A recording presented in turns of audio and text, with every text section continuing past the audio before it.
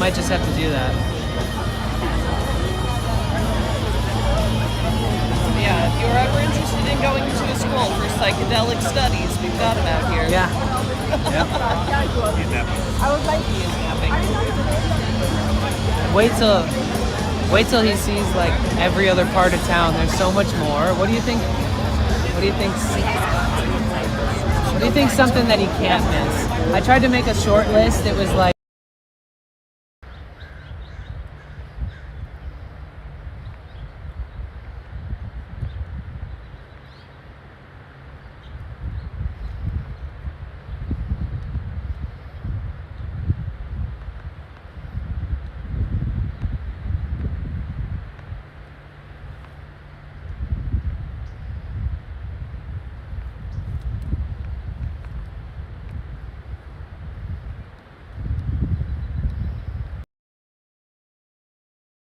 Stay safe. Okay, the speaker works again. 10 hours, 46 minutes. Get ready to call it pretty soon. Get ready to go to sleep.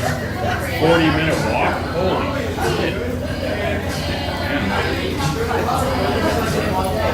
Yeah, to do a 40-minute walk in Denver. Most people's average walking speed is like 2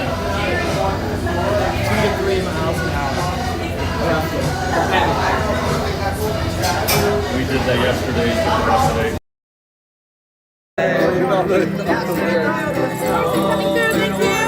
Excuse me?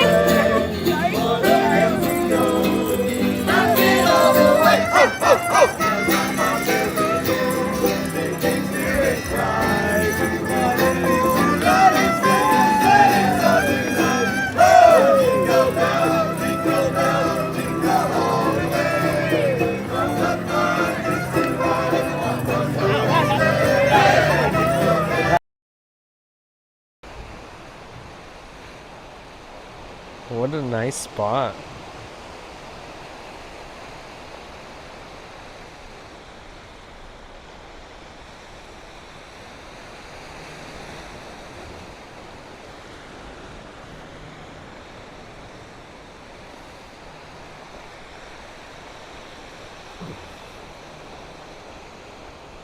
Ooh.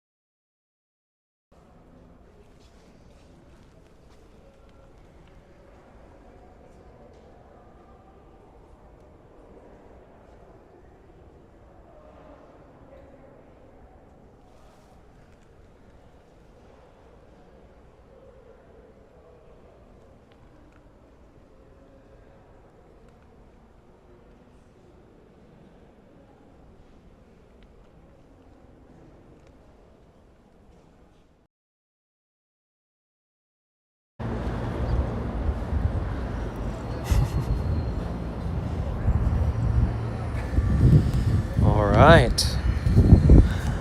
Are we there? Excuse me. Hi everybody, welcome in. My name is Danny. Hello. Welcome, welcome, welcome. also known as Potential Bliss here and on all the other platforms. Thank you so much for being here. It is May 7th. What is up, Gus? What's up, Fiend? What's up, Rainbow? What's up, Content Andy? What's up, everybody? Well, here we are in downtown Los Angeles. We are near those towers that have all the graffiti on them, and we're also near the convention center and stuff. I figured we'd do some roaming around. It's much more of a beautiful sunny day today, so it should be nice and warm. Welcome in. It's so good to see you guys. What up, Ian? What up, Gus? Hey, Rhea. Welcome in. Fiend, Content Andy, Rainbow.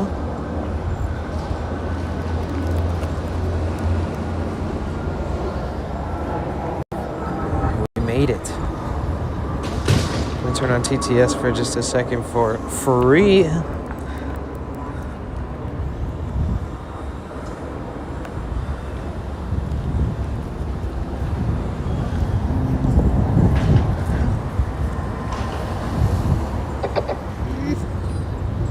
Streaking! What's up, Yoisty? How we doing? Good afternoon. I almost said morning. The dude in SF says GM. What up, dude? Dude in SF. D. Michael. What the heck is up, bro? So I got this egg and cheese McMuffin because I'm hungry. I put a little dab of hot sauce in there, you know what I'm saying? So this area is a little bit run down. Rainbow says only 30 minutes into the afternoon for you. Yep. But I got... The dude in SF says nom nom nom. I got a protein bar with me. I got a protein, a different... Content-Andy-C8L says enjoy my friend. A different What a protein beautiful snack. day. And a protein... Okay, long story short, it's loud down here. Long story short.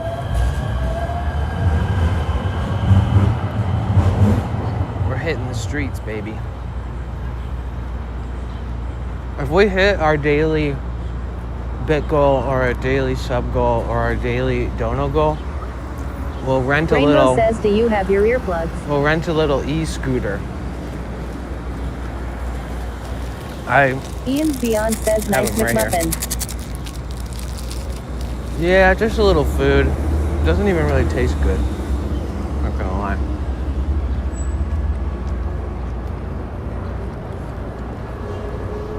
Ian's Beyond says I'm slightly lurky today too. A lot of downtown LA looks the same to me. Okay, well, I'll explain it to you better. Top 911 says have an awesome day today, Danny. Thank you, Toph. Miss you. Miss you too. Ian's Beyond says, but I very much want to see this art museum. So, it's interesting. Every time I take the train down here and I look out the window, I'm like, wow. There isn't one area that we use the train on to get here, or that I use the train on to get here, that I haven't streamed. It's like an hour of train ride, and I'm like, oh yeah, I walked through here, I walked through here, I walked through here, I recognize this, I walked through here. Ian Ocular says we going to the Broad. Yeah. They don't let you bring your backpack in there though, so. I was gonna bring another modem that has battery in it still, because my modem has battery removed and I have to have a battery bank with me. I was going to... Oh, fuck, am I trapped in here? What the frick, dude?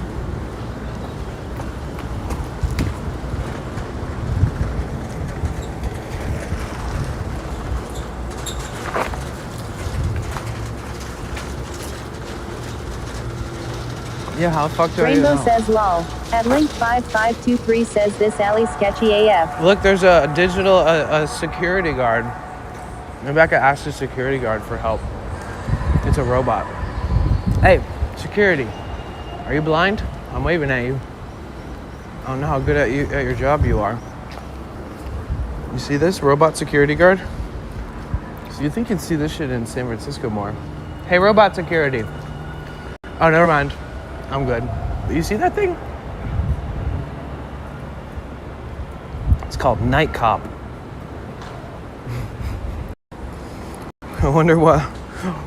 Rainbow says lol. Man, this alley, you were right though. This alley's so sketchy, they needed to hire a fucking robot because nobody's brave enough to be a real security guard here.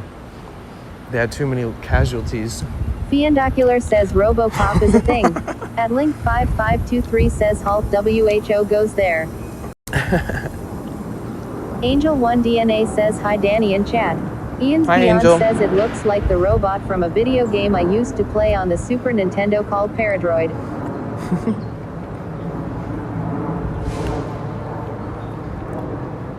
You know what I was thinking about? I think that you'll value this. At North Callian says good this afternoon thought. Danny. Yo, what up, Callians? Hi, Casey. Thank you for 65 stream streak. And Angel, how are you doing? Welcome in. So good to see you. So, you know how like every movie trailer is a spoiler these days? Like you literally, even back in the day, I think that like I says you. KCKSUM. I think on like Terminator, the like come with me if you want to live. I think that like that whole part was like the turning point in the movie where like far into the movie they were like Terminator was like the bad guy. And then after an hour in the movie, he's like, come with me if you want to live. And you're like, oh my God, he's gonna help them. Spoiler. But it's interesting that even back then they put that in the trailer. So it's like you already kind of know if you're good at paying enough attention. But yeah, everything's spoilers these days. You can't play a game without spoilers. You can't listen to music or watch a movie without spoilers. Remember back in the day, like games on Nintendo, Super Nintendo, they weren't the hardest games in the world.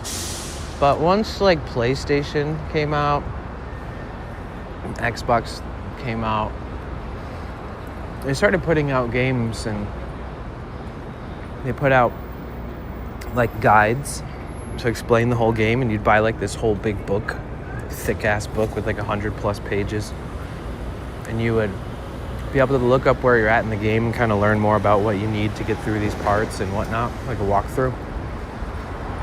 But during that time frame and before that, people would just like hold out on their friends. They'd be like, oh, I'm not gonna tell you shit. Like, I want you to experience it for yourself, you know, first time for you. Like, you get the reward, you know? But that shit doesn't exist anymore. Like, back in the days of, like, old school gaming, you could let your friend enjoy the game without them even seeing it. Like, seeing anything that you know, like, you get so many previews of every part of the game to make you want to play it these days, and you, like, the games are just built so different. Like the advertisement is fully driven by like giving the best examples of, you know, putting time in and getting reward. Meaning like you grind, you get better, you know, weapons or skills or rank or level and stuff like that, which increases your everything, all your attributes and all your strengths, and reduces your weaknesses and puts your defense up, and all kinds of different variations of things that you can do on games. Like back in the day, you had to grind a game, and everything you saw in the game was pretty much something you've never seen before. Even if your friend beat the game and they were like, oh dude, the game is sick, you got it? You gotta play it, oh my God. Like even if you had a bunch of friends who had already beaten it, and they'd be excited and they still wouldn't spoil things for you. I remember those days. Hi V-Kite, what's up? All right, so these are the 3 buildings. These are the abandoned buildings here. This one, and the tall one next to it. So these 3 right in the middle.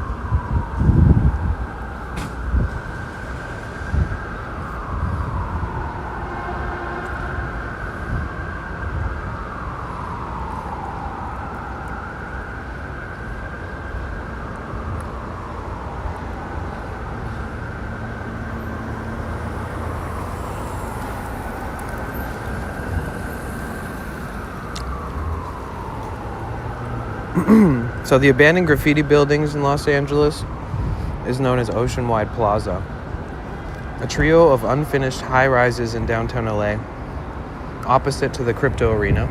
Crypto Arena is right there at the bottom left on the street, ground level.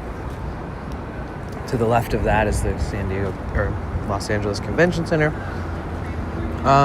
This has been stalled since 2019.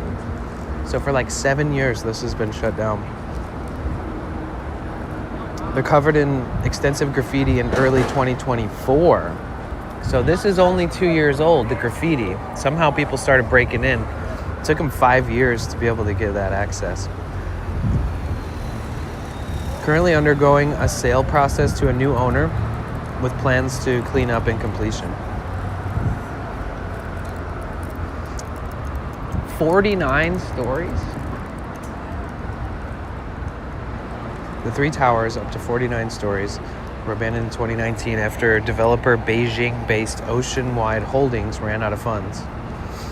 In early 2024, at least 27 floors of the building were covered in graffiti by artists and thrill seekers who broke into the site. C_Theorion7. Yo, thank you. Thank you so much for the 5 gifted. Let's absolutely freaking go. Oh my God, Theorion, what the flip? Thank you. Thank you so much. Let's fucking go. Paying it forward to the gift they got from Analytics Cynic, gifting 5 tier 1 subs to the community. What? Thank you so much, Theorion. Oh my God, thank you. That means so much to me. Coming from you, thank you. Yeah, so the original owners was a Chinese Beijing business, and they ran out of money.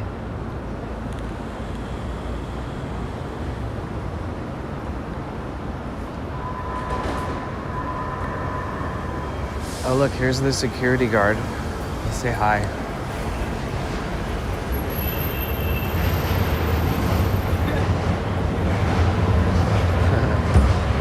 You can tell it's been like pushed over and shit by people for sure. Yo, D, Michael, what up? D.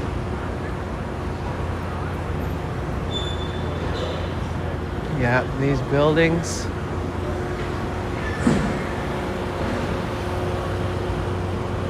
I mean, no matter what, these buildings are just going to be sitting here for a very long time, unfinished, covered in graffiti. Because they're still in the process of somebody gaining ownership. So, it's going to be like this for a long time. It's interesting because in China, they have a bunch of ghost cities where they develop these cities and then they just like leave them there, and then like they never end up like occupying them, renting them out. They just build them and then leave them there. Oh, get the pigeons, get them.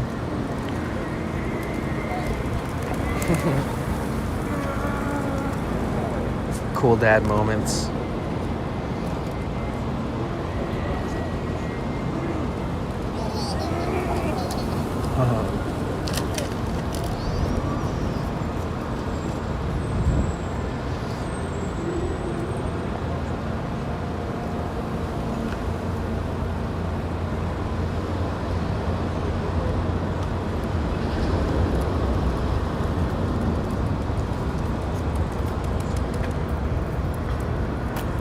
Homeless need somewhere to live.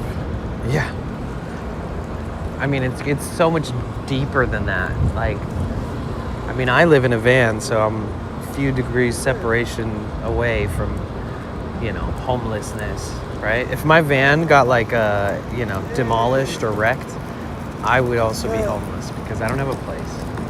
And because I sleep, you know, a few feet above the concrete every night in the street, but in my van, I'm also a few degrees of separation from the homeless population, and the closeness that I have to them is something very real, you know? So I completely agree that homeless need somewhere to stay. I've been preaching this shit for so fucking long. I've only seen it get worse too. I mean, yeah. But yeah, so it's interesting that it's a Beijing, like, original owner, builder, investor And they have a reputation of in China building giant fucking skyscrapers and then like gifting them to people one day. Like you end up inheriting buildings like this that are maybe almost finished or something, but they're probably less wrecked and they don't need as much like damage recovery than this, because I'm sure that these people have spray painted inside and outside. They probably don't just spray paint the windows on the outside. There's probably art that is so sick inside. There's gotta be. There's no fucking way that they run through that whole building and never see a wall and they're like, yep, this wall looks great. They've got to. So essentially these 3 buildings right here are supposed to be like luxury loft type, expensive, exquisite rentals. Kind of like this building right here. They're going for that. I don't know. It's kind of crazy because either way, it got abandoned and it's been shut down from construction since 2019. So in 3 years, it will have been 10 years they stopped construction on this. And then how long you think it'll take them to finish it? I mean, it looks like they've done the main bits of the work, really. When it really boils down to it, it looks like they were kind of getting close. They already have the parking structure underneath the skyscraper, fucking apartment high-rise buildings. So they have parking, they have the buildings, the construction, every single floor is finished, it seems like. Yeah, I wonder if that they stopped, they just ran out of funds or moved on to something else and claimed that they ran out of funds, you know? Like, imagine it took them a long time to build this and then it stopped in 2019. So for all I know, it could have started in 2009 or something. And they probably watched LA just kind of get worse and worse and worse. And then they were like, oh, god damn, this doesn't look good. Maybe we should pull the rug out from underneath this shit. I don't know. I'm curious.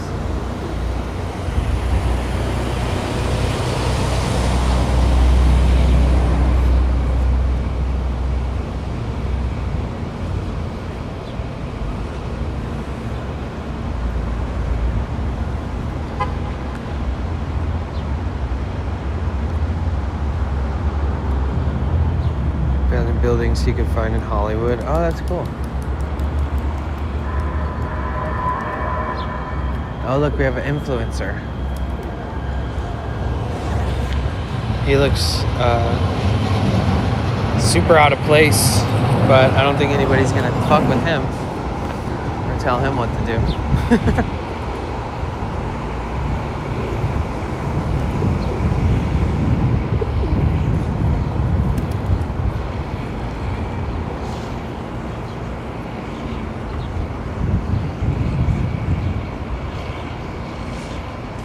It's crazy that they only managed to start breaking in 2024.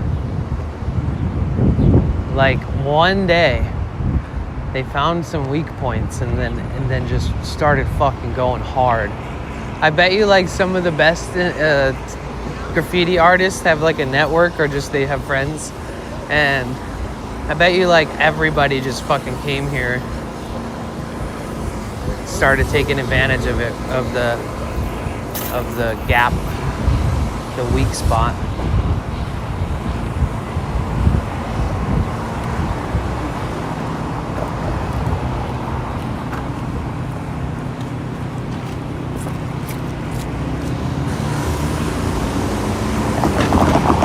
If we hit any of our daily goals, I'll get us a little electric scooter.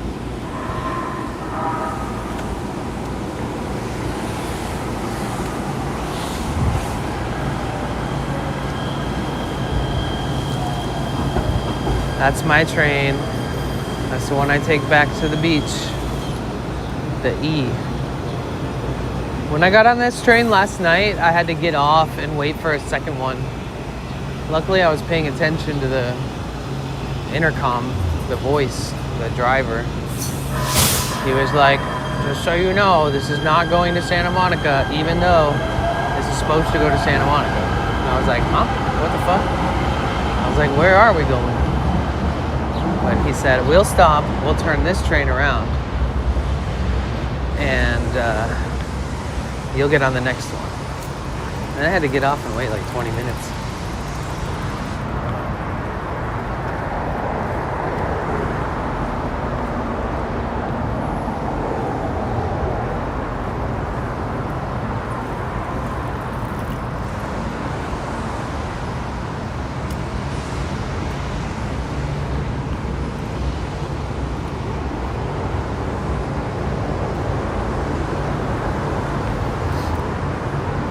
No, they stopped to turn it around and take it back to LA, downtown.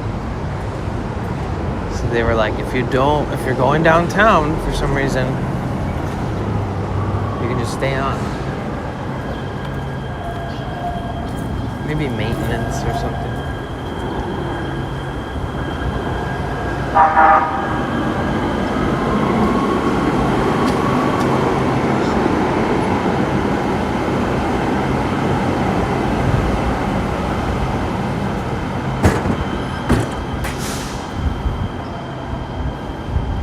They cover up the, he's just covering up the graffiti with paint, which just basically gives you a new canvas to work with.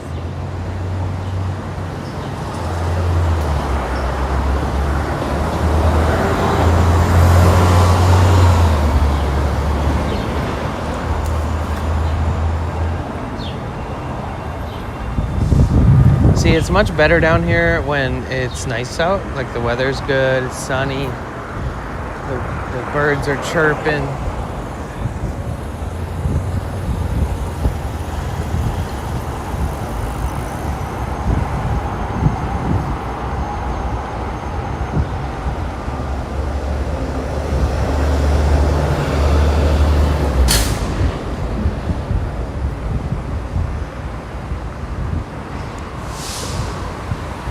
The older you get, the more soup you want. Is that how it works? It's just too tiresome to have to chew. As long as it's all stewed or souped up, you're good.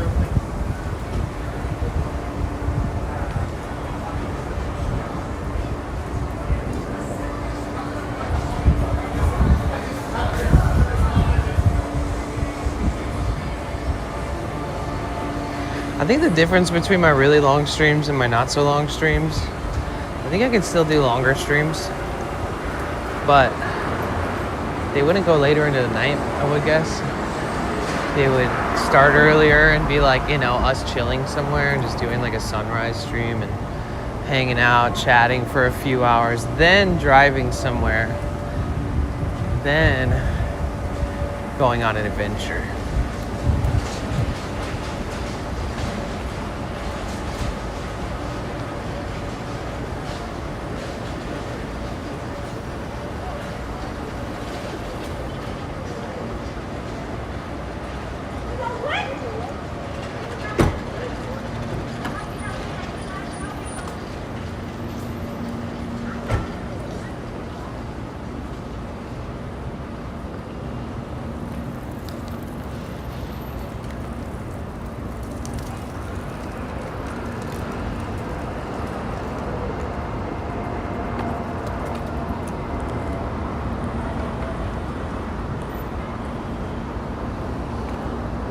The Petroleum Building, 100 years.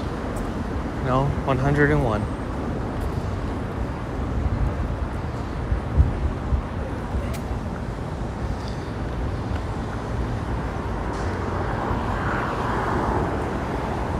Damn, what do you do when people start yelling? Wait, start violently fighting in the comments. Do you join in or let them go at it? I just use my rational mind to decide whether or not either party is validated in their argument, and I try to tell them to de-escalate or chill out, or I tell them to shut the fuck up and stay on track. I don't know.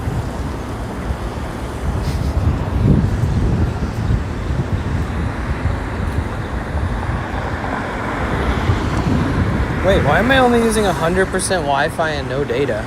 Give me 1 second. This is so weird. 1 sec, guys.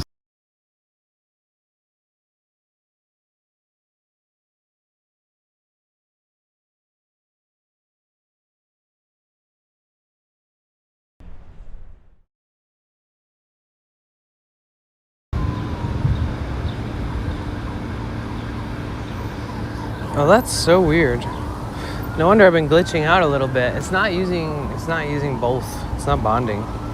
I've actually never seen it do this before.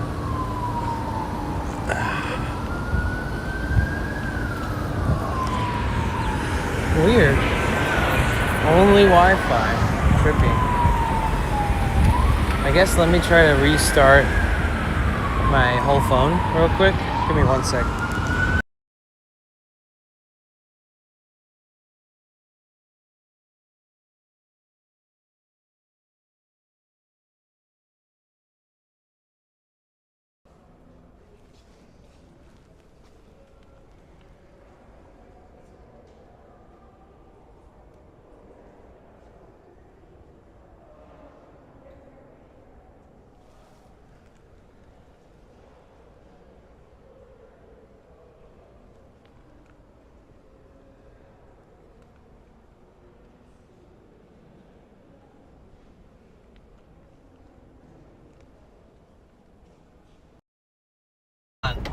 Hold on. I gotta show you guys what I see here.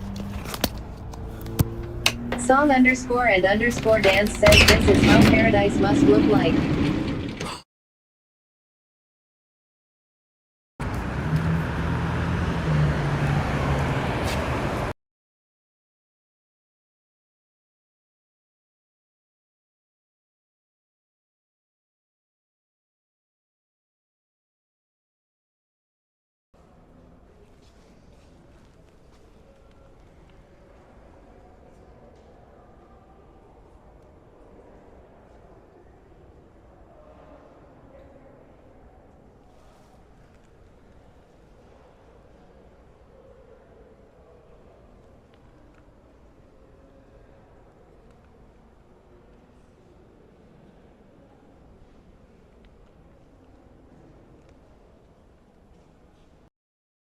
Hold on. I gotta show you what I see here.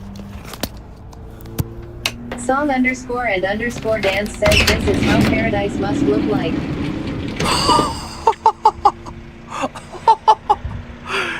Oh my god! Where are we? C underscore theory on 7 says holy brave mother Gaia. Oh!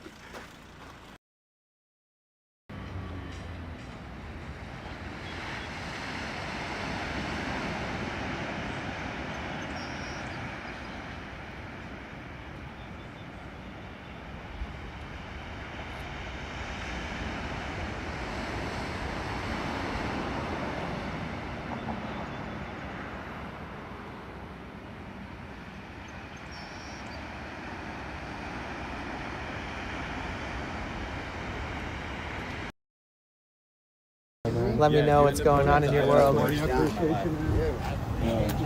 Mentally, emotionally, I feel that.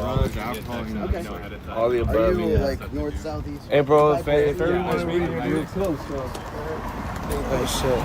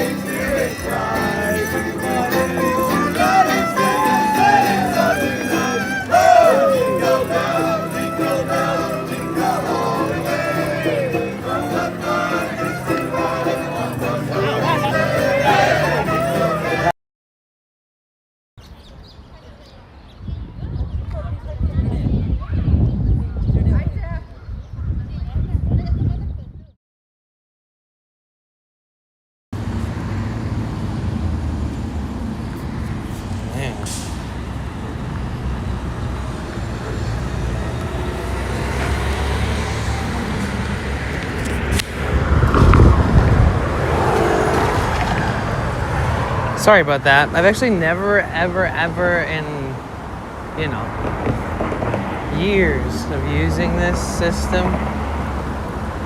I've never had it only use Wi-Fi. It's very weird. It's like my phone was glitching out. My modem was still working fine. I was streaming on 100% Wi-Fi. It's supposed to be balanced. So now we're bonding. It took a lot of me thinking I might have to not be able to stream.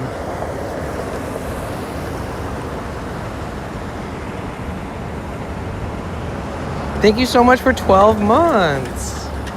Thank you. I can't believe it's been a year. Seriously, those the reoccurring subs are one of the most, it's the bread and butter of the platform, honestly. What's up, Jagged? What's up, Marcus? How you guys doing? How we doing? Okay, we are back. We're good. I have my modem on, but I'm not even connected to it now because I don't know what the heck was going on there.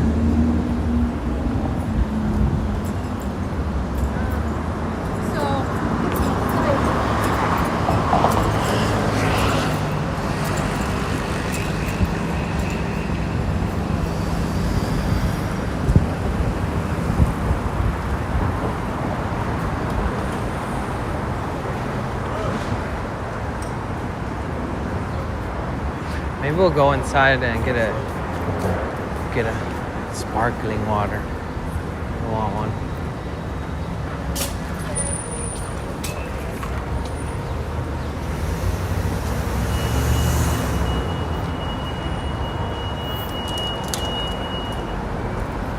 Oh, nice.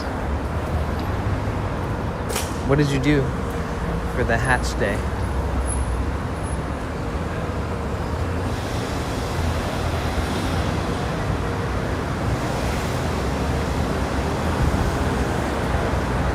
New puzzle day 4 Buffalo.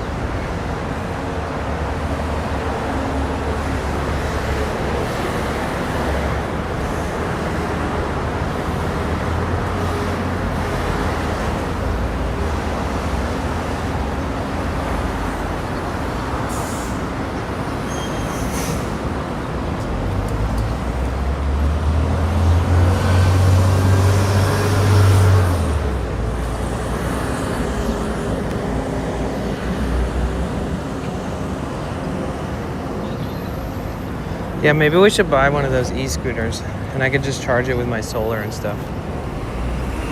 I wonder how much they cost. What's up, Fernandez? How you doing? What do you guys think? Should I get one? I think it would be helpful for us to get around sometimes. It would like extend my energy levels. I might have to look after it sometimes, which would be weird sometimes. But I do think it would extend our adventures. Because I was shopping around to ride one last night, and the first one charged me 10 times a holding fee of $10 and denied my card twice, but put 6 holds for $10 on my card. And I was like, yeah, I'm never using this stupid fucking thing again. And then I tried a different one, and it worked immediately. I think it cost me like $7 in the end, but I wanted to get to the grocery store to buy some snacks before they closed.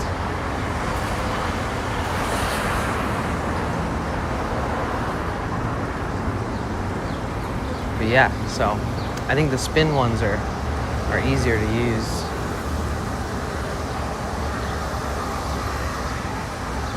But what? It was like $7 for like $7 for like 2.5, 3 miles.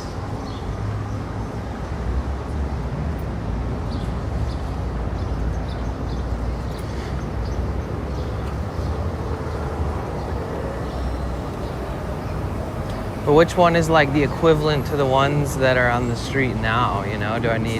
I want something that's like way more compact. Not for kids, but definitely something that will survive if it falls over, or drop it, or falls down where it's stored or whatever. Oh, this is grand.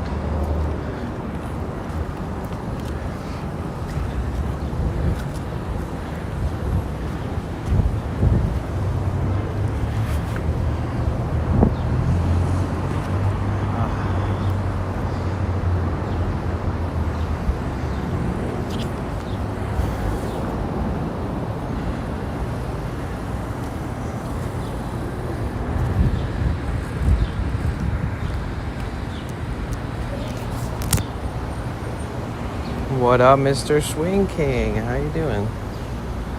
It's good to see ya.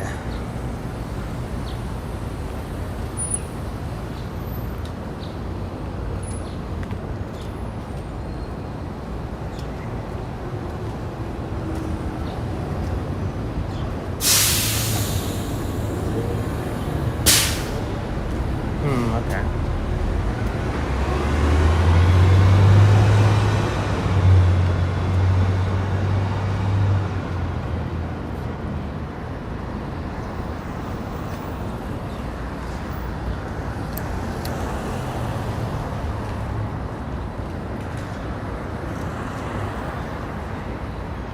Go touch grass for 30 minutes, 5 streamers. Well, let's make a clip from today on Kick from the museum, and I can submit that clip. I didn't even submit the one last time. Can we tell them on the computer today? I guess, yeah. If you're able to get more info. Watch out, he's got the computer.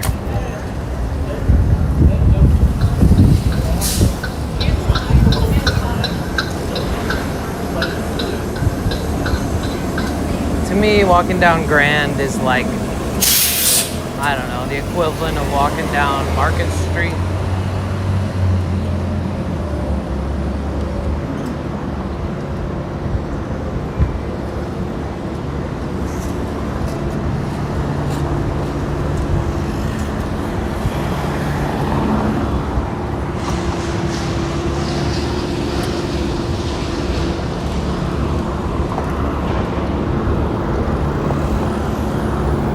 Here, let me go in here and try to grab a cold water really quick, okay? Give me just a sec.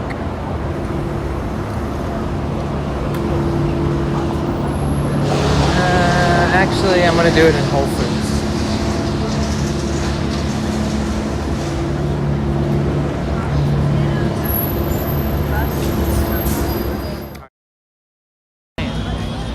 I might just have to do that. Yeah, if you're ever interested in going to a school for psychedelic studies, we've got them out here. Yeah. I would like to use napping. Wait till he sees like every other part of town. There's so much more. What do you think? What do you think? What do you think? Something that he can't miss. I tried to make a short list. It was like.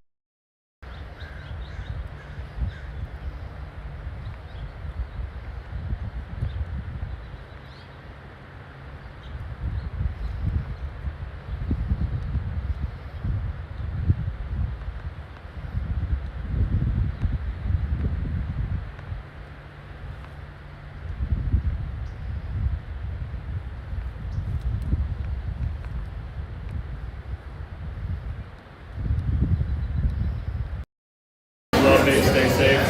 Okay, the speaker works again. 10 hours, 46 minutes. Get ready to call it pretty soon. Get ready to go to sleep. 40-minute walk? Holy shit. Yeah, to do a 40-minute walk in Most people's average walking speed is like 2 to 3 miles an hour. Roughly. We did that yesterday, took the rest of the day.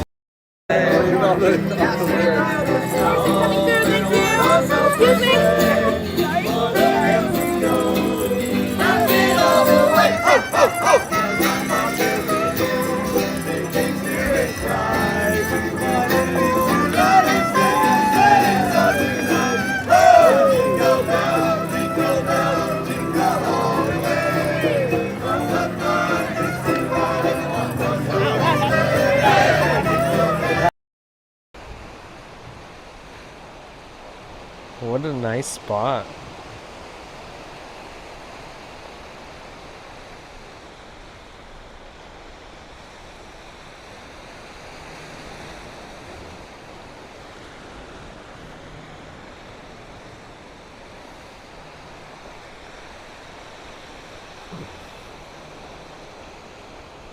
Ooh.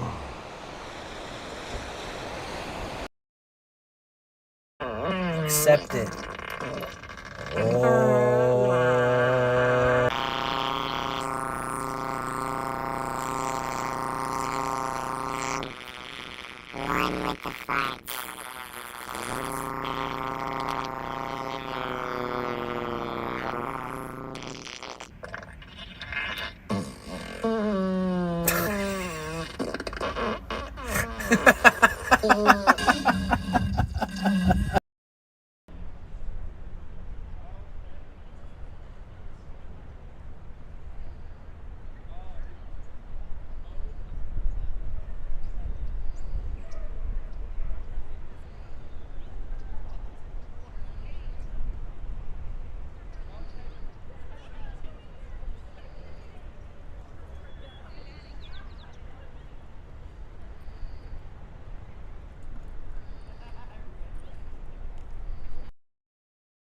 Let me know what's going on in your world. Mentally, emotionally.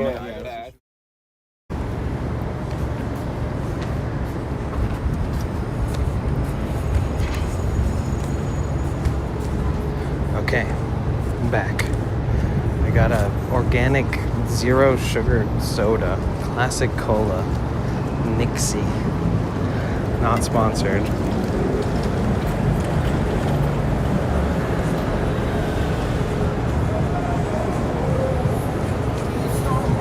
This is good because it has 40 milligrams of caffeine, and I left my energy drink like on some ledge earlier today.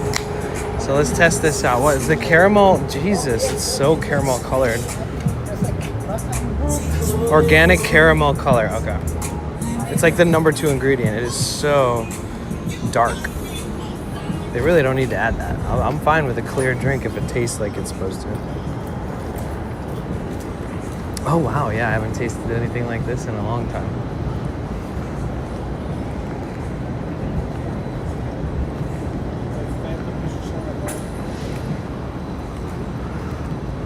You guys remember? If you guys can, remember, tell me what you remember about this exact location. One of my biggest streams on YouTube. This exact location. I'll give you a clue. I was standing on top of this little bar section here, and so were other people. And and we've streamed it 2 years in a row, but this is where we end up. Grand and whatever this is. Does anybody remember? And there was people climbing up on top of the buildings and standing on the edges of everything they could possibly climb up on top of, standing on top of emergency vehicles, standing on top of everything they possibly could. Anybody remember?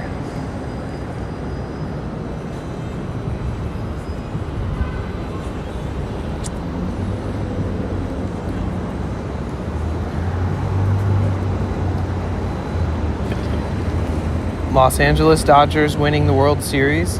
When they do the celebration parade, they do it right here. So if you're coming down here to watch the parade, you're gonna end up finding this area. It's like a blockade, and they shut down a portion of the parade, the streets here for the parade. But this is like one of the best viewpoints. It's actually bonkers when you see it. Oh my gosh, if you go back and look, baseball. This is where we stood on top of this thing for like an hour and a half, 2 hours.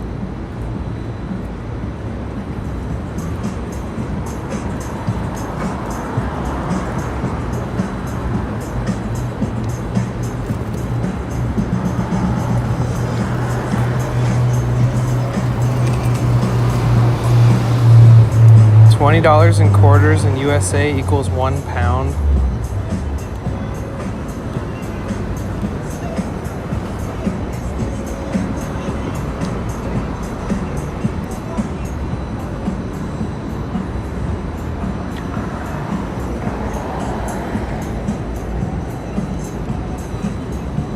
I got something stuck in the back of my mouth.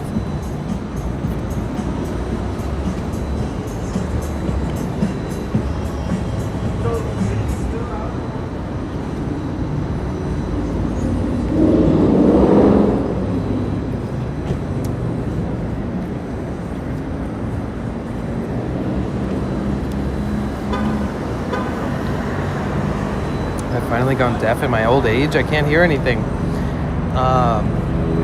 I don't know. Maybe.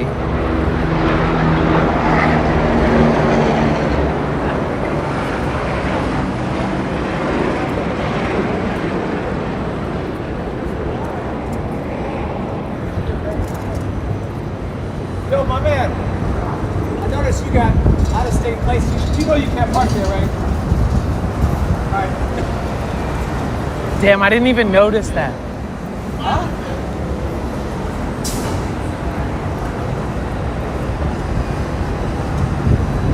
This dude parked his car right in the bike lane. I didn't even notice. Oh, you had the mute tab on. Well, there you go. We call that a boomer moment. It's okay to have those. I have them too, and I'm not a boomer.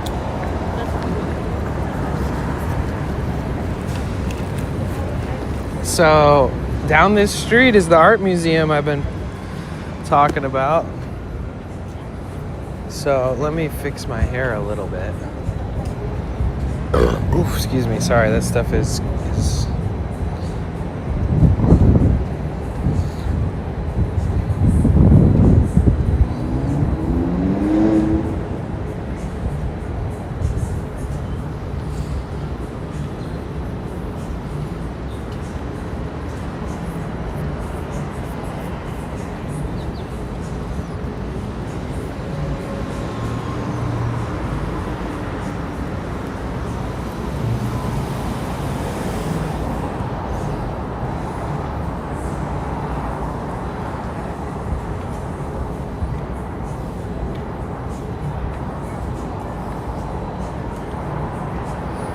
just gotta get all these damn knots out before I put it up.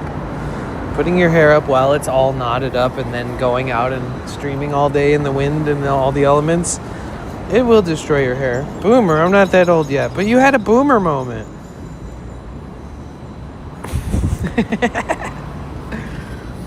Don't be mad at me. You're the one who had the mute on.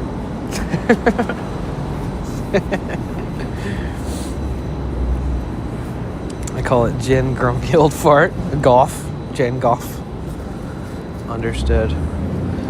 Dude, you know what I noticed about this hat is that when I sweat a lot, which is pretty much all the time, unfortunately it creates this sweat stain.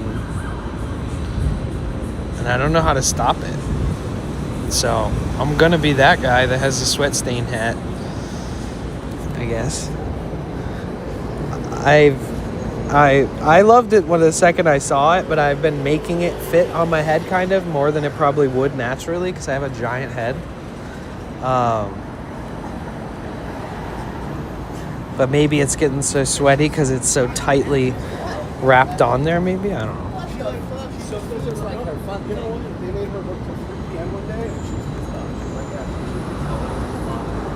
Damn, they made her work for 3 p.m.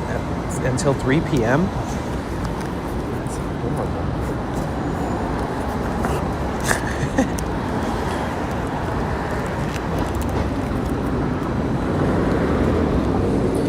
So there's a really incredible art museum. We're just charging everything up here to get prepared for that. Are you guys ready to go to the best art museum in LA? Guess what? I won't even charge you a thing. I'll just take you there.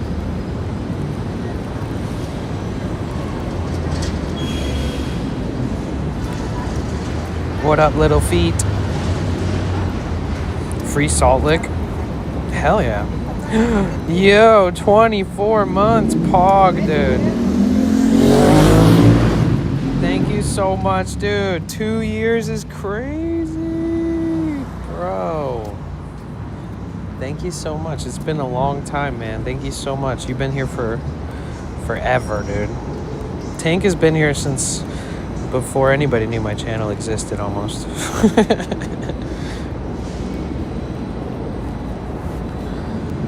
Give me 1 second.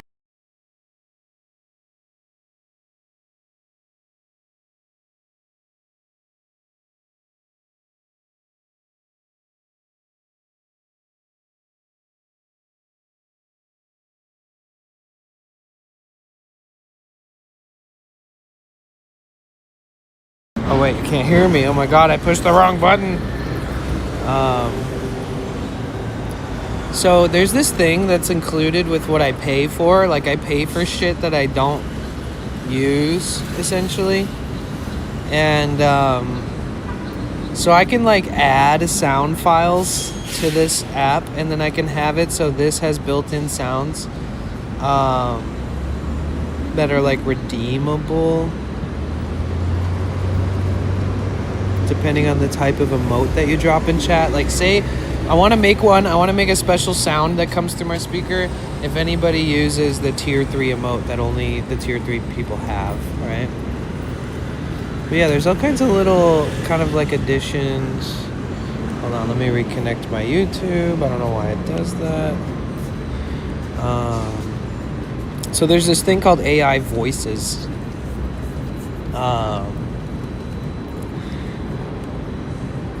Stream Elements donations use AI voices for the Stream Elements donations. So like, since I pay for this extra shit, technically I could make it use AI voices. Those come from like 11 Labs and stuff.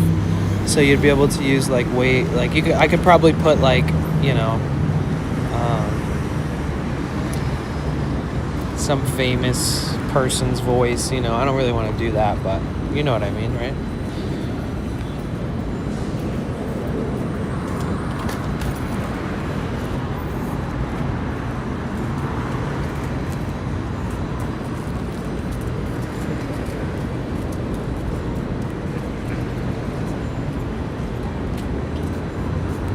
Thank you again, Tank, for 2 fucking years. And thank you so much, Glynis, for 12 months. Oh, you know what's really sick, you guys? I need to update my goal. Oh, just kidding. Wow. Maybe some of the people that followed me were bots or something. Because we hit 11,000 followers yesterday. But it says we're at 10,994 today. That's funny. You know what sucks? You know what sucks? It sucks that all the biggest streamers on this platform botted themselves there, and that none of them liked streaming enough to like grind and actually build like an authentic small community, which is more normal and realistic. And that like we could have been view botting for years and years, and we could have, you know, not paid the price for it either. Just like all these big streamers that basically put like what a lot of us are doing, like sweep us under the rug, because like everybody's got the wrong impression of what a real streamer is, or what a successful streamer is, or what it takes to get there. And like a lot of these streamers bought their way there by view botting and giving the false impression that they had more viewers, right? And it's such a shame, because it's been a topic of conversation for years and years and years. And they're still just now, like in the last 24 hours, implementing a whole new set of rules and strict things and limiters and stuff to stop view botting, and like have it being account specific, like channel specific. So like targeting people who might have been view botting, and then like limiting the cap of their viewership. And like the thing is that they're not just artificially growing and fooling people into thinking they're popular by having fake view counts. They're also taking advantage of the advertisement system, and any sponsor that they get, they're getting paid 100 times more than what they deserve. because their viewership was something that they paid for to have fake viewership. It's almost like it's an industry standard if you want to climb the ladder and be in like the 500-600 streamer viewer range. So shout out to you guys. I mean, no, that's Kick is egregious, yeah, but Twitch is much more large of a platform and has millions of more people checking it out on an hourly basis than Kick does per day, you know. So like, it's bad enough that Kick is just, you know, it's a horrible version of the same thing. But like, it is very bad for streamers like myself who feel like I've been streaming for a long time, putting in a lot of work, and my viewership kind of, you have to push hard just to keep it at some kind of stable average. That's still growing. If you're not growing, if you're not staying stable or you're increasing it and it's going down, that's not good for business, right? So like, I have to deal with these influxes and these ebbs and flows, but there's really no role models out there for us. Like, every single big streamer on this platform is absolutely at some point fucked with their viewership in an inorganic way. We have not, you know. It took those streamers having fake viewers to grow platforms on other sites like Instagram, TikTok, because the only reason they're going viral is from being a popular streamer. In no world does majority of them already have a big social media platform with a talent or something, like a likable, attractive personality or something good about them that makes them get a lot of followers. But like, I think that most of them they all start at zero, they fake it, they build their other platforms by faking it on Twitch and YouTube. Gets like, you know, they cross over to YouTube, and then the YouTube becomes a real thing. Like, it's a whole ecosystem. It's like a whole big giant whirlwind of it'll work out in the end, just trust the process type shit. But for me, I built all my other platforms up to accumulation of around 200,000 followers across all my socials before I started doing Twitch. You know what I mean? So like, I did it all by grinding my fucking nose against the concrete, dragging my feet, and then crawling when I ran out of fucking strength. I worked so hard on all these things for so many years, only to see what I believe to be this like fast track process for people who are willing to pay and won't face any consequences because they're bringing a lot of people to the platforms, and these people are spending money, but in the end, the people that are getting screwed is the platform, because they're losing ad revenue, they're losing sponsors for inauthentic view counts. And like, imagine when I do my sponsor and I tell you, if I have 100 viewers average for the last 30 days, that my sponsor will pay me $10 an hour for the next week if I keep their shit on stream. So I could do it for like 50 hours or 70 hours. So do the math, you know? You're earning a lot at that point. Really quickly. So now imagine if I'm getting $10 at 100 viewers. Now imagine somebody with 10,000 viewers, right? They're getting $1,000 an hour easily for their sponsors.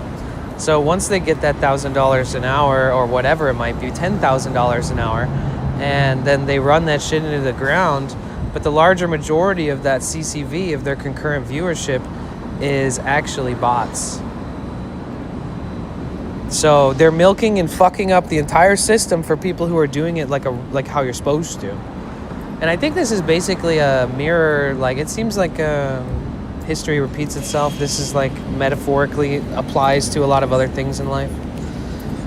How does this viewer know if a streamer is using bots? I mean, if they have like thousands and thousands and thousands of viewers, there's a chance, for sure. I think the people with the least amount of viewers are the least likely, because, you know, it's pretty obvious.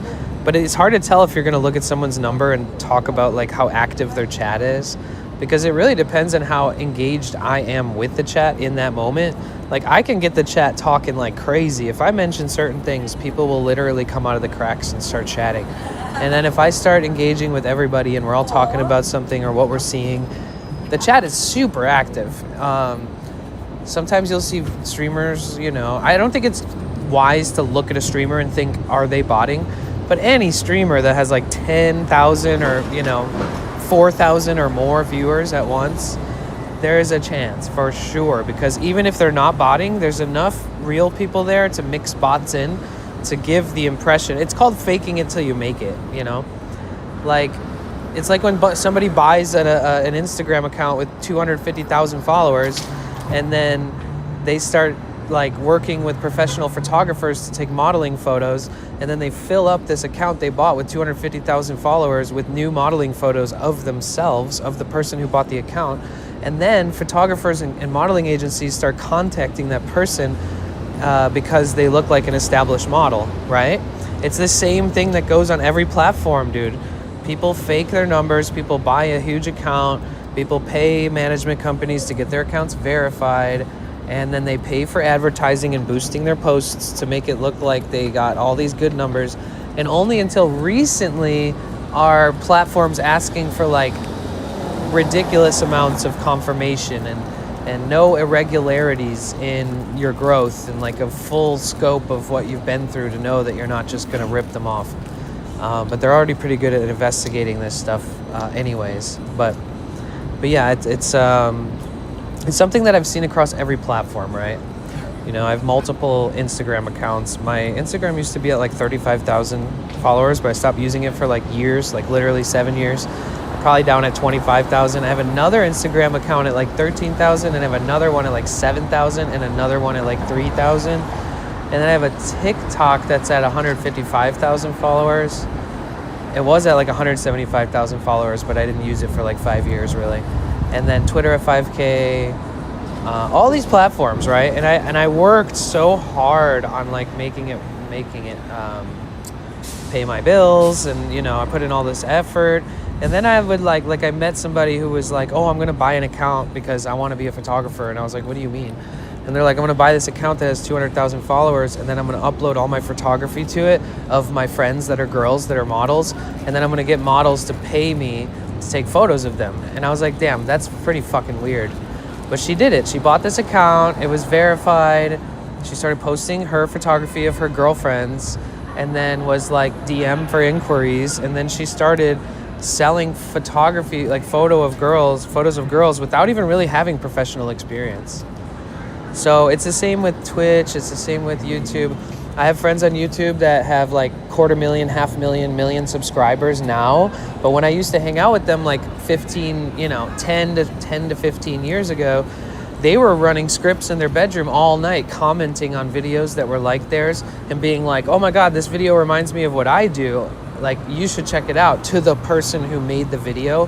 But their viewers would see it, and because the comment would say, your content is just like mine, you should check it out, to the channel host, the viewers then click that channel and they're like, wow, this content is similar. But it was all targeted and automated. So I was like tiptoeing organically around all these people that I knew even 10 to 15 years ago that were automating a ton of the back end stuff. And YouTube was not penalizing people. So like 70,000 of his first subscribers were bought. And then he slowly built it up to like 100,000 semi-organically. And then like fast forward to like 5-6 years later, he decided to take it more seriously and travel and make videos and do all this stuff. Then now maybe he's at like 500, 600,000. So he ended up like faking in the beginning to make it in the beginning. And then now, since he had this big platform, people, even back when he had like 100K, he would be like, oh yeah, I bought like my first 75,000 followers, maybe even 80. And I did this and I did this, and I had all these automated comments going. So like I had to like force build this channel basically the easy way. And he would even say that. And then I remember like moving forward, he finally made it really successful. But he was like, yeah, so it just like that whole thing changed. You know, no longer was it like, oh yeah, I bought my first whatever. No, it's like, no, I'm just a successful YouTuber who started early. Starting early means you took advantage of a lot of the things that everybody else has rules and strict regulations and will get banned if they do the same things nowadays. So that's all your favorite large YouTubers, bro? Come on. Same with Mr. Beast. 100 million%. He didn't like just blow up overnight, bro. Come on. He was working hard to get those first subscribers, whatever he needed to do. Just like everyone else. Except for me, who likes the grind, but understands that you don't reap as much financial reward from it.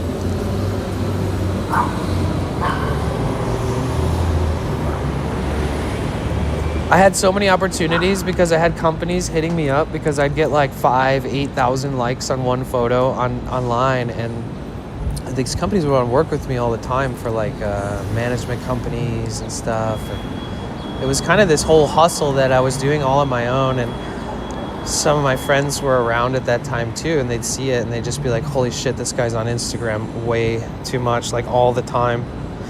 Oh my god, Daisy dude. Literally speak of the devil. I literally was basically just talking about you. Remember how much work I would put into my Instagram and stuff? Like if a post didn't hit like 1,000 views by like 1 p.m., I'd be like, damn, I'll do better next time. But I wasn't even paying to promote my posts or anything. Then again, Instagram did put me on the they gave me a feature once, which was pretty sick. When I was working on the road touring, I posted something and I hashtagged Halloween on it. And then Instagram, when I logged into Instagram, this very unique warning came up and it said, warning, we put your video on the main carousel. So when people look up hashtag Halloween on Instagram in like 2014, they would see my video was the top video on the Halloween search for like 12 hours or something. And it said like, if they were like, you're going to notice a huge influx in engagement. Like if you don't want this, please respond right away and we'll take it down as soon as possible. So they even warned me like, you're going to, like, I remember, I don't know, I think I got like 8,000 followers that day just from people who saw the video I posted, and it was like real people because I got featured by Instagram. And in 2013, that video had like 13,000 likes or something like that, which is a fuck ton of likes for a video.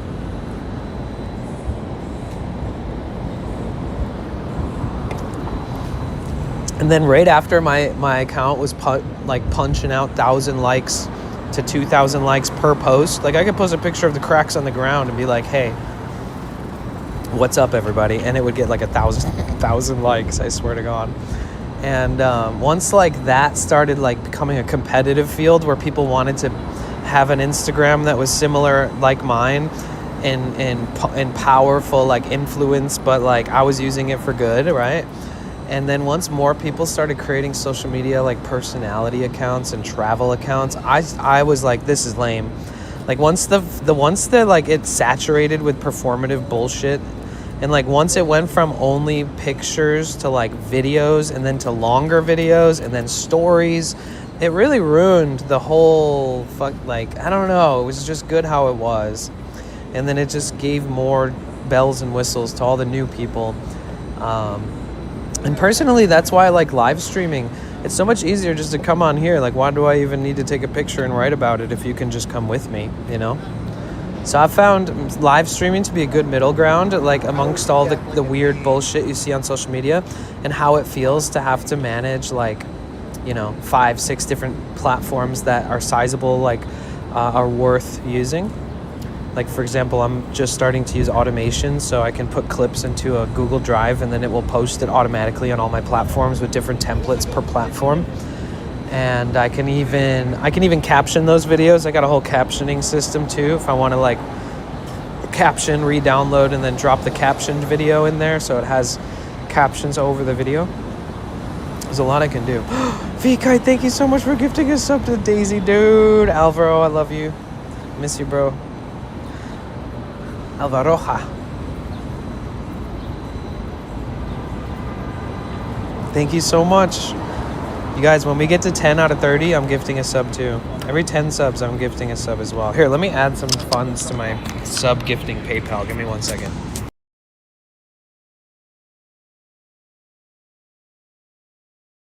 Hold on. I gotta show you guys what I see here.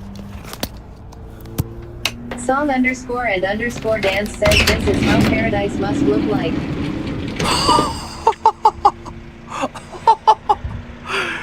Oh my God! Where are we? C _Furion7 says holy great mother Gaia. Oh! might just have to do that. Yeah, if you're ever interested in going to a school for psychedelic studies, we've got them out here. Yeah. Yep. I would like to napping. Wait till he sees like every other part of town. There's so much more. What do you think? What do you think? What do you think? Something that he can't miss. I tried.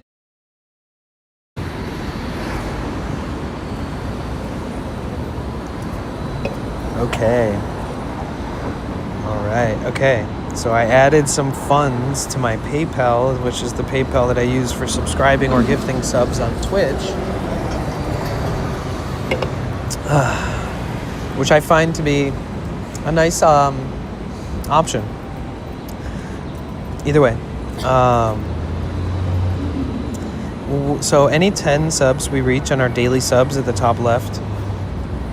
And I might rearrange some of this and simplify it a little bit in the future, the overlay with all the shit on the screen. But for now, it's at the top left. It's 8 out of 30. When we reach 10 out of 30, I'm going to gift a sub to somebody in the chat myself. When we reach 20 out of 30, I'm going to gift a sub. So when we reach 30 out of 30, I'm going to gift a sub too. So every 10 subs we get to, I'm going to gift one to somebody in the chat. So we're 2 subs away from having that happen. And I will be doing that like literally for the rest of time. Forever. Till our subathon. So, you know, every 500 subs that we get to for the month, I'll be gifting 50 of those, right? So I hope that it helps us push and hit our goals throughout the month, and I hope that whoever gets the sub from you guys or from me is grateful.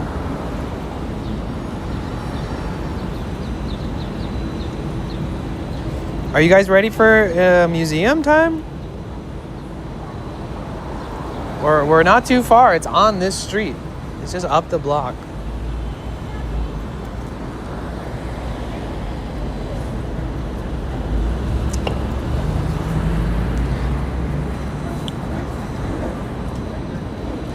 Dude, it's like night and day not wearing the knee brace and wearing the knee brace.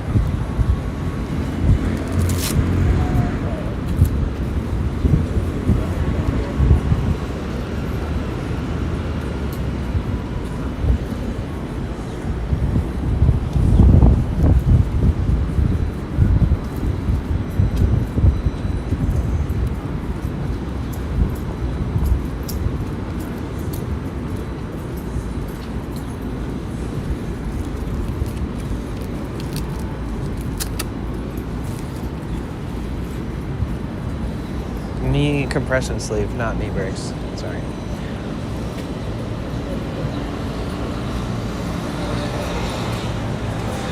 Oh, Pride in Long Beach. Oh, shit. We went is that a parade? We went to that last year. That's like the first Pride parade. That's the Pride parade that confuses everybody. Because they're like, why are we doing this right now?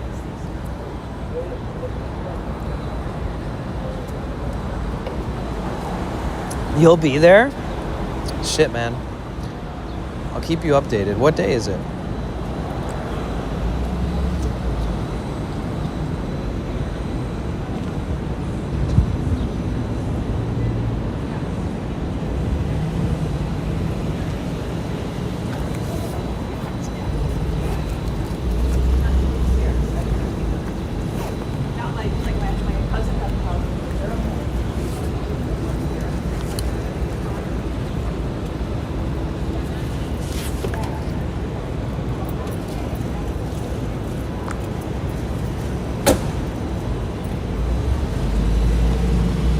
Nice little G-Wagon right there. Mercedes.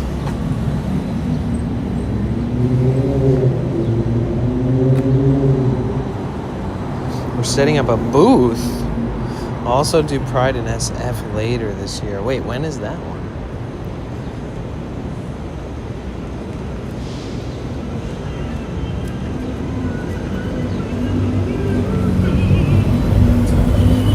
I don't think I can do Pride in SF because there's just so many naked people, you know? Oh yeah, this is one of my favorite art pieces right here in LA.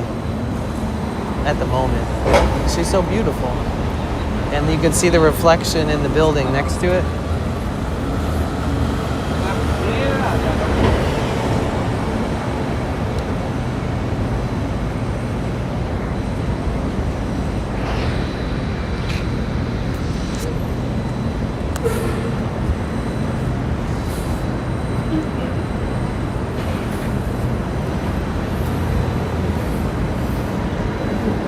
Alducan, Heriberto, Navarro. Hello, hello. We're in LA, Los Angeles, America.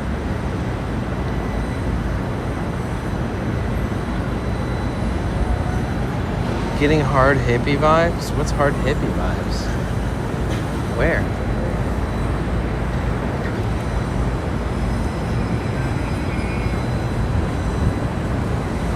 The girl in the portrait, in the mural? I wonder who it is. She got some bushy eyebrows, but no unibrow. I wish my eyebrows didn't grow in the middle. I don't mind it, I just look like a fucking werewolf. Oh, the naked people. That's right. Yeah, San Francisco's built different. Dude, what the heck? My cable is...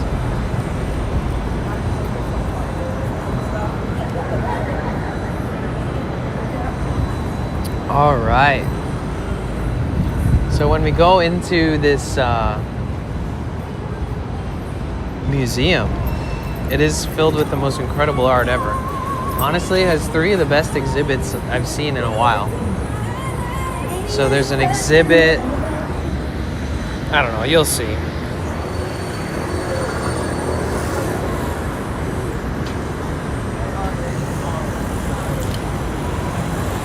But we're at Grand and 7th Street.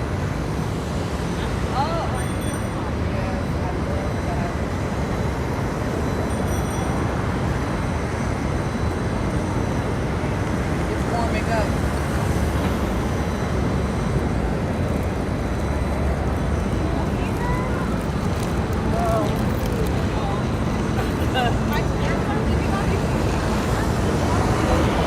Oh yes, we'll be living there.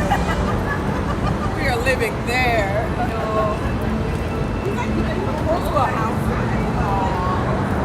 Yeah, it's kind of crazy. Thank you, Lona Ranger. So the museum is named for philanthropists Eli and Edith Broad, who financed the $140 million building. It opened on September 20th, 2015. The Broad houses a nearly 2,000-piece collection of contemporary art featuring 200 artists. But they also have like incredible art displays of some of these artists are like world famous legends. And they have this $150 million art museum. So some people are able to have more access to really crazy art if you have a really crazy art museum. And they do have a crazy art museum. So they have like an extensive Warhol exhibit still in there right now, which means that there's a bunch of original Andy Warhol works. And then they also have this like, I think he's a Japanese artist. And then there's this one artist that I really have grown to like. I didn't know who they were until I saw it at their gallery at the Broad. I can't recall their name, but I'll show you. They have like an extensive gallery too.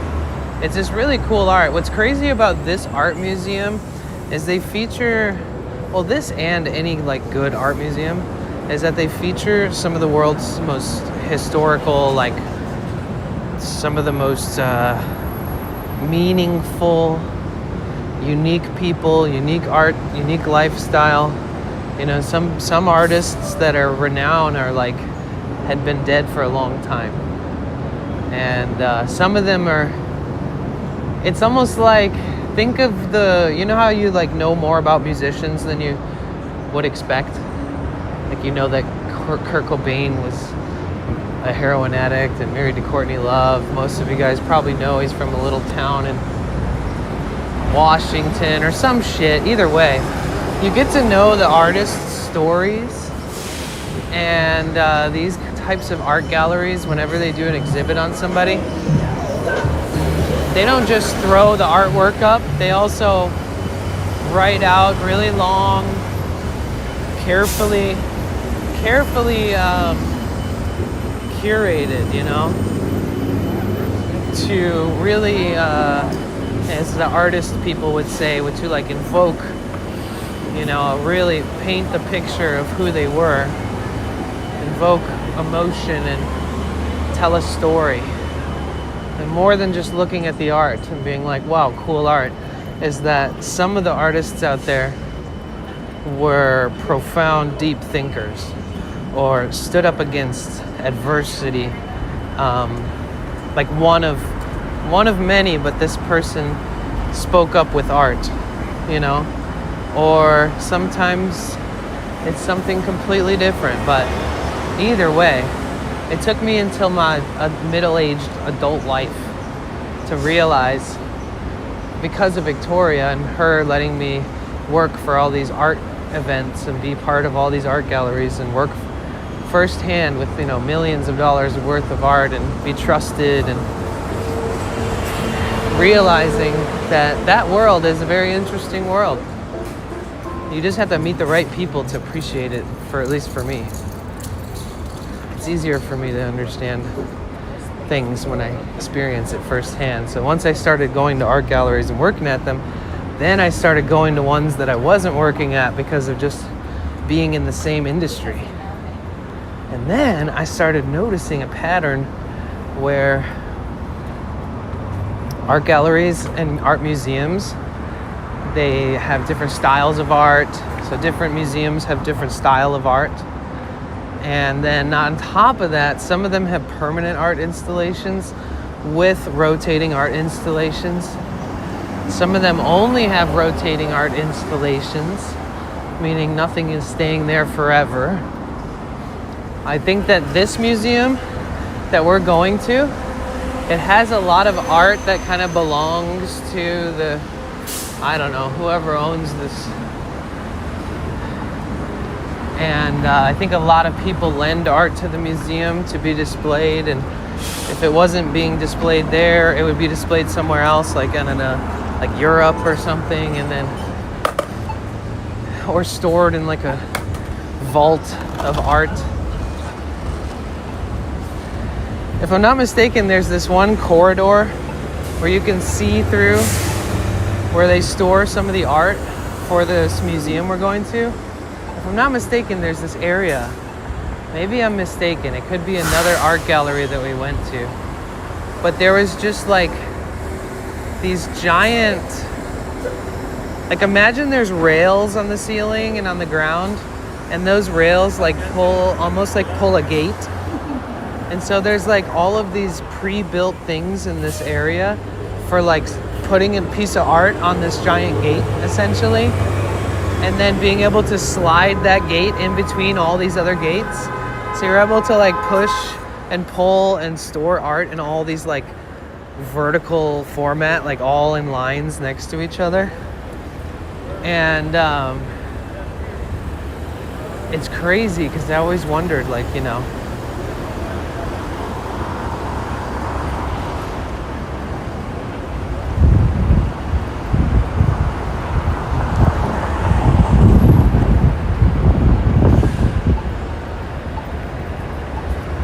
we're almost there.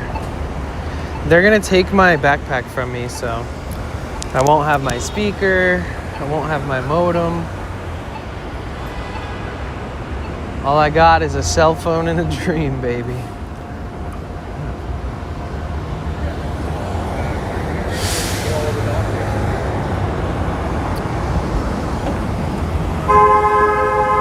See, now that I've been carrying this for like 10 minutes, it tastes flat and doesn't taste good at all.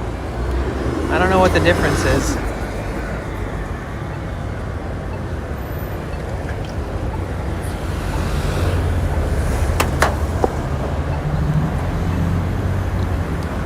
Wow, this building is for lease. You guys, new streamer house, bro. Let's start a streamer org. This will be our compound. We can lease the Western Alliance Bank building. Right? Let's do it. Oh my god. Oh my goodness. Okay. Just the sounds of those brakes alone would make me never want to live at this area. Good fucking lord. That was like a stress test.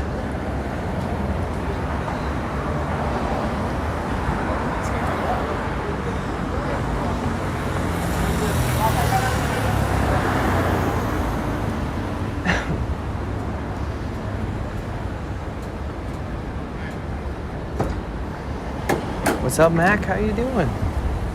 It's good to see you.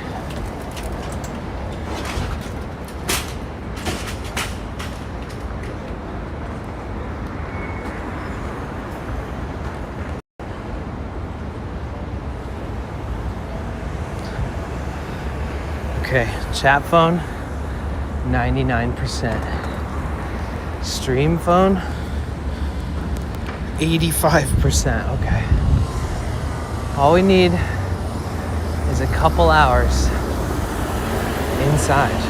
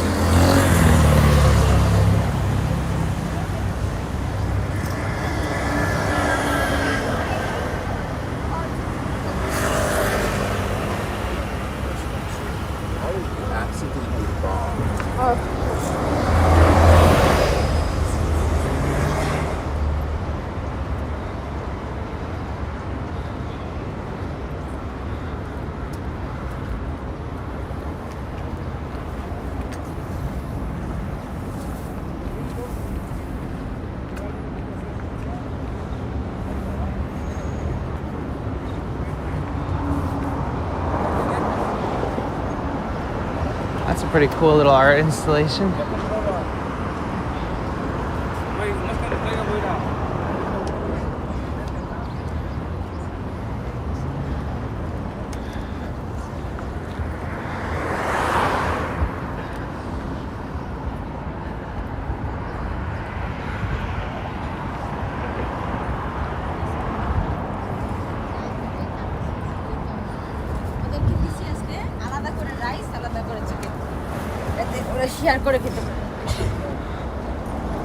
See, that's Spanglish. She was like, Espanol, Espanol rice, Espanol, Espanol chicken, Espanol, Espanol. Spanglish kind of rare.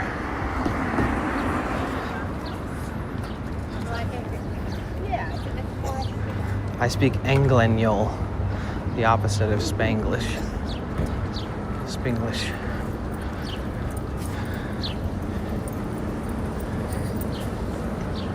Danny Boy's Pizza. Wow.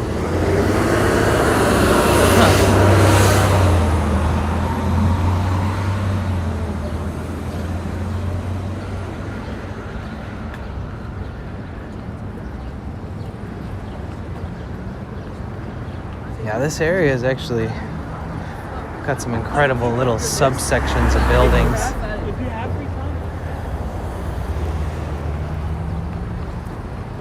This area has kind of a lot more security, a lot more people paying attention. Probably people more likely here to call the cops too, things like that, versus some of the areas outside of this area. It's like the Wild West, not far from Skid Row. There's no security. You call the cops, they'll be like, what happened? Okay, we'll take note of it. Good luck. But we've got all the bank buildings. the AT&T building with the old tower on top. Then we've got California Plaza.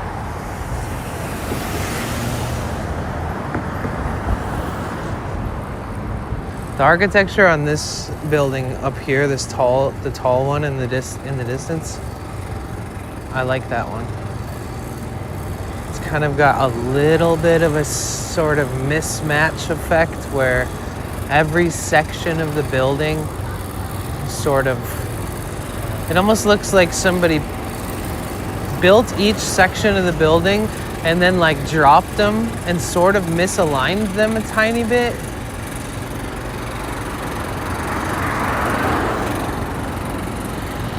I like things that break the normal, the normal like blueprint of what you're used to seeing.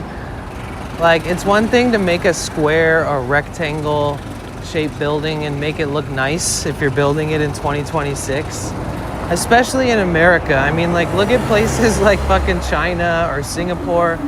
I mean, they build things that are just insane. But in America, it tends to be rectangles, tall squares, you know, typical shit. But there's all these different types of architecture and different reasons for building things in certain ways, and I don't really know much about that. I just know that those variables exist. And like Architecture TV was saying that, like, when they're designing like police stations or jails or even like hospitals or psych wards or something, that they'll design the architecture in a way that reduces the likelihood that somebody's gonna like jump out of a window and unalive themselves. Like, the architecture is like fully thought out from like design to human functional, like how does the human live in this the most ergonomically like appropriate manner, whilst also achieving like this design goal or whatever. So once I started thinking about it like that, I started looking at buildings a little more, especially big ones. These things aren't built overnight and they cost a lot. These are fucking huge investments from big investors that, you know, don't really, that's like a huge thing. Like, this building is technically going to be here for the entire foreseeable future of like a couple generations of life for sure. So you have to consider that if you're built like those the ones that are abandoned down the way, the like $150 billion project or whatever the fuck that was. It's a lot of money. And it's essentially, it's material bullshit, but it is permanent to a degree. So it's interesting because it's a big decision, is basically my point. It's like, it's a big fucking decision. It's how you design this gigantic building that you dreamed up or whatever that you're willing to build. You just need to figure out where you're going to put it and what it's going to look like and what's the functionality. Because like in California downtown, at least, the buildings always have businesses at the bottom. It's never like just an apartment building.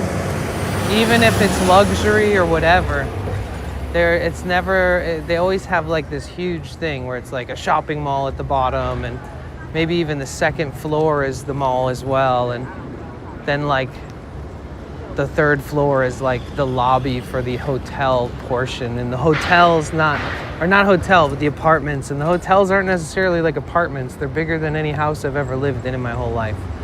Like, each unit is probably like 1,200 square feet inside and costs, you know, $8,000 to $12,000 a month or something, and it's just like a gigantic moneymaker. But it costs just an absolute unbelievable amount of money to start it all off.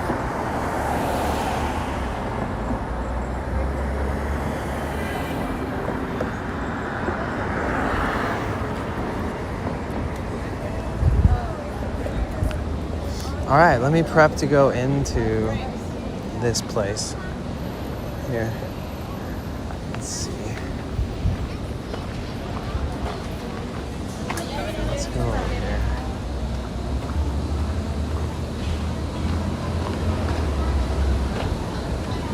Please help you? You need to get off YouTube if you need help. You don't need help from people on YouTube. Good luck. Don't ask me for help again. I have trust issues, and I definitely don't trust somebody whose first chat is, please help me, on YouTube. The odds that you would ever actually need help that you can't receive on your own and you're coming to YouTube is just crazy. $1,000. Okay, how about you help me? I really need some money, bro. If you find 1,000, send me 500. I could use it. I really need it. So, in fact, let's turn the tables. You help me. Okay, that sound is like just that's the worst sound I've ever heard in my whole life. Goodness gracious. That was like a steel hammer against an iron fucking steak. 1,000, here you go. Hey Petya, it's good to see you. We're in the City of Angels, yep. Yeah, we're actually about to walk into a really incredible museum. So just give me a second here. I think I'll just sit. It says that these are reserved, but I kind of don't. I'm really starting to not care much. Here, hold on, give me a second.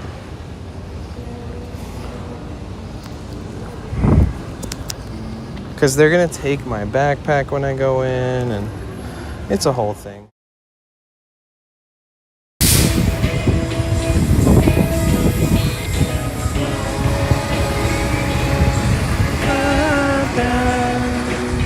You guys, we're on our way to Mission Dolores. So when my title says something, I could change it throughout the stream on YouTube, but if there's a title that says something, we're eventually always going to be there, but just expect adventures on the way. Like, we made it to the Haight. This is so sick.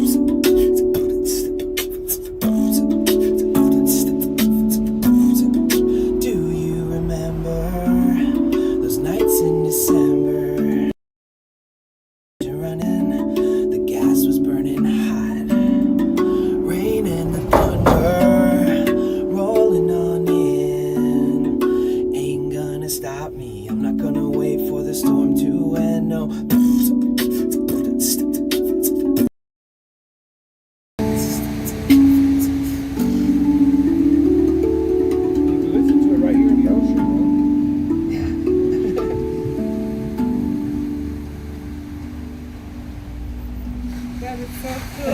Thank you. Yeah, it's nice to meet you. You play the guitar too? Yeah. Thanks for sharing, Annie. Yeah, of course, Joe. It's nice to meet you. And Marie, take care.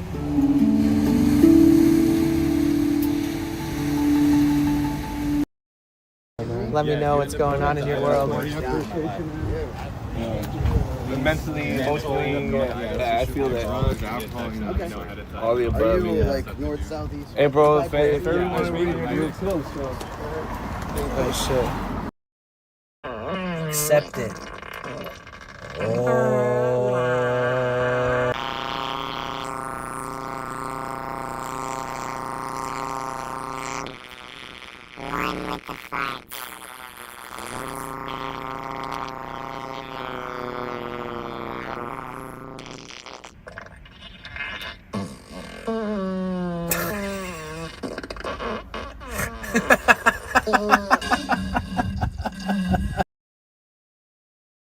Dude, you want to see my new technology?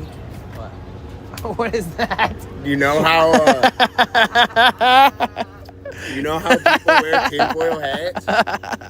Yes. I have this to protect my head from aliens and 5G. You guys didn't even see it. You saw it. Okay. That's in all my hats I put tinfoil to protect. Is that bad for your head? It's protecting from 5G. But it could be bad for your scalp and your hair follicles. I'm gonna double check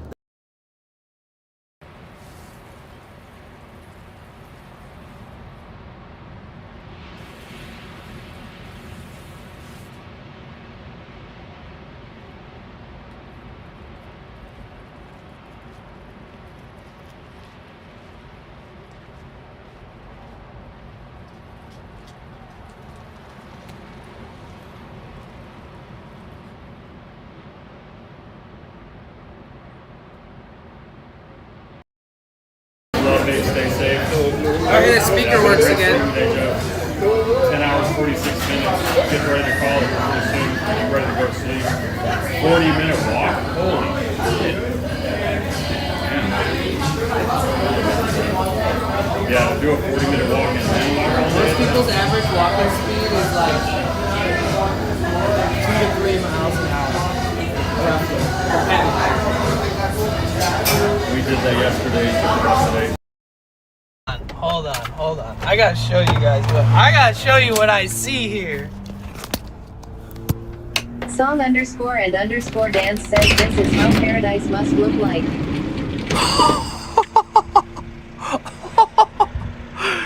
Oh my god! Where are we? C_Theory on 7 says holy great mother guy. Oh!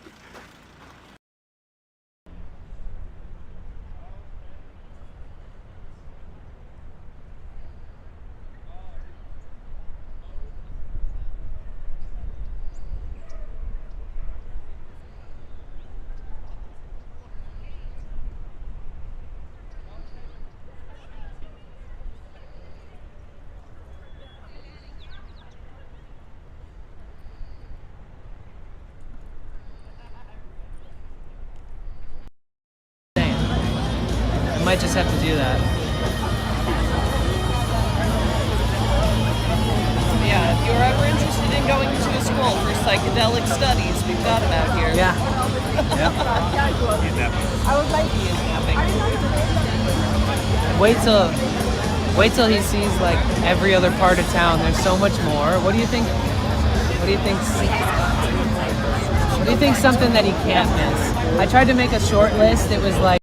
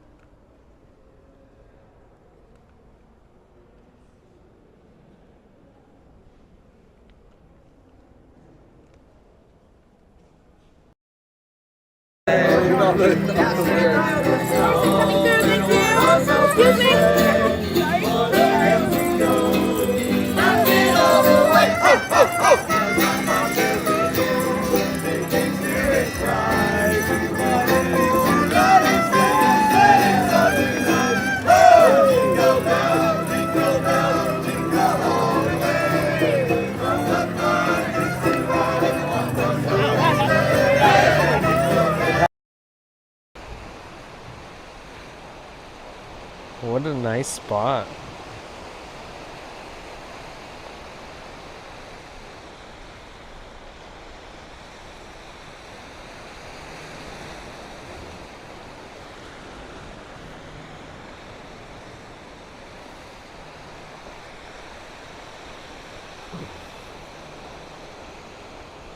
Ooh.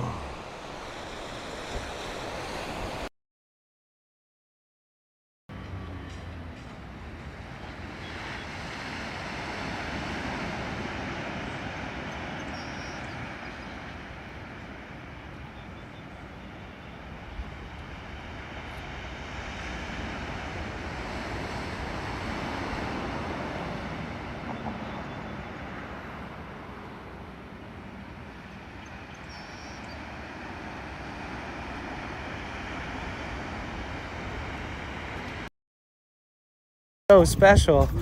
Like, wow, dude, Twitch has you. We're fucking lucky, you know? And I'm not kissing any ass either. Like, she deserves that kind of accolades, like that kind of recognition. And we have a lot of friends in that same wheelhouse that deserve that same kind of treatment, and being told that they deserve the love and that they have a bright future and that I'll always be there. Looking forward to seeing what they do next, and if there's any way I can support it, I will.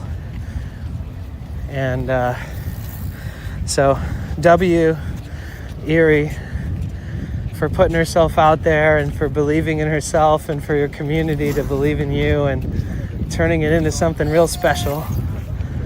And I really do look forward to seeing where life takes you.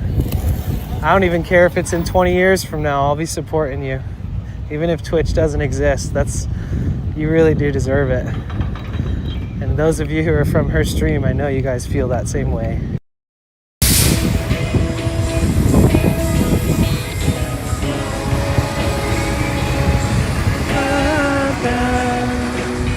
You guys, we're on our way to Mission Dolores.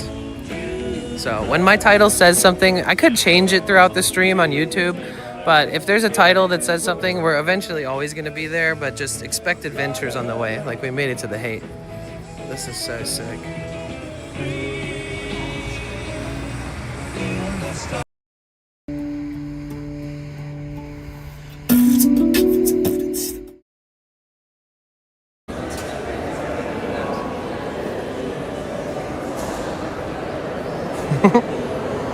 Okay.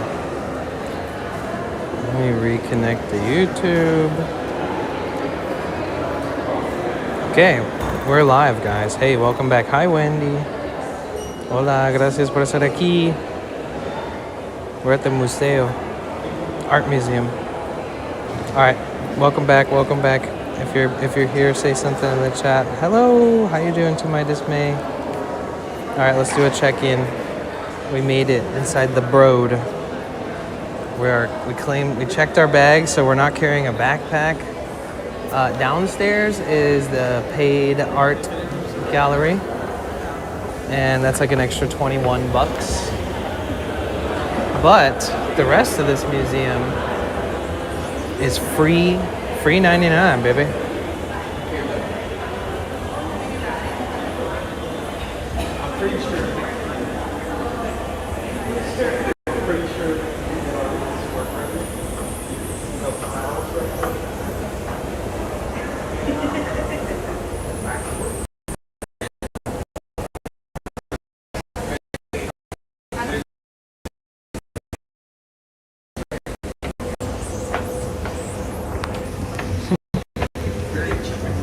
The service is really bad right there.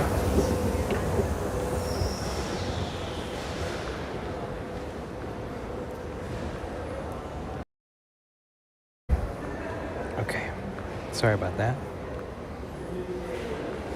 We exited the void. All right, so we are inside the Broad. This is an incredible art museum. I'll stand over here to give you guys kind of a wide shot of the place. So, really tall ceilings. The whole building in and of itself is Art Deco, so the outside of the building looks the same as the ceiling. And the ceiling is actually the bottom of the next floor. So you can go up multiple levels, and you can keep going up and up.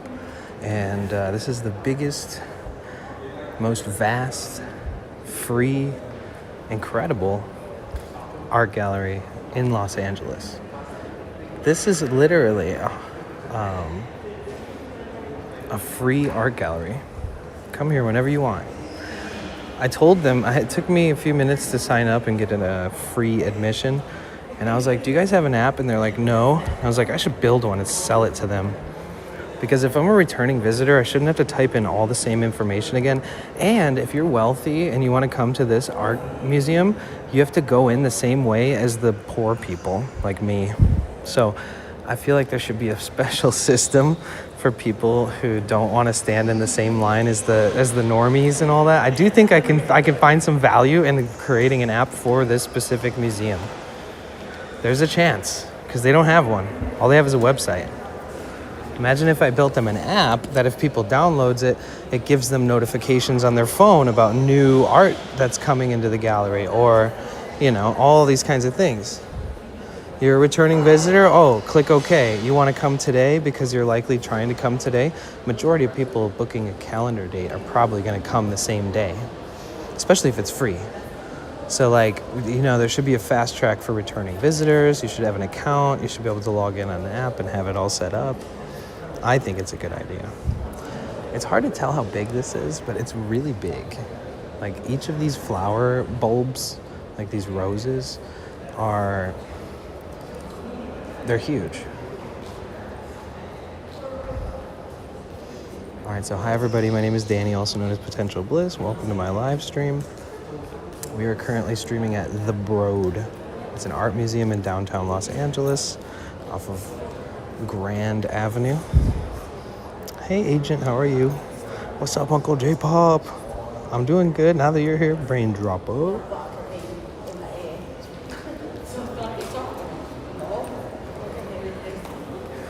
Yeah, welcome to Los Angeles, California, everybody. This is the Broad, B-R-O-A-D Museum. If you're ever in Los Angeles, this is a free museum, so come check it out. They got these huge pieces, dude. Look at these. Huge, huge, huge, huge. So, when there is art, there's always a placard. There isn't always a story, but there's always some backstory. This is Mark Bradford, United States, 1961, was born. This is a 2007 piece, mixed media collage on canvas. So this is just one canvas basically stuck up to the wall. There's no frame, it's just one giant canvas piece. I don't understand how they store this one. They probably don't roll it up. Probably have to store it flat. Maybe they do roll it up. Either way, that's like I don't know, 35 feet long.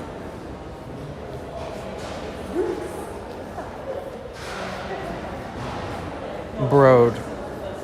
Yep.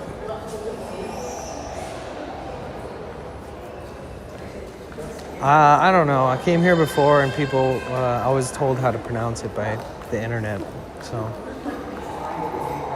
This is like when you get taken over by dark energy and you spend all night just like turning your wall into this with like an old makeup brush. Julie Mehretu, Ethiopia. Invisible Sun, Algorithm 8, Fable Form, ink and acrylic on canvas.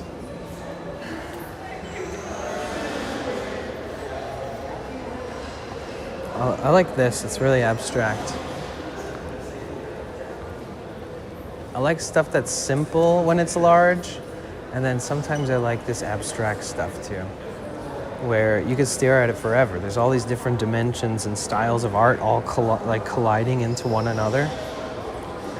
It's almost like somebody took like a shitload of really expensive art classes in like, I don't know, Austria or something, and like they had like a crazy art teacher who taught them all this crazy shit, and then like their art just became like 5 art styles in one as like an abstract piece. I love it. This is the same artist as this one over here, and this one's incredibly abstract in comparison. It's the same one. It's Julie from Ethiopia. Toft. Yeah, Gubfa. It's beautiful. So what is this one? Congress, 2003, ink and acrylic on canvas. Julie was born in Ethiopia in 1970 before immigrating with her family to East Lansing, Michigan. That's where I'm from, Michigan. Since 1999, she has lived and worked in New York. Mehretu's work features multiple layers of visual texture alternating between architectural drawings and painting to build up an impressive density. Congress represents a large gathering of nations, a composition picturing a torrent of flags looming over a perspectival series of lines receding into space. Painting has been likened to a gate of a city or an entrance to a sports stadium. Congress, in its swirling forms, offers the sensation of upheaval and unrest of a large event playing out before your eyes. Okay. We're just getting into it, dude. Jesus. I learned a new word on that damn thing.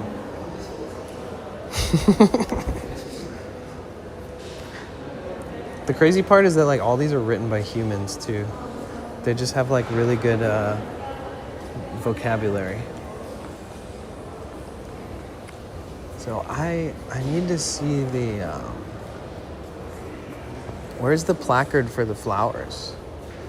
Is there like a special pedestal somewhere that explains the flowers and their glory?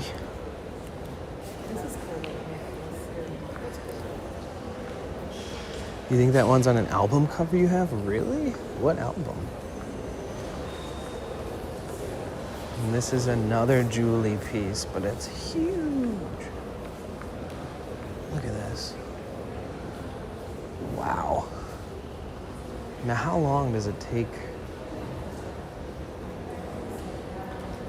Is it like stenciling out all these lines? There's an insane amount of line work on this thing. Look at all the buildings up close. Look at this. The architectural designs.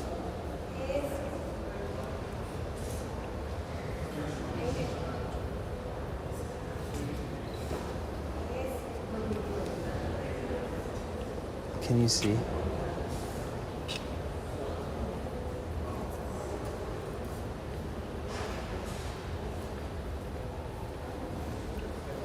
It's crazy.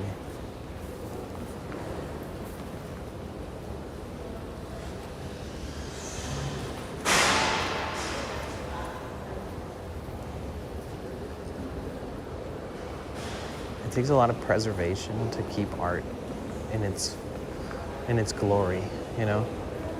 It's hard to preserve something like that.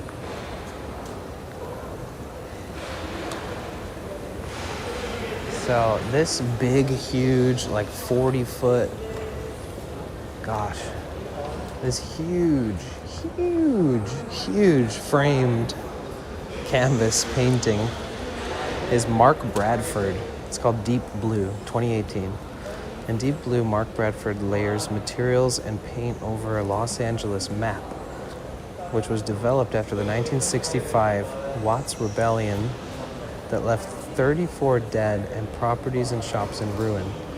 The map was created by McCone Commission to identify strategies to prevent the reoccurrence of uprisings in the city. Like a heat map, Bradford's painting both marks the real damages and symbolizes the groundswell of revolution throughout Los Angeles. The bulbous colored spots correspond to reports of violence and vandalism to structures and vehicles. Made more than 50 years after the Watts Rebellion, Bradford's art bears witness to a place, its people, and ongoing history of systematic radical inequality in Los Angeles. And its title, the work evokes at once the Pacific Ocean, police uniforms, and profound sadness. Okay. Now this piece is really big. So this one is going to be like an adventure in and of itself to try to show to you in its fullness before I go show you anything closer. But this is pretty good right here. So this might be the longest art piece that I've ever tried to show on stream. It's the biggest one I've ever seen ever in person. I'm zoomed out at 0.5. Like I have the widest zoom on right now that you could ever imagine. Barely able to fit it in one shot. So all of this is painted over a map of the city of Los Angeles, indicating all of the craziness that was going on back then.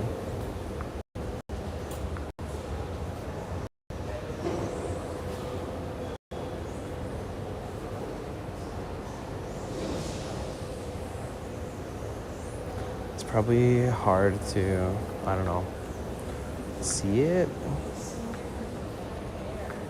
understand it without reading it, for sure without reading it.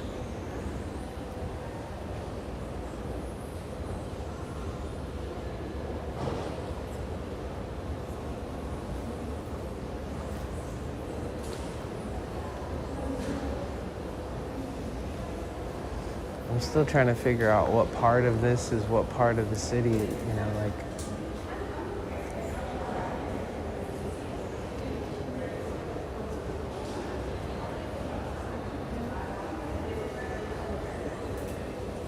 Can't even see the top of it. Oh, this one's interesting. This is just like a bunch of repurposed like lids. Like cut a cap or something like that. Hold on, let me see.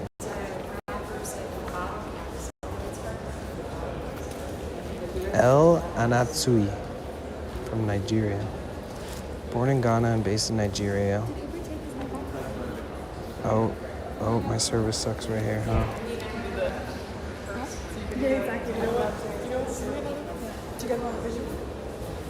This is all like recycled bottle caps.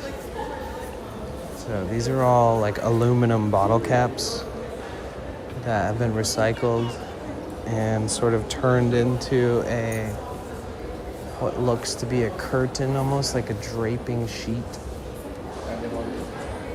with like folds and depth. But it's actually just made out of aluminum caps. How crazy is that?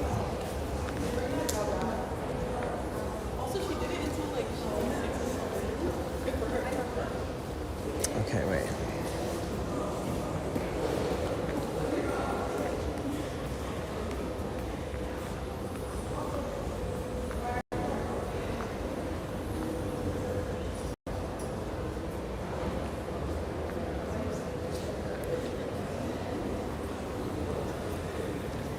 Photography as well.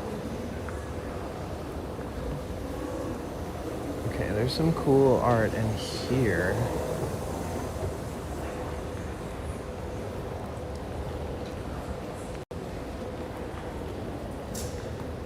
Roy Lichtenstein. So Roy Lichtenstein is one of the founders of the American pop art. Born in New York, he was a part of a generation that grew up during World War II. He studied at the Art Student League and went on to attend and make art at Ohio State University. Oh, OSU. In the early 1960s, Lichtenstein began to use advertising and comic book images in his work, sources outside of art's usual subject matter. Over time, Lichtenstein's paintings came to symbolize art's collision with culture. From comic exaggerations of advertising to images of war, cartoon icon to consumer goods, the printed matter of American culture inspired the artist's iconic works. Lichtenstein's painting featured Ben-Day dots, hatch marks, blocked coloring, and other visual methods of printing.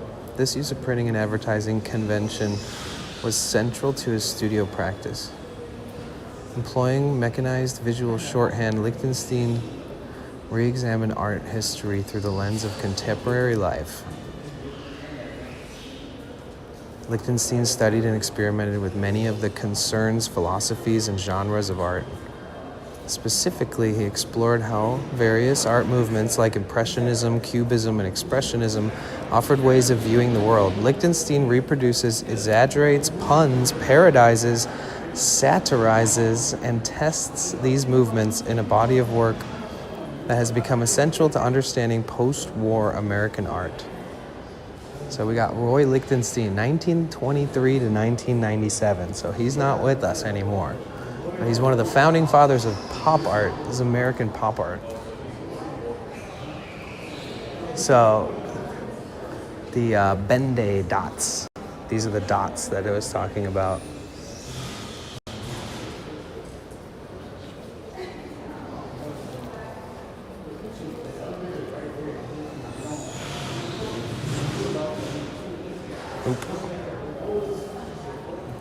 pour service.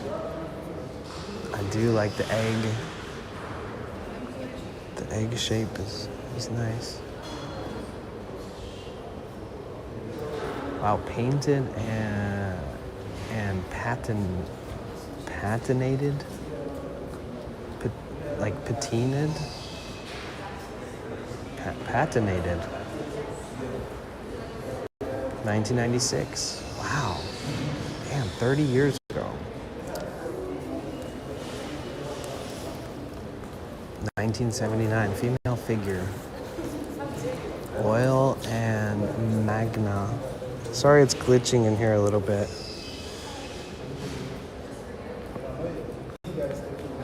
Yeah, this room has kind of poor service. Let me see if we get anything better in here. Seems like it.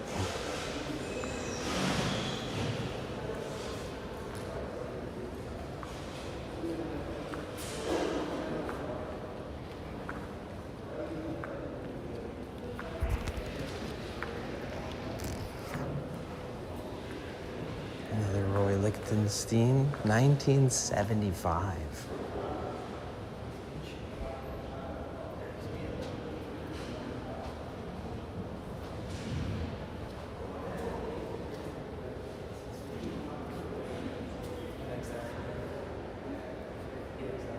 This one's interesting. It's like instruments, like it's like a guitar body, a guitar neck, tuning pegs, book, alcohol. There's so much going on. It's so fun to look at. Purest Still Life, 1975.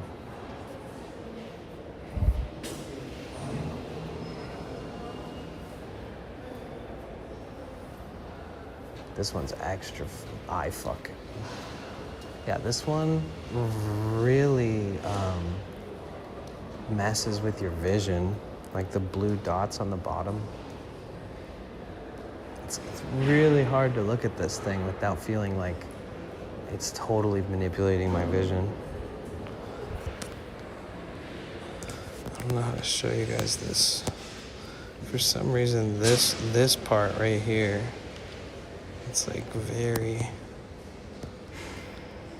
like to the naked eye, it's trippy. You can almost feel that pulling on your eyes. I don't know if you guys know that there's certain ways and certain colors that, like, there's certain colors that out of the corner of your eye, you'll only see a color out of memory. Did you know that? So, like, there's certain, and I think it's this blue color. It's this weird thing, like perception and vision. There's like a name for this phenomenon when you like see something out of the corner of your eye, but it looks like, almost like when you look at the sun and you look away and you can still see. I don't know. It happens with Victoria's paintings. I'd see something out of the corner of my eye and look at it and be like, wait, why does that look different out of the corner of my eye? And then I looked it up online. It's like a phenomenon. All these you gotta see in person to appreciate. I agree. 100%. This one's cool. It has a little point coming out at the top left of the canvas, if you notice that.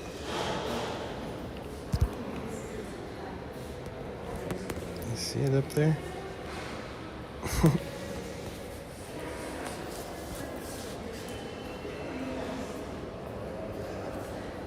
And I think, yeah, this one is 2 canvases. The like black, white, brown, blue section on this part is a whole separate canvas.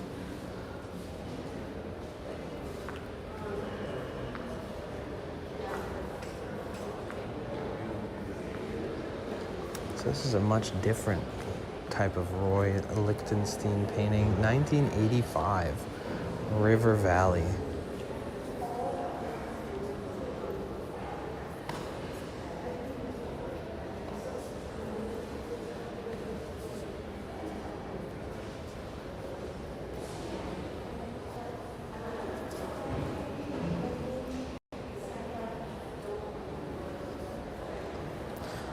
Service in this part of the building is pretty shit.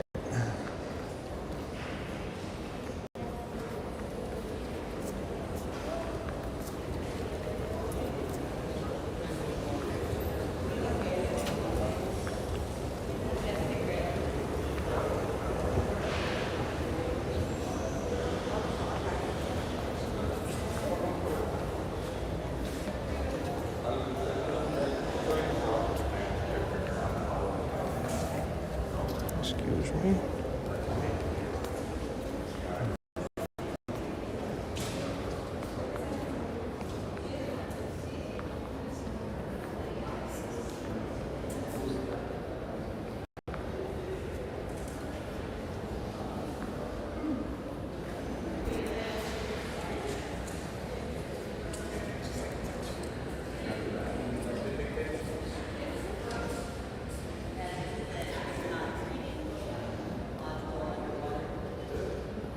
Jeff Koons, 2001, couple. Oil on canvas. Damn, that's so good. Damn, 2001? Bro, I should have been looking at art a long time ago.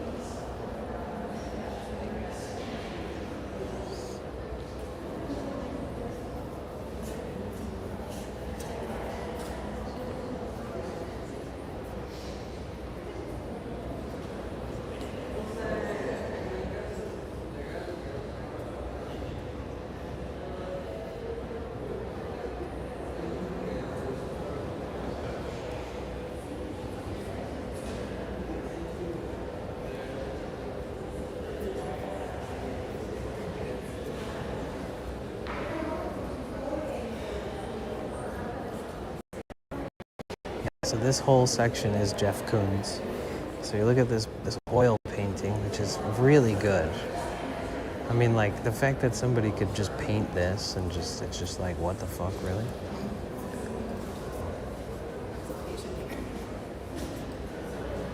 But he's also the guy who's responsible for these balloon dogs and stuff. And you see these kind of like a staple in the art community. You can buy small ones. You can buy like authentic, real ones. You can also buy knockoff ones, of course. But look at how big it is compared to the people standing around it. It's huge.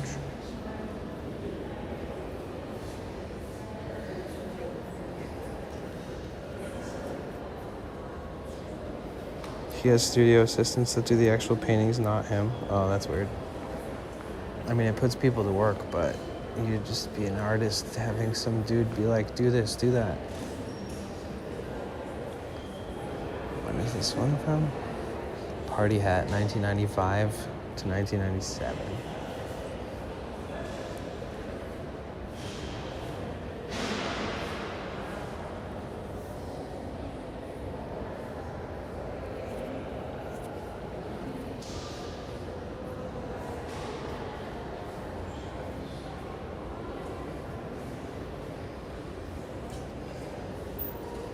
Artists have used assistants for 100 of years. Yeah, for sure. I was a personal assistant for a successful artist. I know. I spent years working in the art industry. But I don't paint for them. I don't know anybody that has people paint for them. I know people who hire teams to create stuff like this, like mixed media or any other kind of random art, you know? But I don't really know anybody who would have somebody paint like oil on a canvas for them, personally. I know artists who might put people to work to make cool shit like this if you conceptualize it and pay for the materials for the artists, but paint an entire, like, I don't know. Money's money, though. There's just people with a lot of money and a lot of cool ideas, and they'll pay a lot of people to help them bring it to life. So I you know, I think that it's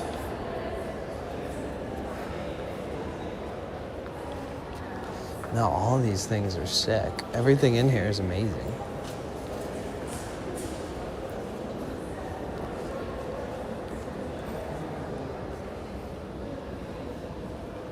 Yep, Triple Hulk Elvis the Second.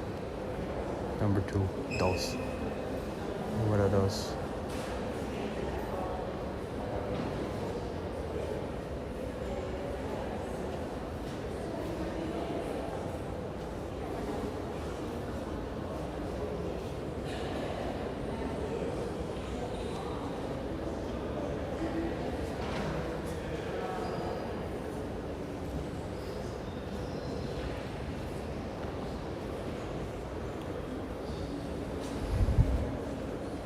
How long have we been in the museum? We were born here.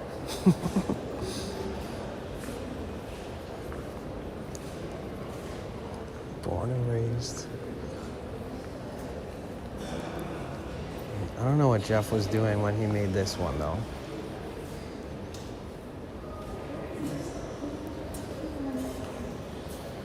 The Michael Jackson one is wild.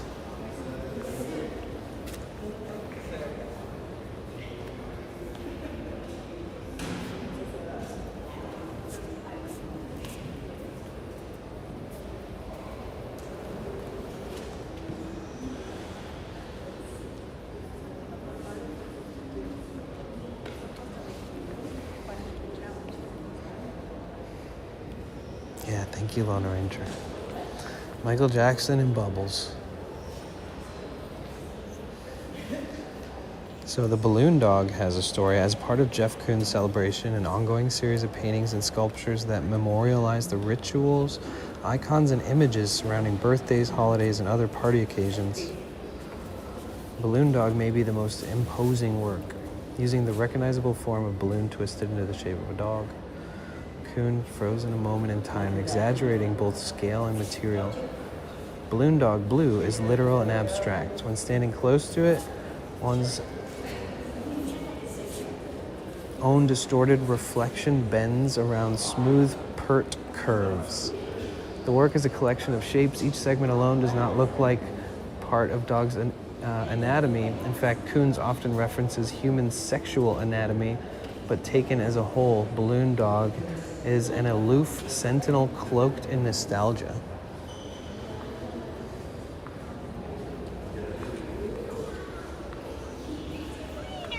It's pretty sick.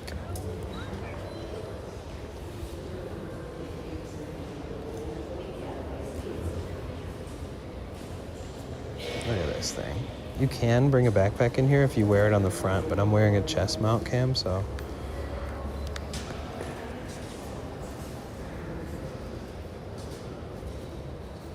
This thing is so cool.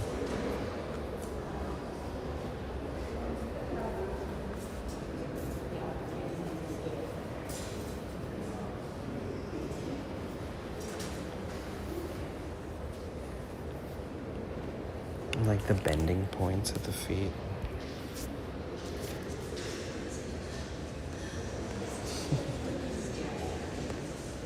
The little butthole at the bottom.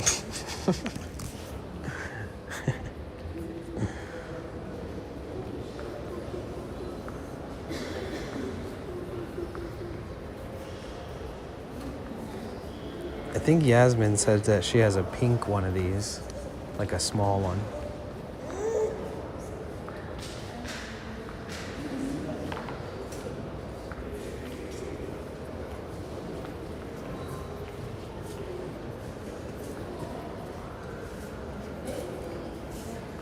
There's this one in the center, though.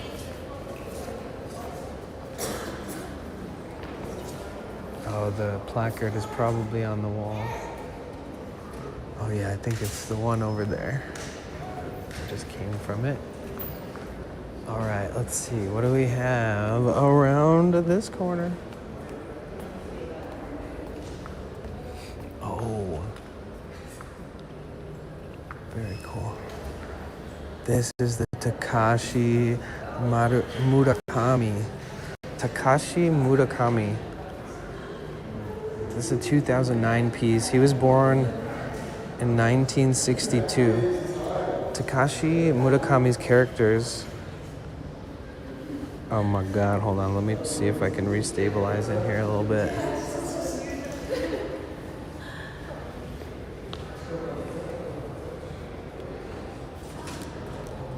This guy's a legend.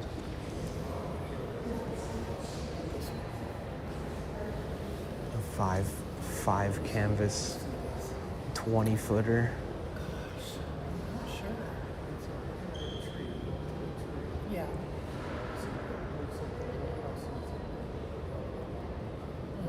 Yeah, but there's a couple of lighthouses.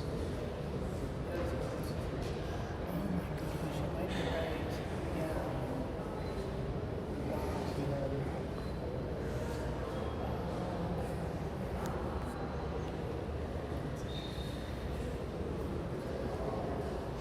$1 million.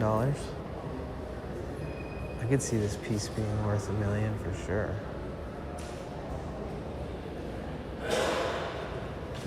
If it's an original, 20 years old.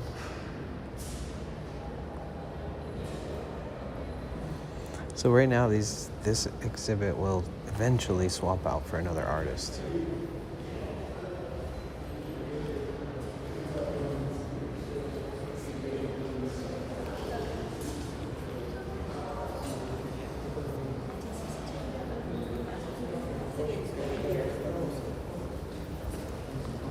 Wow.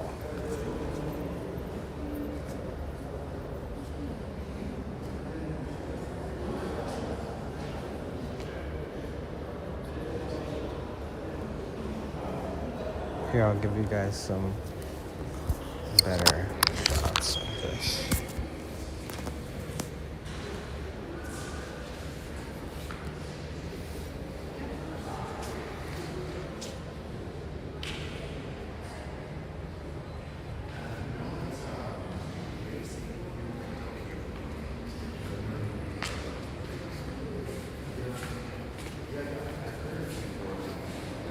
So this is just the corner, right?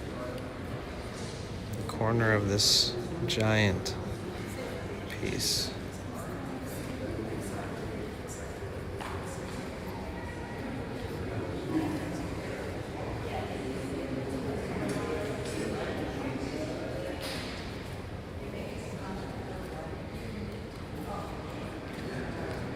Wow, look how the dots start to change the shape a little bit. Get bigger, removes the line from the dots gradually.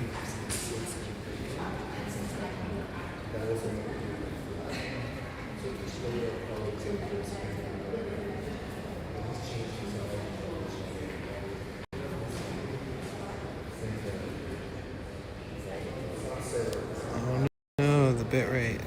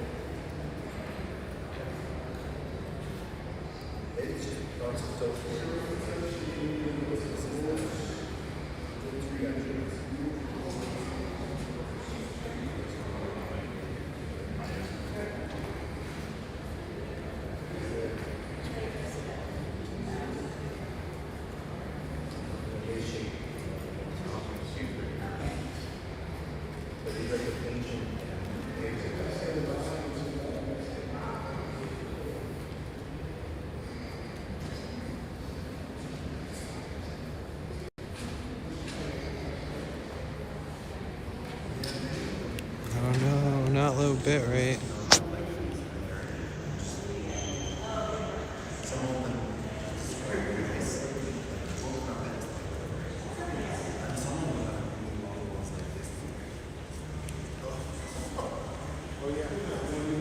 There's just so much going on.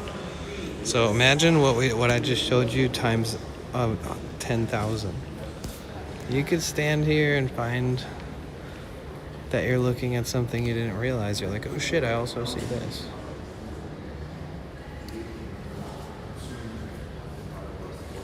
A pile of skulls.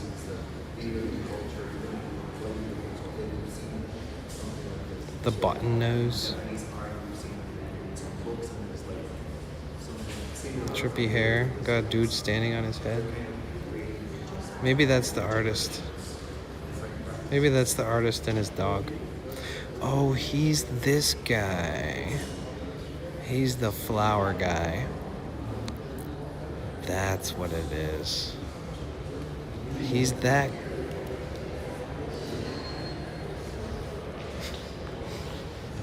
He's that guy. Pushed the wrong button. Whoa, look at that.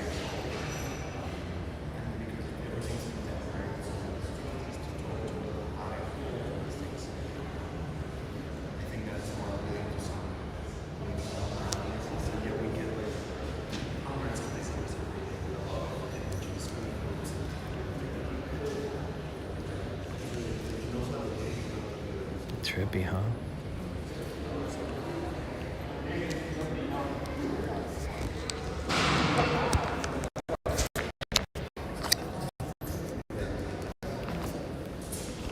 Oh, low bit rate.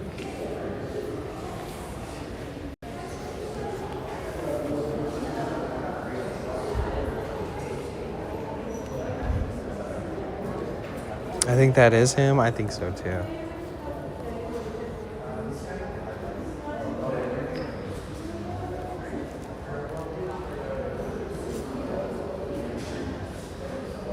Very different, but he did implement a pile of skulls into this one as well. It's like a rainbow made of skulls.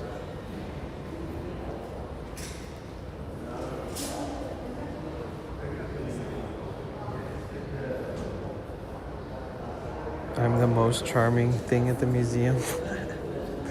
Thank you, Petya. That one makes you uncomfortable. What about this one? This is sort of normal. Hiroshige 100 famous views of Edo, Japanese-me, reconsidered, Moon Pine, Ieno, 2024, 2025. Okay, so he made this one like last year.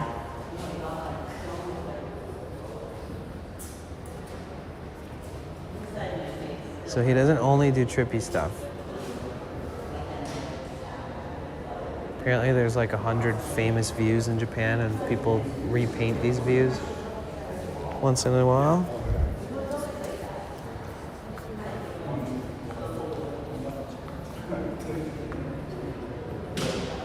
Oh yeah, I think the service is bad in here too. We'll see.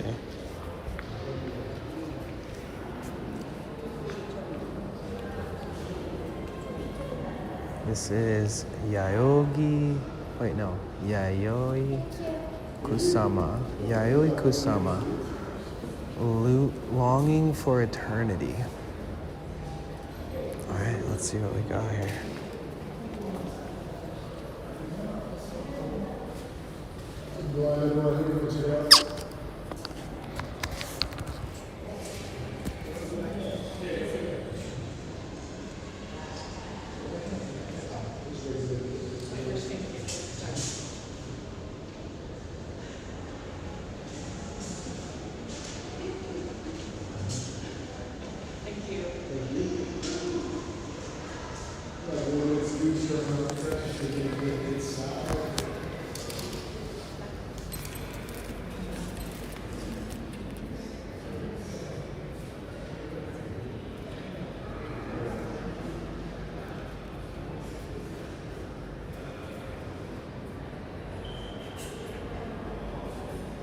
How's it going?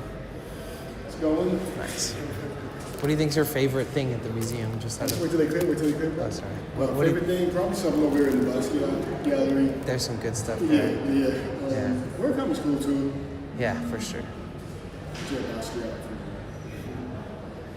When do those end up swapping out, say, for like another artist or something like that? The Basquiat's don't move. Those are permanent? Yeah, those are permanent. Oh, cool. But they swap out like other pieces maybe like every 6 months or so. Cool.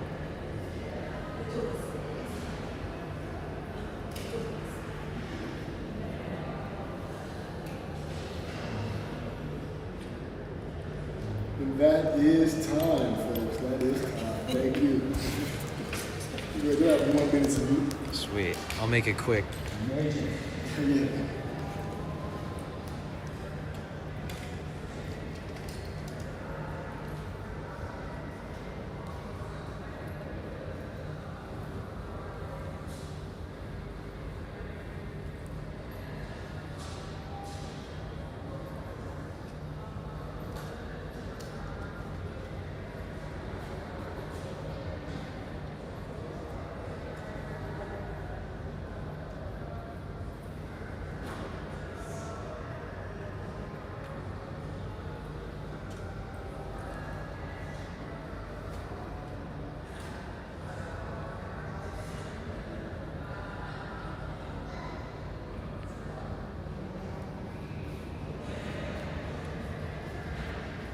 That's awesome.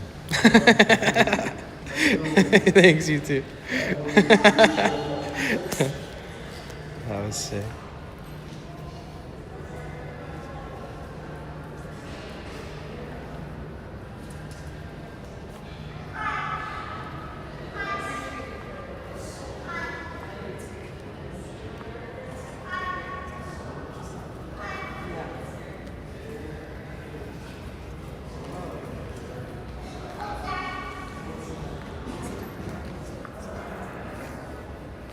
I just like spammed clip because my phone froze. Sorry about that. Let me throw you guys back up on. Wait, wasn't that cool as hell? So here's the outer banks of the museum over here. See, if you look outside, you can see, oh, the bitrate sucks ass over here. Let me see if I just take myself off their Wi-Fi. I don't know. I think I'm better with both. All right, you guys ready for the... Okay, everybody, let's do a little check-in. Roll call. If you can hear my voice, it's May 7th. Type a W or a 1 or a heart or hello or an emote or anything in the chat. Checking in. Checking in, baby. If you're on Twitch, check in with the chat and do the channel point redeem, the checking in, baby. It's 1 channel point. Let's just check in really quick.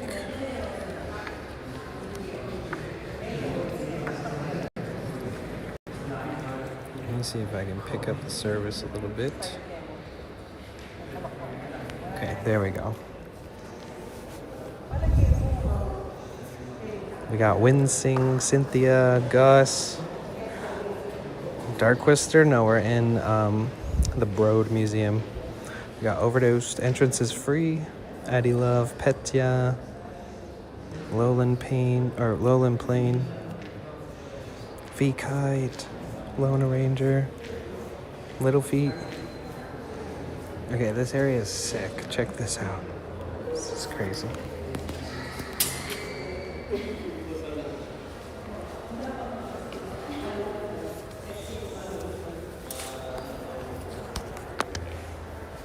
Murmar, thank you so much. Appreciate you.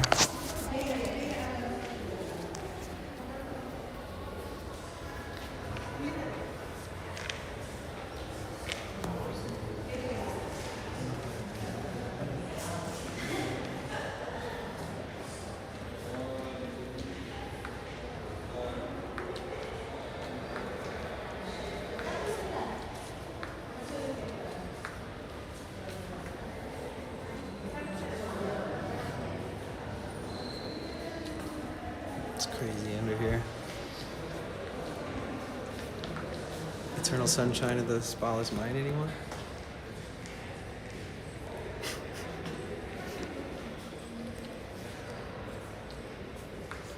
It's so trippy. They're so tall. Look at this. This is the seat.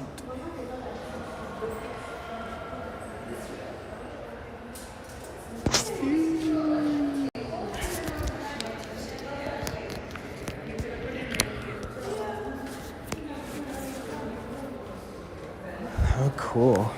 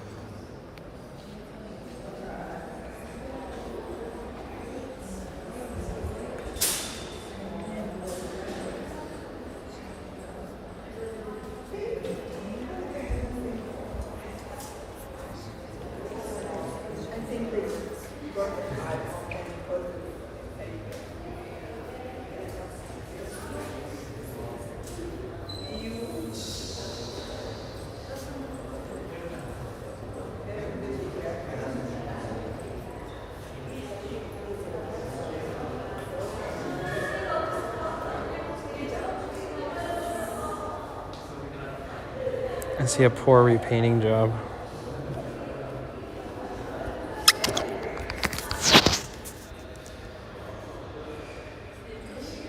It just didn't blend. Whoever did that, I can't believe it. I can't believe it. It's not blended. Bro, I'm so OCD and ADHD. Like, I have this giant piece of art in front of me and I notice a blended paint spot on this beautiful Art Deco ceiling.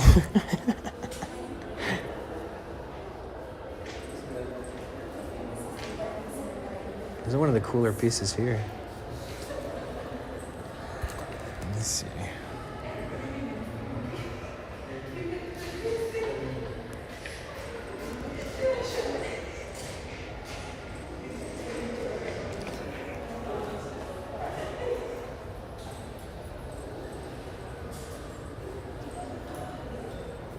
$1994, wow. I'm 32 years old.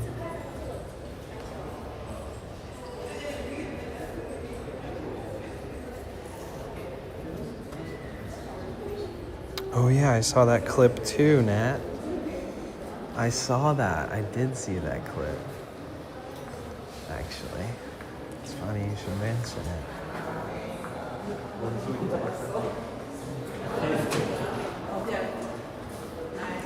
Alright, so this is Robert Therian. Robert Therian, 94.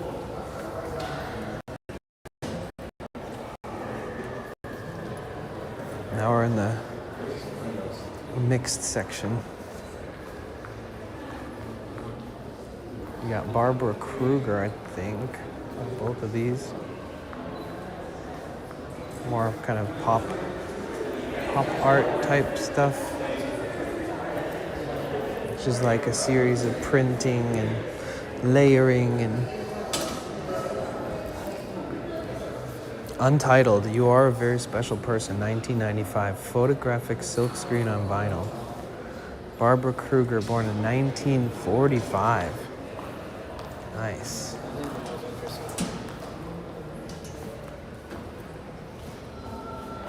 That's pretty cool.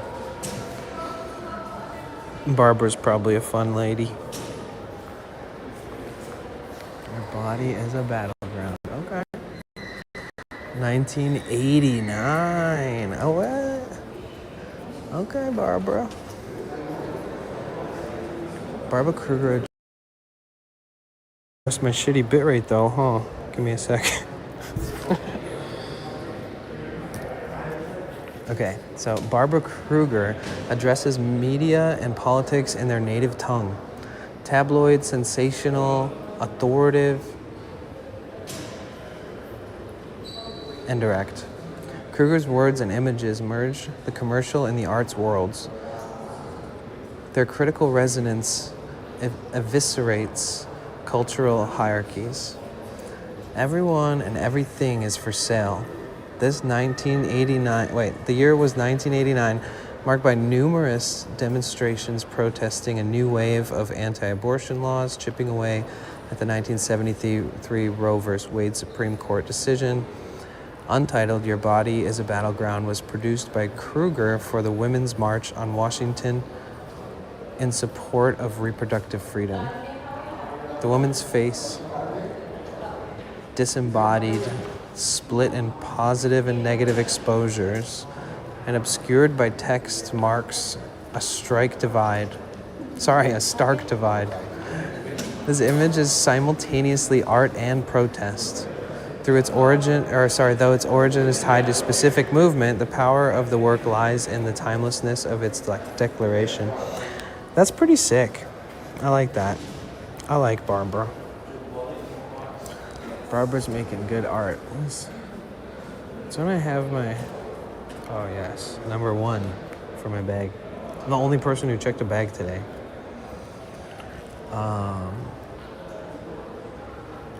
Hell yeah. W. Barbara. Robert Longo. Untitled White Riot, 1982.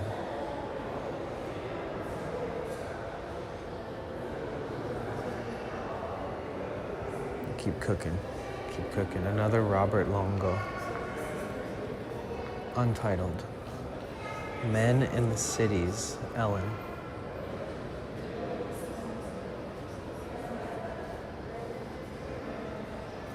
Is that Charles Manson?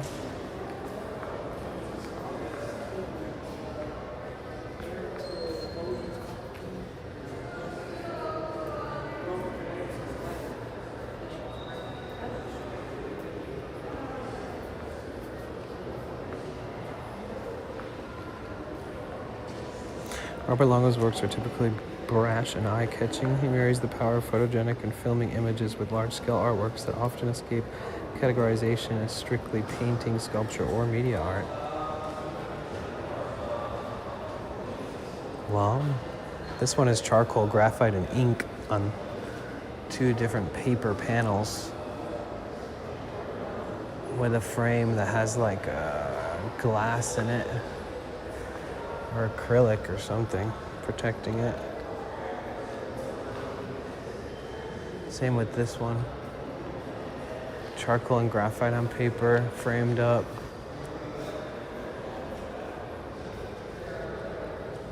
Damn. 1981. The paper still looks brand new. It's crazy. It's such a risk to do an original piece on paper. Like, the medium matters so much if the art's gonna like outlive us, you know? Like, I would never do it on paper, but it's just an artistic and maybe resource choice that, I don't know.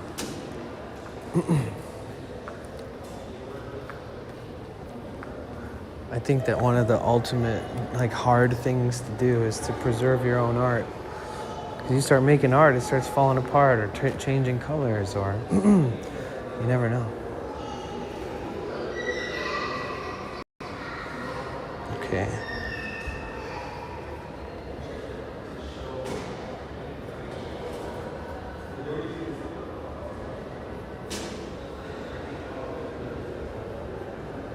Maybe art should not outlive us for very long. Well, the goal is to preserve it, to enrich future generations of people, and inspire them to be more culturally aware of the art history of the world, and to maybe they'll be interested in being creative too, especially in such a fast-paced, instant gratification type world. Like, you could still be an artist. You can still be creating something.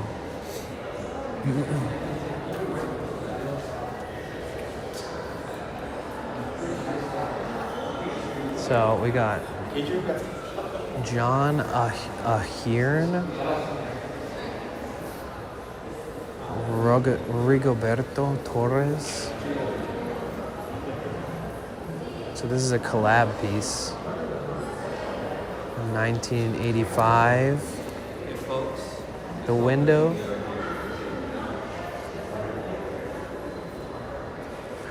TT and Window, 1985. Oil on reinforced polyadam.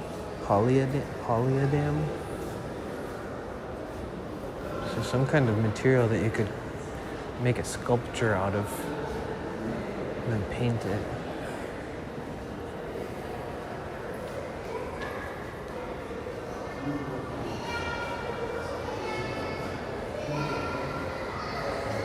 Thomas, oil on reinforced polyadam. Polyadam. I don't know how to pronounce that.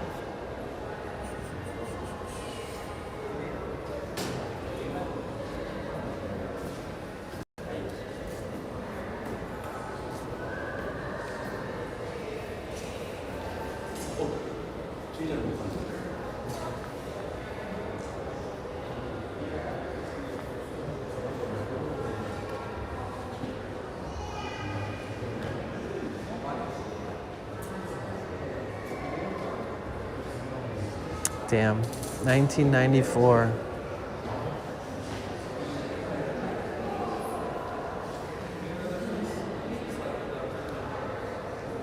Two framed chromogenetic prints. Sharon Lockhart.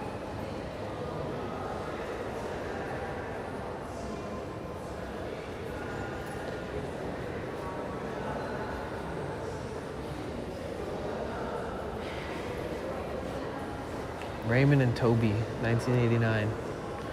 Since 1980s, John and Rigoberto have worked closely with their subjects, making life casts of people in South Bronx neighborhoods of New York City. Their longtime collaboration involves creating fine art and close contact with communities all over the world, often making molds of people directly in plaster and casting them. The life-size finished pieces capture the specific attributes of the models, from those types of clothing they wore to the attitudes of their poses. Focusing on people from their communities, Ahiran and Torres present a glimpse into the lived experience of a particular time and place. Many subjects enact the roles that fill most of our lives: grocery shopping, walking the dog, getting children ready for school, and subsequently, the sculptures are not only recognizable but joyful in their celebration.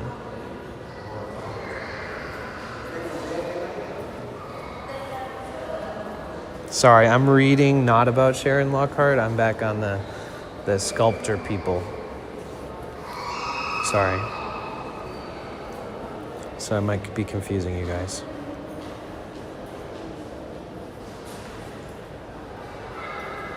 So the three-dimensional like mixed media art is John Ahern and Rogoberto Torres. The person that Lone is talking about is the last person I turned around and showed you the photography, Sharon Lockhart. I don't know if Sharon Lockhart does anything outside of photography, but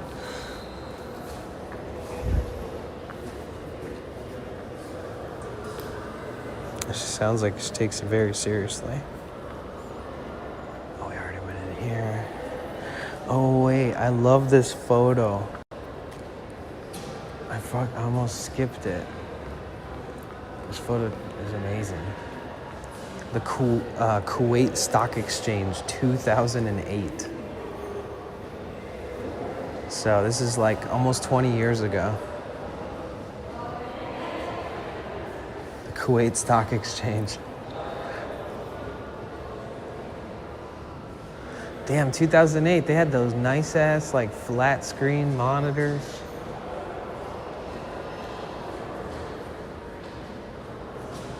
Little Nokia brick phones. Look.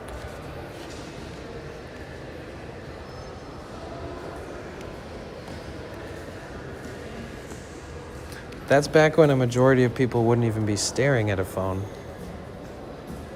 You know that dude probably still stares at a phone every single day of his life. He's an early adopter to being chronically on your phone.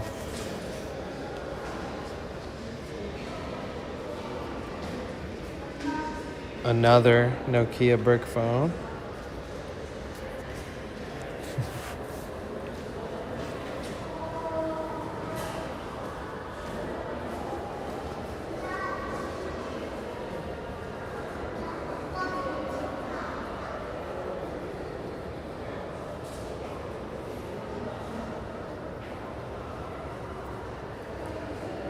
This is like right after they banned smoking, though, for sure. Let's be real. You know that this entire room was just a smoke-filled building, probably. As was probably every stock exchange. I don't know. I'd have to look up the history, but I would assume. Because it's 2008. That is definitely around the time when like restaurants and places across the world started being like, yeah, maybe let's do it outside or whatever. I had a Motorola flip phone and a Nokia brick phone.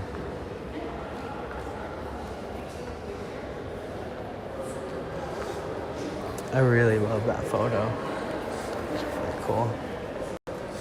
I think we may have skipped this corner. Oh yeah, we did.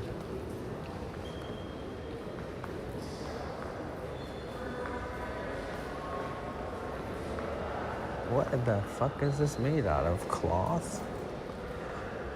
Yeah, it's like, is it painted and stitched canvas? Mixed media, including U.S. flags. Oh. Hank Willis Thomas, born in 1976 in the United States, America, made in 2021. In his artwork, Hank Willis Thomas engages icons and symbols with popular culture to reflect on issues of discrimination, social justice, and civil rights. In his work, Thomas dismantles the U.S. flag, reforming its red and white bars to spell America. America was first shown alongside works made of prison uniforms juxtaposing the two striped fabrics. One a symbol of freedom and liberty, and the other one of the largest incarceration rate and prison population in the world. The thing about America, liberty, justice, equality are all terms that come to mind, but for millions of Americans throughout its entire history as a nation, it has never really been true. Thomas said. The maze-like composition is an assemblage of a quilt prodding the inequity present in the fabric of the nation, past and present. God damn, that's fucking awesome.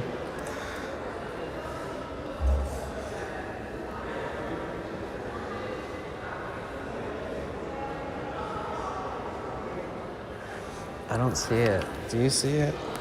Does it say America? I see America. Oh yeah, I can see it on the phone better than I can see it in real life. That's pretty cool.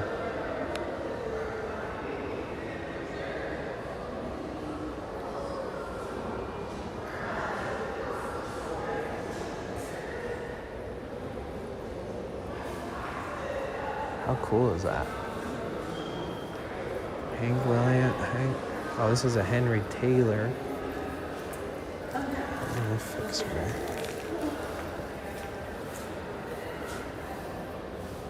Obama.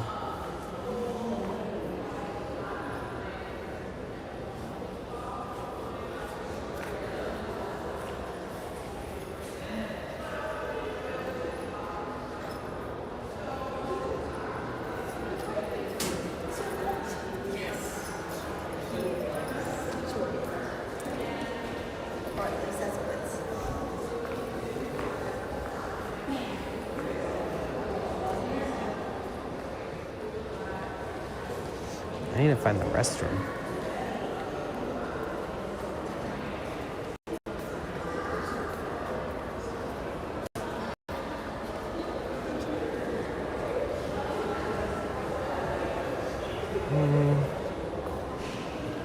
Oh, I don't want you to see any provocative art. You guys gotta come and see that for yourself.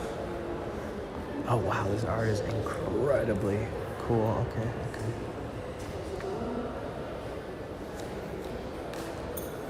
This one is a little fucking weird. Okay, I can't show you that. You're gonna have to come see some of that for yourself. All right, Charles Ray. Color photograph in artist's frame. Okay. Takashi Murakami. This one's a Clone X Takashi collab. called Astronaut. This looks like a print. It does not look like an original at all. But I could be totally fucking wrong.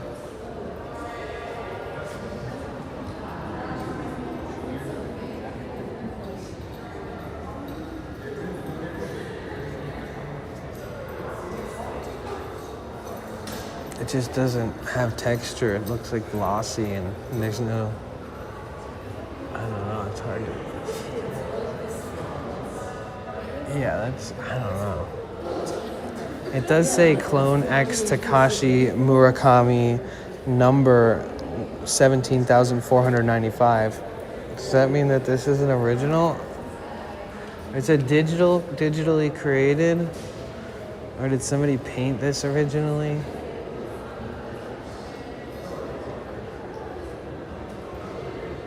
I mean, if this is the original, I get it. This guy's incredible, dude. This is fucking crazy. We're all adults.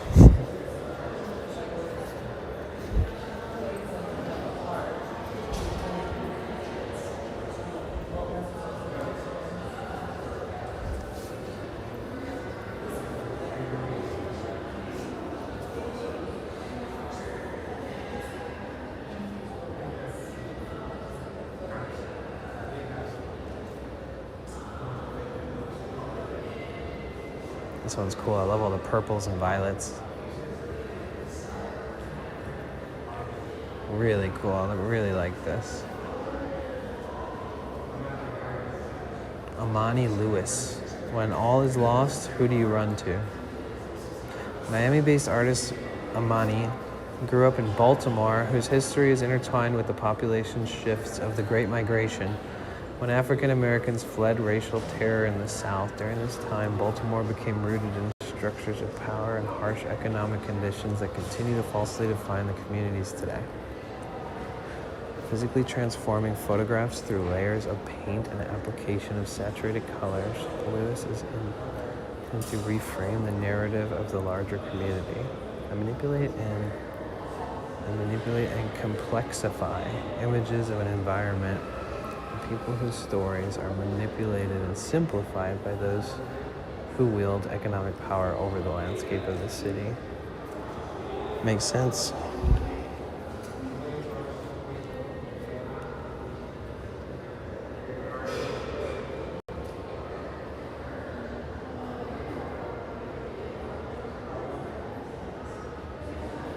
That's awesome.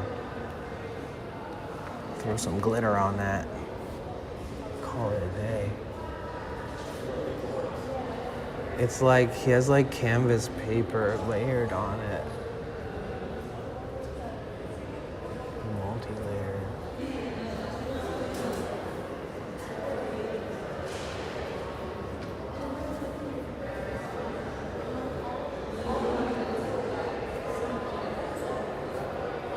Dude, my service is so glitchy on my chat phone that I keep getting worried that the stream is glitchy.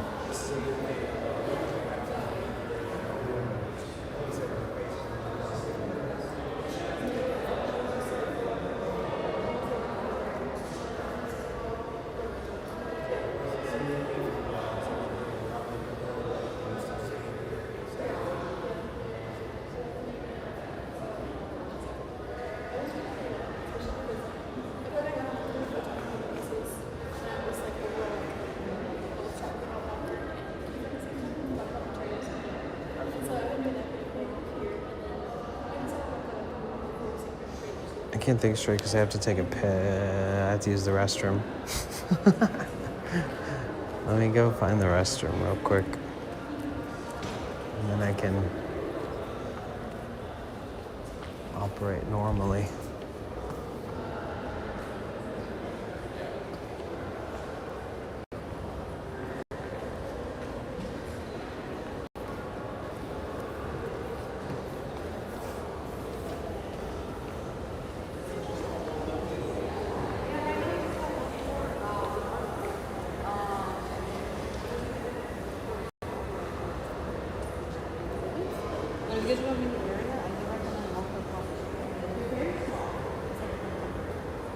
Okay. Yeah. Thank you. Appreciate it. When there's multi-levels open, is there access around? No, so right now we just have this floor open Right. here. They're switching out this first floor with the Yoko Ono exhibit. But It's usually just this floor and then the bottom, right? yeah, on the bottom one. Okay. Yeah. In the middle is just the restroom. So what's up there? What's above us? Nothing. It's just the ceiling. Oh. Yeah. Yeah, I guess Pretty it's hard to crazy, huh? tell Pretty from the crazy. outside like how many floors it is. Yeah. Just looks It's kinda tall. crazy, yeah. Tall ceilings on the first floor, Yeah, tall yeah. ceilings on the second floor. This would be like a it's six-story a trip. apartment. Yeah, it's a trip because like when you're going up the escalator, you're bypassing the second floor, so people are like, "Oh, we're on the third floor." I'm like, "Oh." You're like, no, this That's is the how I was 17th confused. floor when they come up here. They're like, what? Is their restroom only downstairs or is there one up here? Not up here, just on the second floor. And then if you're gonna be in the area, So I can just take those steps down to the just take the steps restroom. down. Have you been to Mocha already? Yeah, Mocha? All right, man. I was gonna suggest to go to Mocha. I love this area. It's Yeah. really cool. It's chill. Yeah, it's chill. Really cool. I would recommend another place. I guess I don't think the Geffen is open right now. That's in Little Tokyo. I can't think of like another gallery.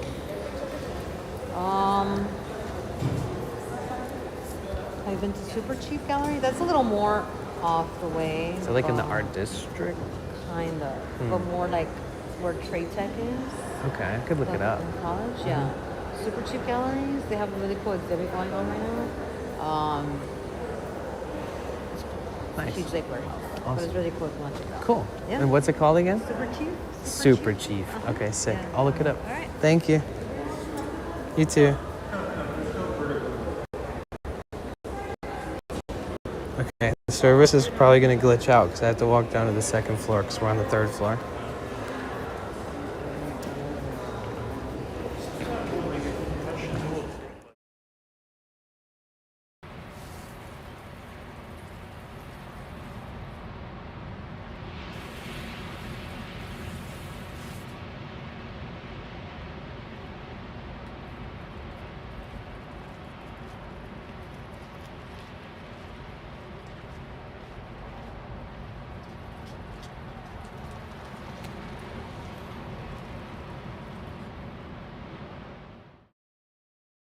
So at least like with the vet and stuff, people will just leave the will and stuff. I think they're legally now.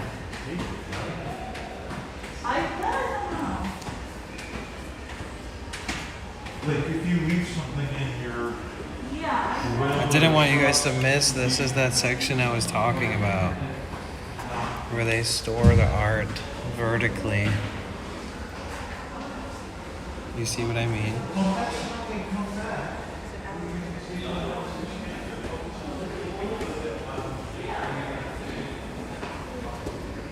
This is like an art storage locker.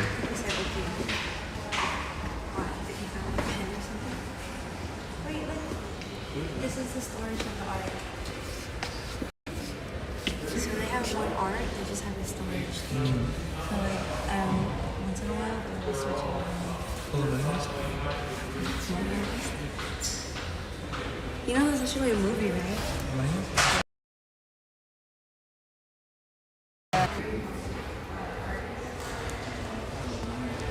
All right, now I'm gonna go use the restroom. Hopefully you saw that.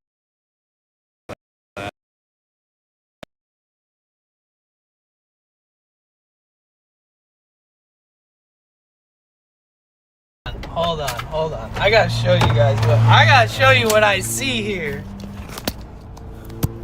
Song _and dance says this is how paradise must look like.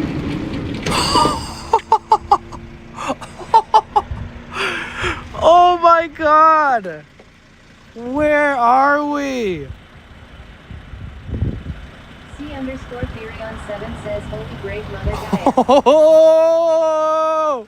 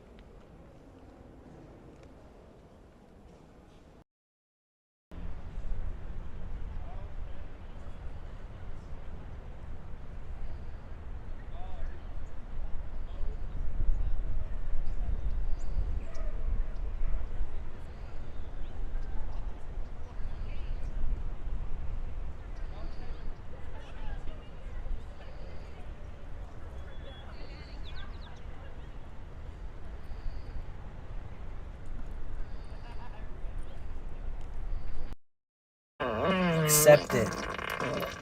Oh.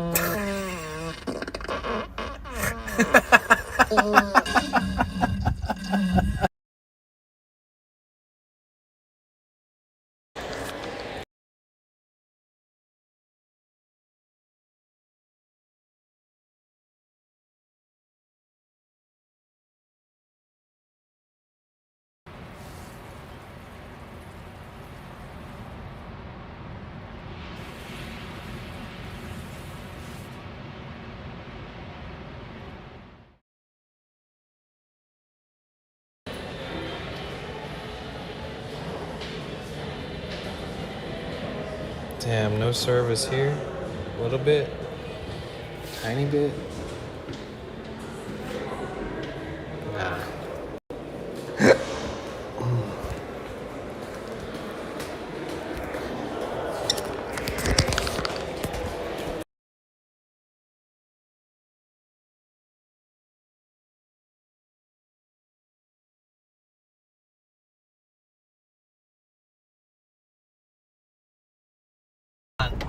Hold on. I gotta show you guys what I see here.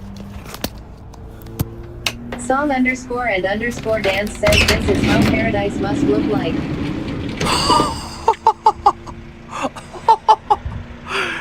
Oh my god! Where are we? C_Theory7 says holy great mother Gaia. Oh!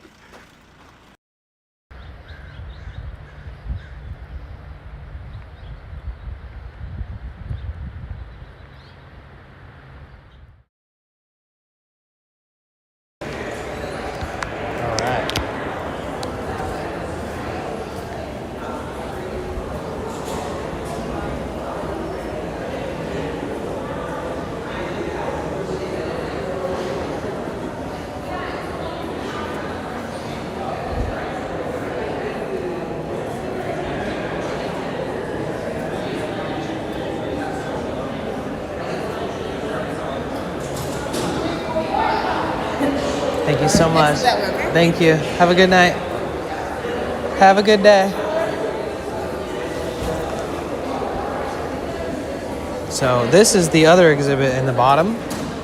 So there's 3 stories here. This is the first level.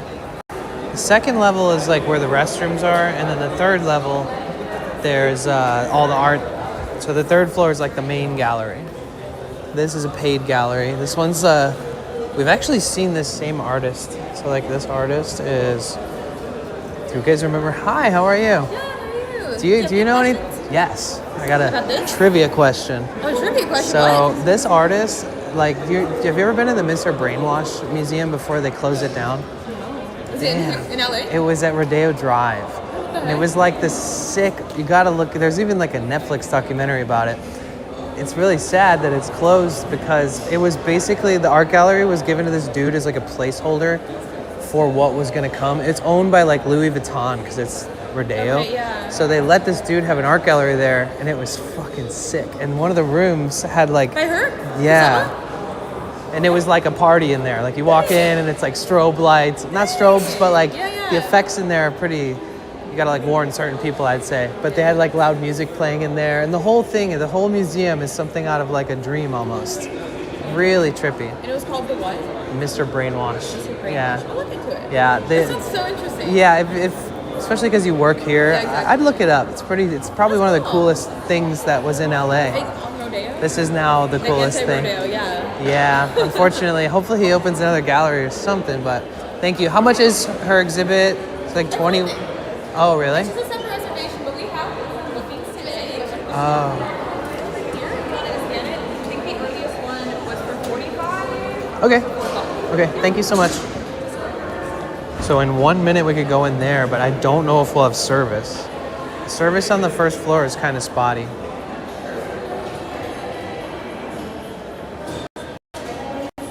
Just like every other art gallery, exit through the gift shop by design. All the artists have merchandise, right?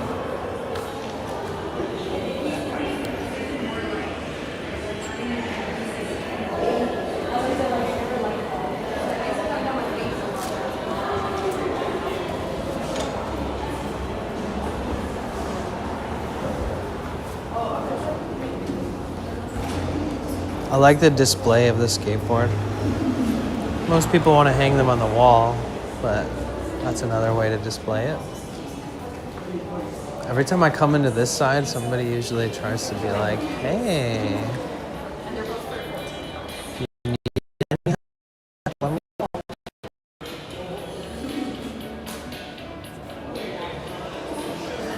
These are cool. Alexon Jeff Koons collab, the Balloon Dog speakers. It's pretty sick.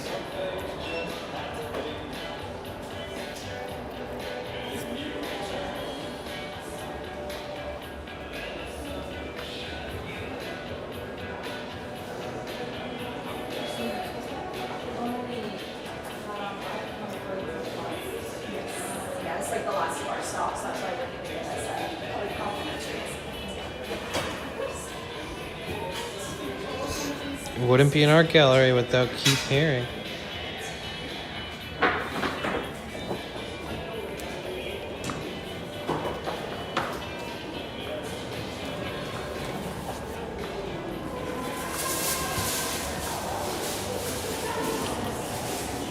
A Klaus pop art book.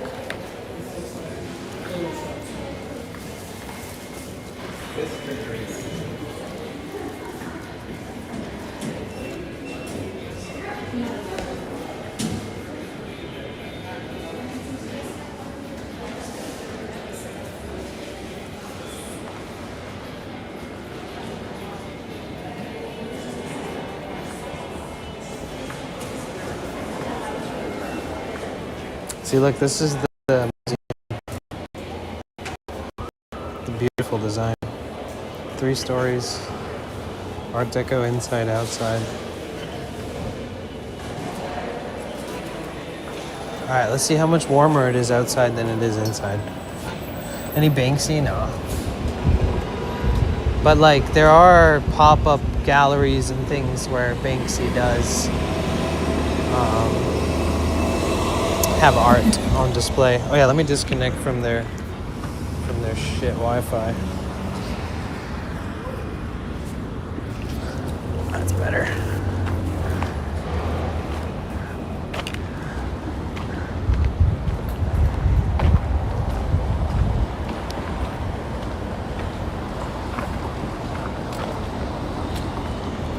Gosh, look how much more beautiful it is today.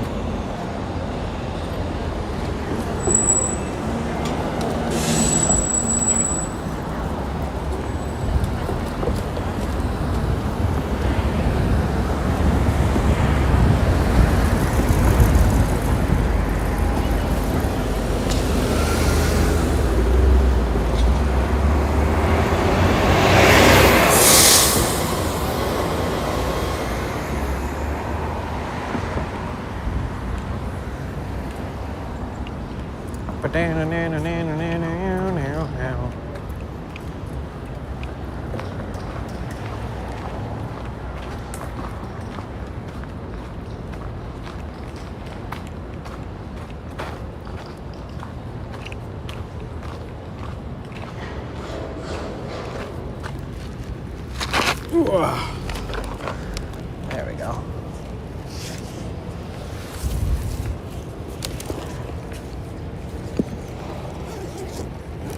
I've got a crazy combo snack with me today. I got one of these like protein cinnamon rolls, but then I got this, which I'm not a fan of. Sweaty let me have one of these. I don't know if I was really hungry or really thirsty, but I thought it was so good, so I bought some. They're expensive compared to what I normally buy. I'm not the hugest fan of it, I'm not gonna lie. Very sweet for no added sugar. But 30 grams of protein, this is like a sweet treat right now.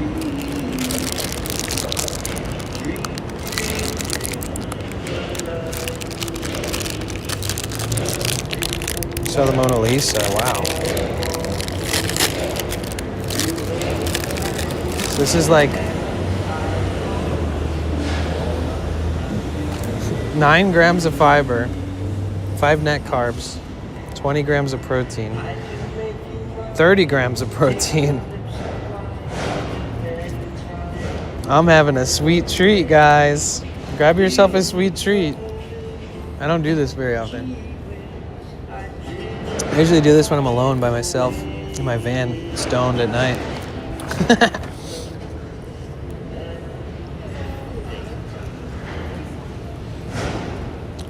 It's crazy that if I finish both of these, I've had 50 grams of protein. I find that pretty interesting. It is cute.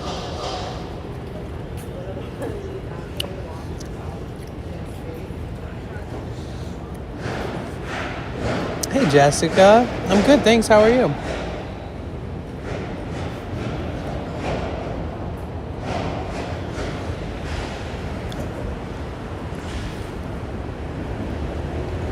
So does that guy work here? Because he just came out of a mystery elevator. The fuck?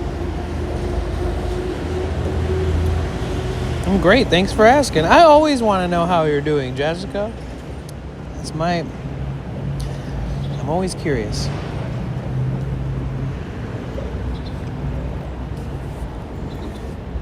It's good to see you.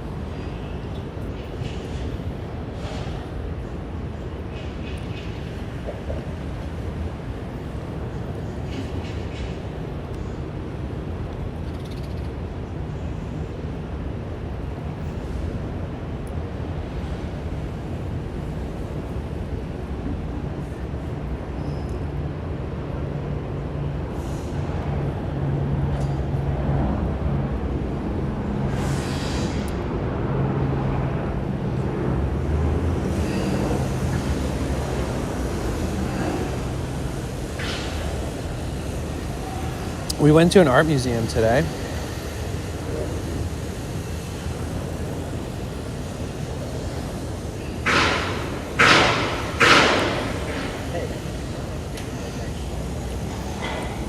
Oh man.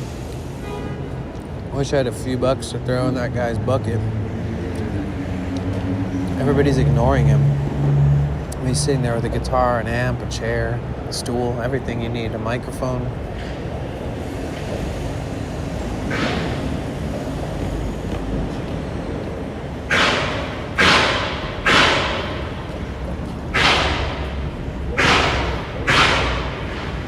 Checking in, baby.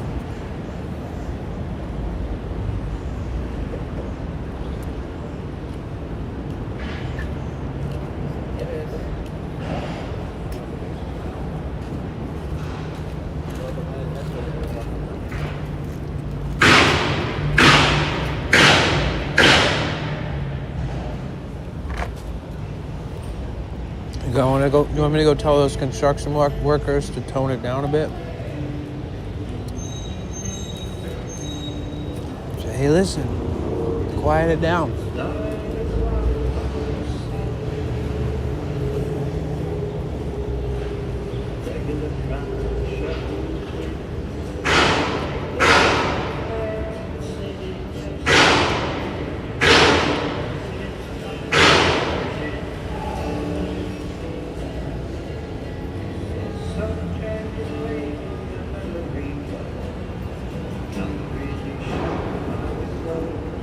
What would be better with this sweet cinnamon roll, protein roll thing? It would be like a plain milk, like a plain almond milk, no sweetener. Because it would contrast better with the sweetness of this thing. I'm like chasing it with something that's sweeter than the fucking pastry itself. It just doesn't make sense in my brain. I don't love that.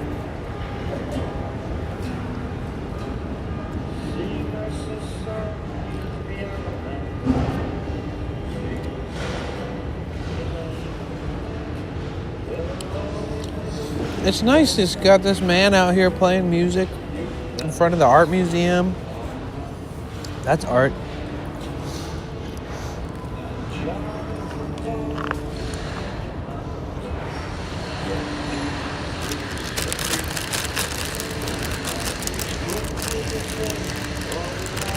Thank you again so much, Therion, for the 5 gifted subs. I can't thank you enough. We are at 8 out of 30 daily subs. The more we hit that 30 goal on a daily basis, like literally it's the reason why these streams are able to continue, to be very honest.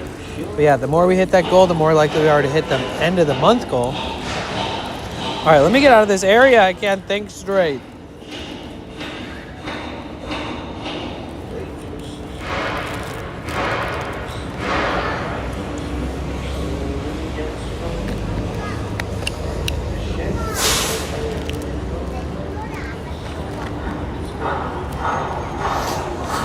Let me throw this in the trash.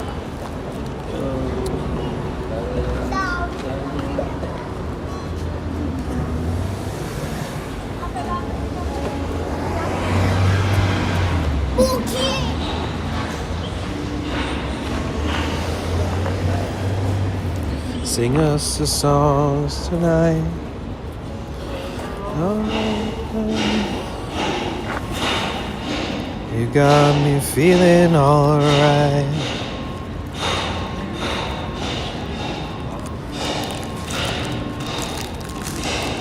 Feeling alright.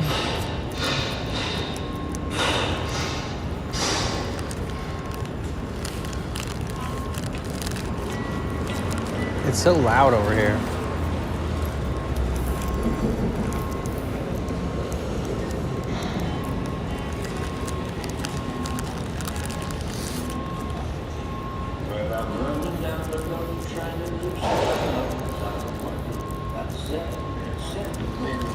My mind.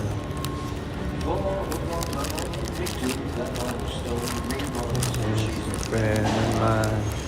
Take it easy. Take it easy. Your mates drive you crazy. Such good advice. Don't let the sound of your own wheels drive you crazy.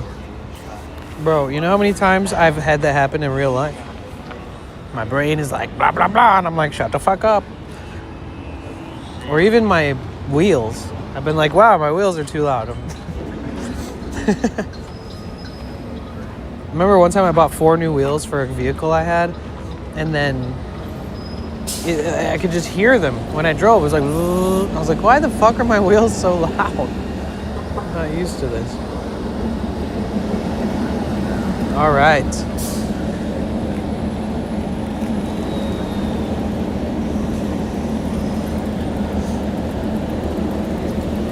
Los Angeles.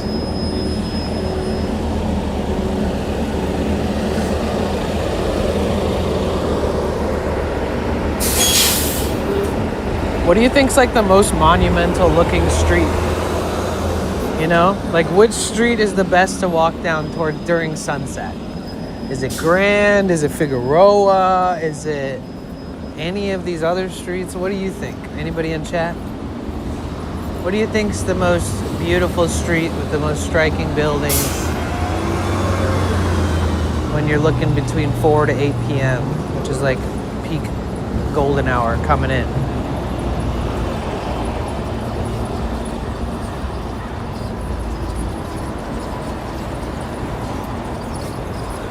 Don't let the sound of wheels drive you crazy.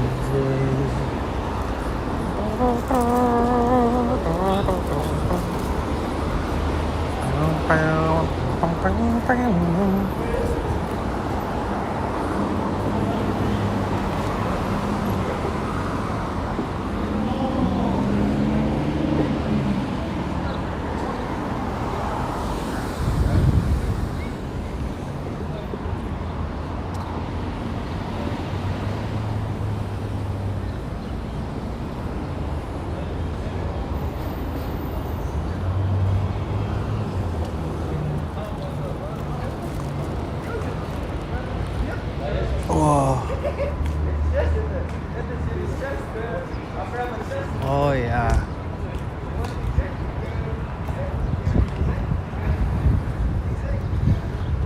Fairfax between 3rd and Melrose.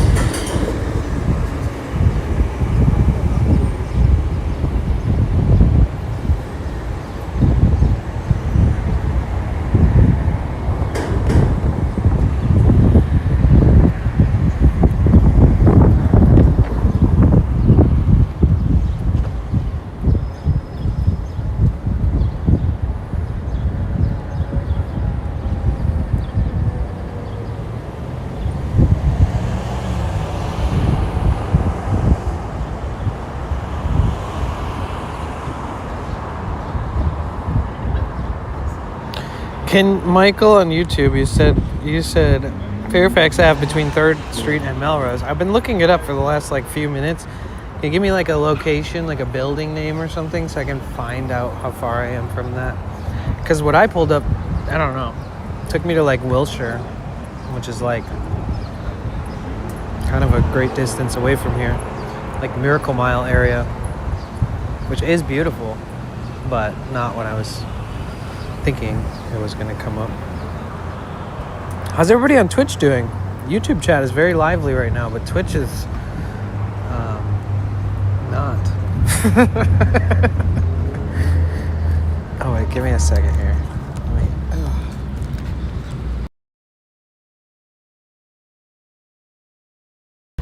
Oops. There we go.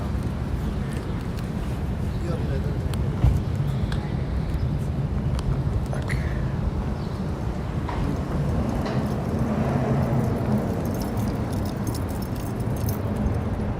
Not dead yet. It's good to see you.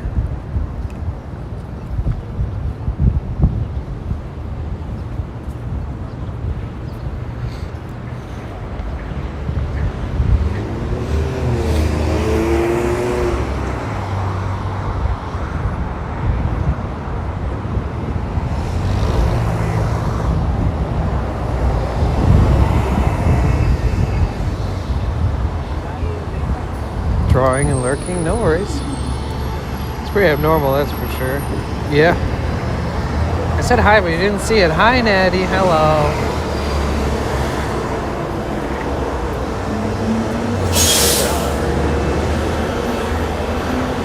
How you doing?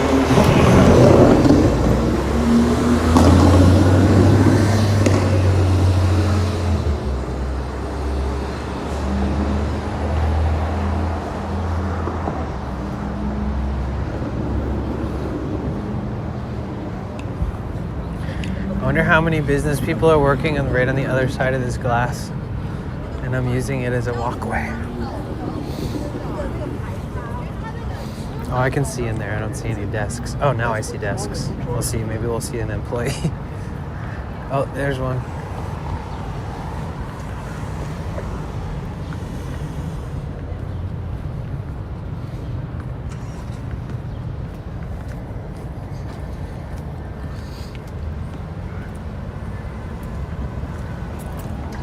Oh, how'd I end up in the fucking landscaping? This is crazy. Get me out of here.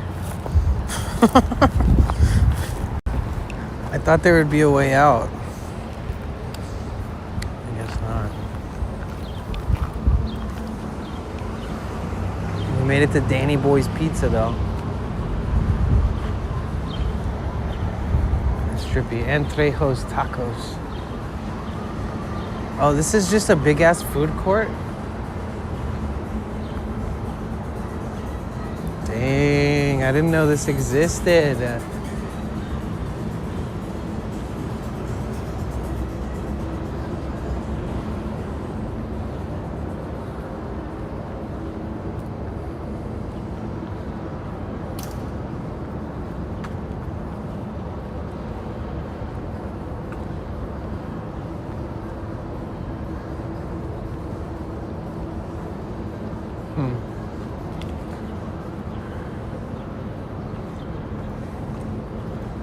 Now I know. I could try a slice there.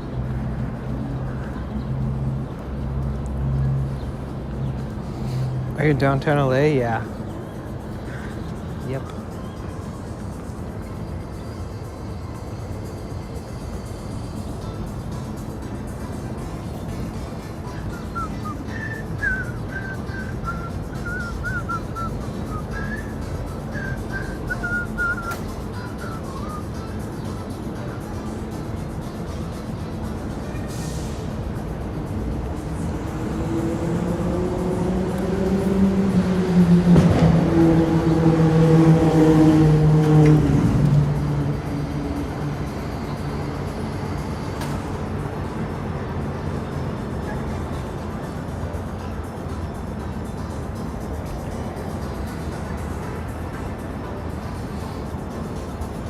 Big Pumpkin, what you up to?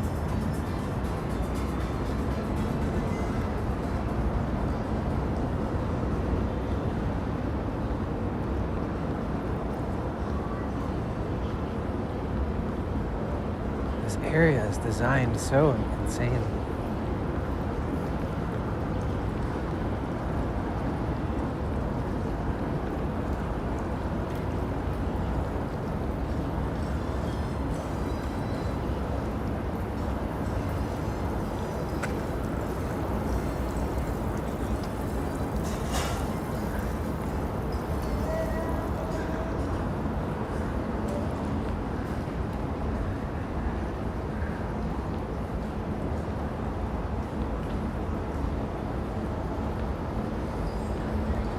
Checking in, baby. What's up, Casey?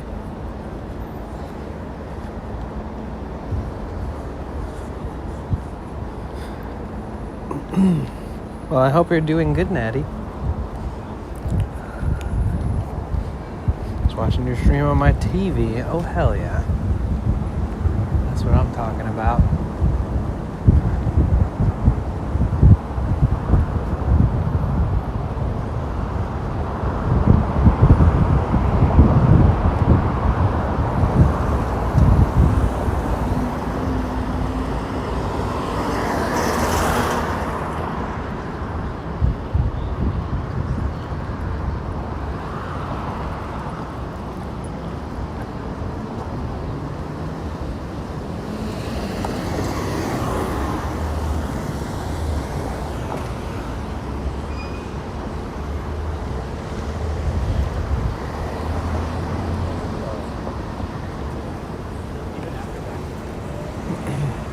The only thing missing in LA is like people walking the streets that don't look like they're hard as fuck. You know what I mean? Like everybody's either scared of everybody else or they're just so hard as fuck. Or been through some shit and you can tell. Like, or they're oblivious. But like San Francisco, there's like smiling people. Interesting, kind, random people on the streets just flamboyantly enjoying themselves. I feel like everywhere you look in LA, you're like, oh, there's another person who thinks I'm gonna rob them, or there's another person who might rob me. Sometimes I just sit somewhere in the middle, I guess.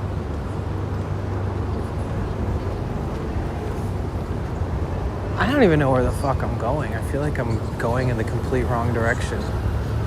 How did I end up here? Is that Grand? Yeah, that's Grand. Okay. I mean, we're going in the right direction, I guess. I've just never walked through this section. Hi, Patricia. Welcome in. My name is Danny.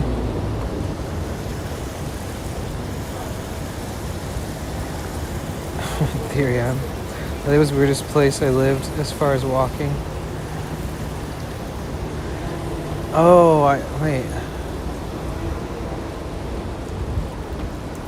Have I been here? Where the fuck am I? I've been here before. Yeah, look how beautiful this area is.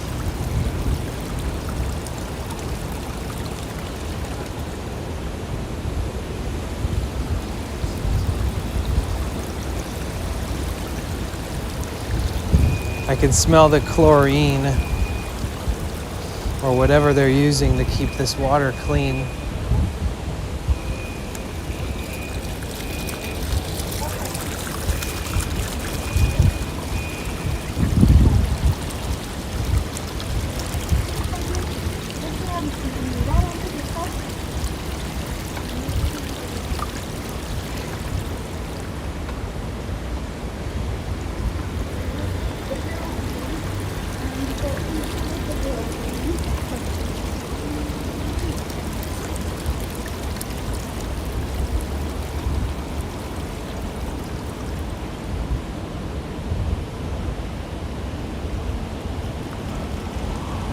Books alone are liberal and free. They give to all who ask.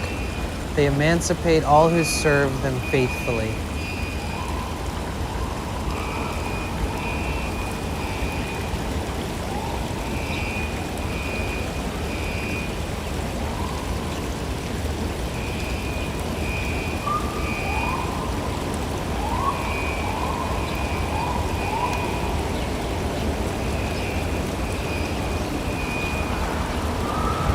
Oh wow, Liz, I was just catching up on that.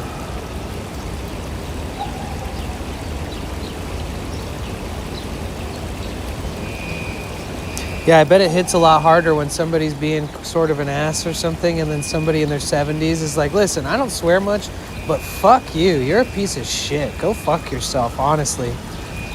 That hits extra hard. Be like, coming from me, this is rare. It means you actually suck real bad.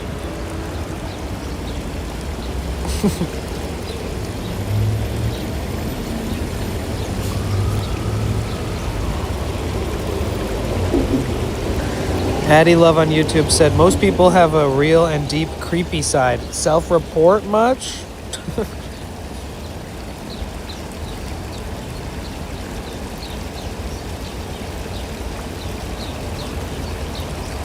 I think that tasers should be legal. I think women should be able to carry tasers. And men, but you know. You got girls walking around with like hairspray in their purse because pepper spray is illegal. It's like, bro, let people defend themselves. How many assaults do we need to happen before it's like, all right, let's let them use this pepper spray? Like, pepper spray shouldn't be illegal anywhere. It's fucking crazy. Absolutely bonkers. If I was a girl, I would want pepper spray, a knife, and a taser. Anybody fucks with me? Pepper spray. Tase them in the nuts. Cut their eyes out. No, I'm just kidding. But seriously, fuck it. It's insane. Imagine someone's like, what the fuck you gonna do, huh, lady? And you're like, bzz, and you tase them and they just fall over and you're like, that? You know? Fuck you. Like, fuck anybody who thinks that they can dominate a woman and assault them and get away with it. It's such bullshit. The harsh reality is that for some reason there's certain places in the United States and Canada and other places where women and men get assaulted all the time. Sometimes killed. Like, if you have a defense weapon, you're also guilty of a crime, you know? They can illegally have a gun and threaten to kill you and maybe assault you and, you know, all that. And then, but if you defend yourself, you know, you might get in trouble. It doesn't make any sense to me.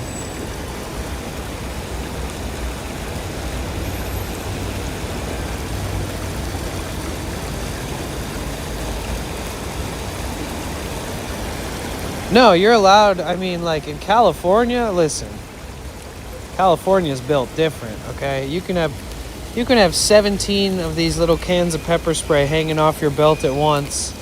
You could have a knife exposed on your pocket or your belt. You can have all that stuff. It doesn't matter. So women can definitely walk around. If a guy's thinking something or anybody's thinking something,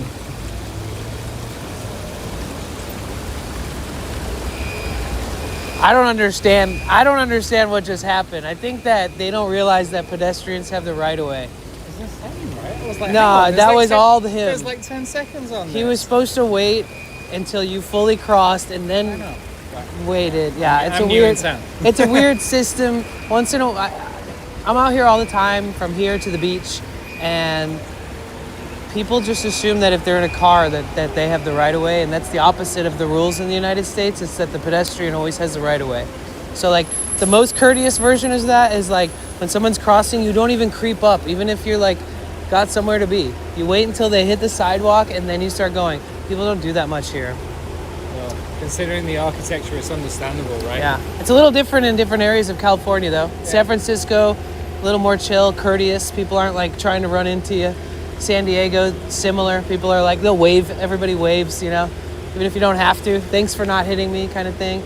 LA is just like, watch out. If you think you're in the wrong, you're probably in the right. If you're just walking, yeah. Have a good one. That shit happens to me so often. I hate it. It's so fucking annoying. People be honking at me and I'm like, yeah, what? I have the right of way. Like, you're in a car. Chill the fuck out.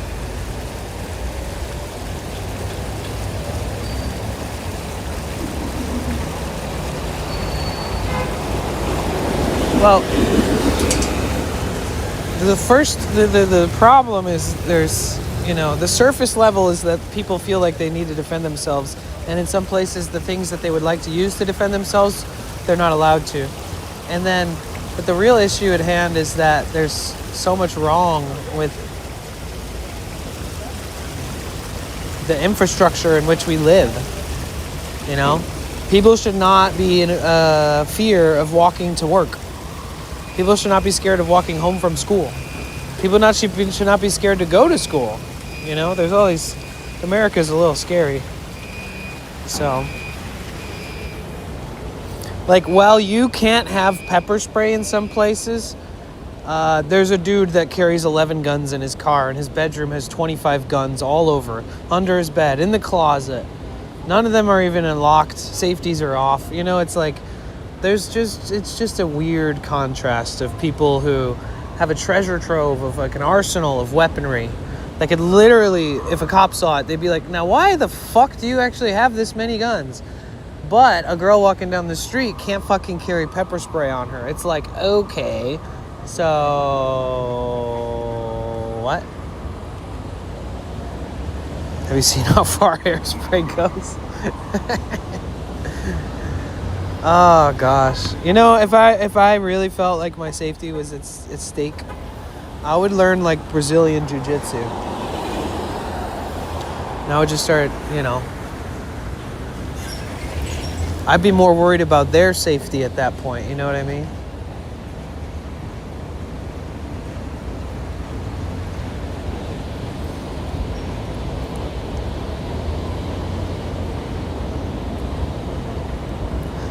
Just carry a pocket full of black pepper. If anybody ever fucks with you, go and blow it out of your hand.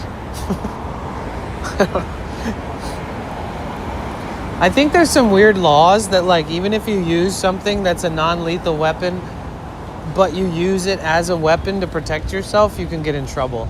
Like in the UK. Like if somebody comes up and stabs you with a knife in the UK and you have a pencil in your pocket or a pen and you're like being stabbed to death in the UK, like in England or some shit, and then you're being stabbed, if you pull that pencil out and you stab that person, you're facing a lot of fucking judgment from the law. In the United States, if somebody stabs you, you can do anything you want at that point. You don't want to kill them, obviously, but if somebody stabs you, you have the right to defend yourself. Any means necessary. Any. So, like, as long as it doesn't harm anybody else. Like, in England, if you get jumped on the street as an American, you know, these little fucking punks on the streets, you get run up on by some 16-year-old kids, and they're like, hey, what's up, lad? Give me your money, bloke. What's up, geezer? And you're just like, listen, motherfucker, I'm from Detroit. I'm gonna beat your ass if you touch me. Like, promise. I've had guns put to my head. I've had knives put to my face. I've been beat up. Like, listen, nothing that your little scrawny bitch ass with a mask on who's too scared to show your face, nothing you can do to me scares me. So let's fucking go. Like, let's throw hands. The problem with that is that you will actually get in trouble if you defend yourself. So if I'm visiting England or London and some fucking hooligans jump me and I beat the shit out of one of them, I'm probably gonna get in trouble for that. That's another problem with this fucking, the world, is that like the laws are just, they need to be restructured, and they need to make sure that you're not like pinning people against themselves when they try to defend themselves. It's fucking crazy. Like, there was even like a service report put out in like London, maybe specifically, where they were like, please, tourists, stop beating up the people that mug you. Like, stop putting them in the hospital. It's becoming an epidemic. It's like, excuse me? How about you stop these little fucking punks from trying to rob American tourists on the street? Because like, American tourists don't fuck around. Like, yeah, some of them might just be like family people and they're on vacation, but some of them are from places like this. So if you come up on them and you're like, give me your phone, it's like, oh, dude, I'm gonna try to take it. I dare you to try to take my phone. Do it. You know, like, instead of people being like, no, please take it, people are like, oh, you want to fucking go, dude? This is my first fight in England. Let's go. And so like, they actually put out like a public service announcement to tourists. They were like, please stop hospitalizing these fucking crooked people who are robbing you, because it's not good. And it's like, there's so many cases of shit that you could use this as like a, you know, an example, similar example.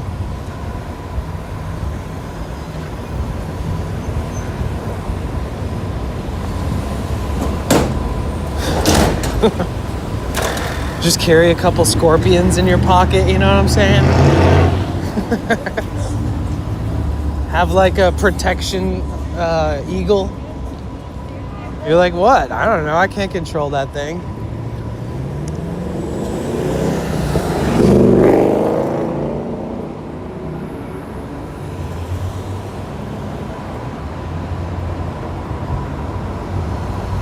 I think one of the things that fucks with me big time that I see is footage of people in London where there's like stabbers, like maniac people that get their hands on a knife and then they just run the streets stabbing everybody they can. And all people can do is run away and get stabbed while they're running away. It's like the most defenseless, helpless bullshit ever. And that shit don't roll in America. Listen, I'll tell you that much. I promise you that person would get shot in 1 second if they stabbed one person and kept running towards other people. It's crazy to see that. Like, there's like all this whole society of people living in these cities. The police can't get there soon enough, you die. Like, if a crazy mentally unwell person is wielding a blade and they're stabbing everything they see, what do you do? Go, oh my God, run. Oh, hey, grandma, run.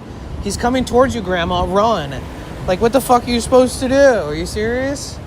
Hey, grandma, who's 100 feet away from me and you're in the bad person's in between us, please run, grandma, because I can't get there soon enough to stop this person.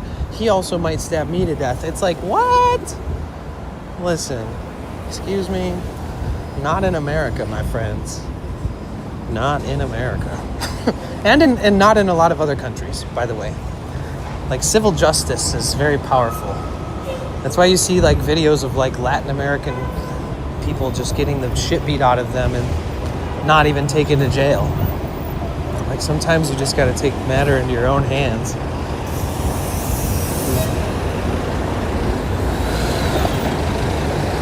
I'm thankful not all of Europe is like that. Weird laws of the UK when it comes to self-defense. In Sweden, you have the right to defend yourself if it's appropriate to the threat itself. Thank God. W Sweden.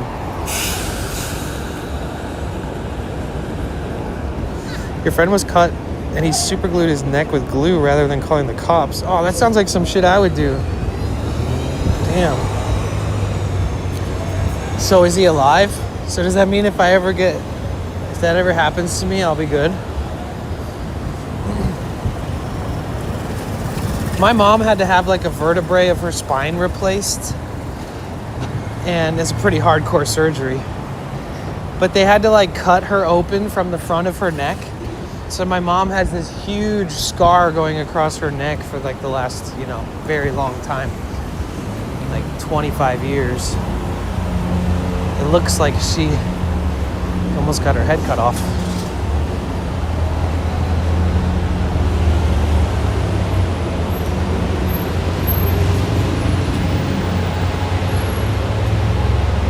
No, I didn't say it was funny. But that sounds like some shit I would do. Because I just split my hand open the other day pretty bad. And I did not get stitches.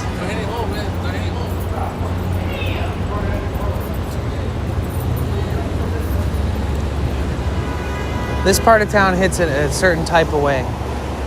Flower and 7th. You got the transit hub right here. Metro Center, you hop in. Going in there at night is a whirlwind of feelings.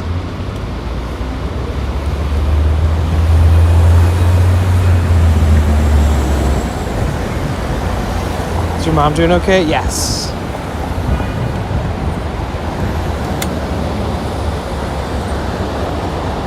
Yeah, they had to like take a portion of her spine, like one full disc section out and like replace it. Yeah. She was like bedridden for a month. She had to like take medicine so she wouldn't even have to use the bathroom, all kinds of, or like minimizing bathroom usage. And it was a wild time. I'll never forget, she had like a little bell. And that was like one of the first times I ever had to take care of my mom after a surgery. Don't hit me.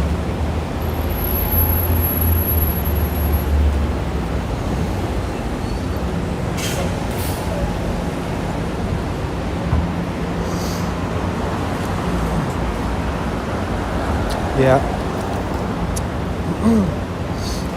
My mom's had crazy amounts of surgeries, but she also has multiple sclerosis.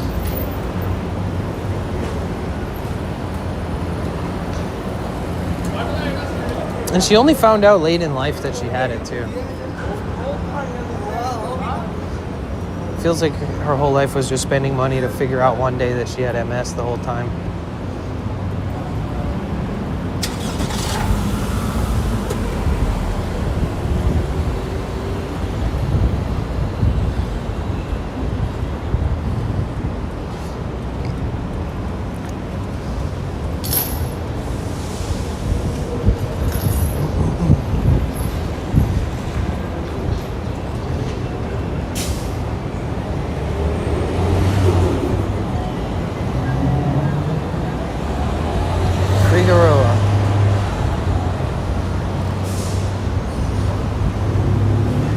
See, I love coming to town and like starting in this area. It's so busy and fucking hectic.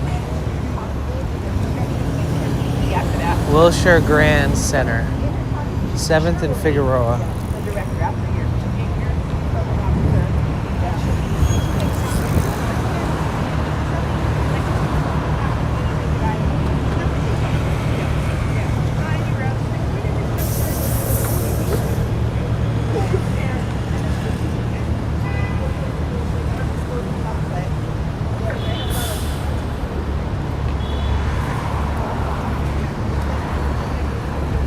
Wow.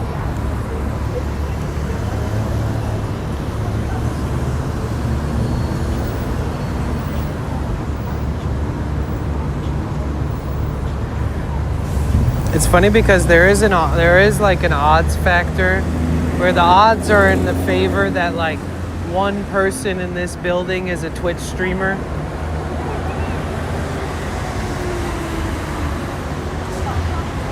You know?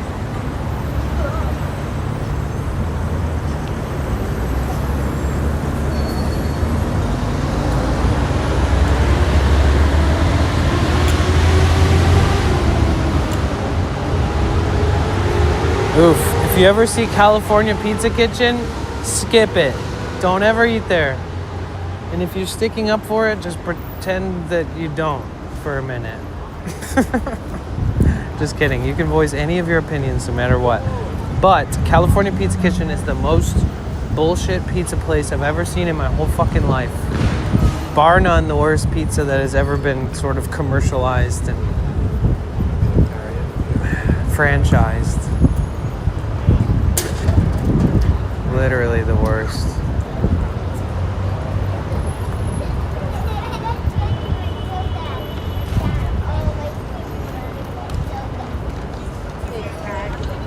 Bro, is this where we were when we went downstairs? Wait, is there a melt down here?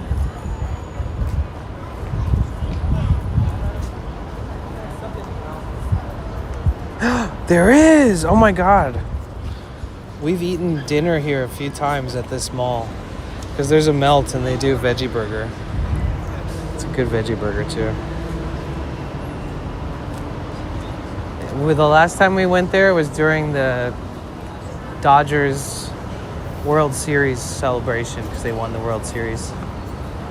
Bro, if they win the World Series 3 times in a row, you know how crazy that will be? It'll be actually crazy.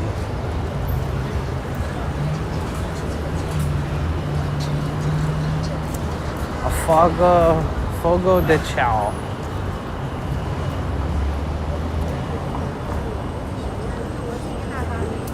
The fogo de chao.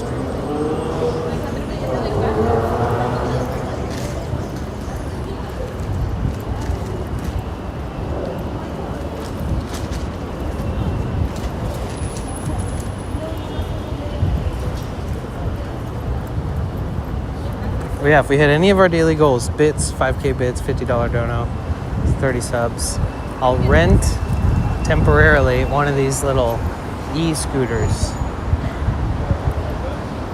And it should work fine because I have the chest mount on.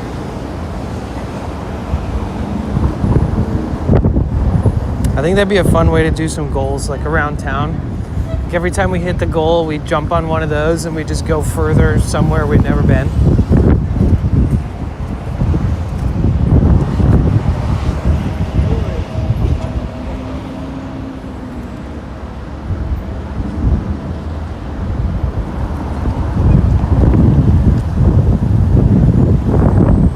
Bye, Liz.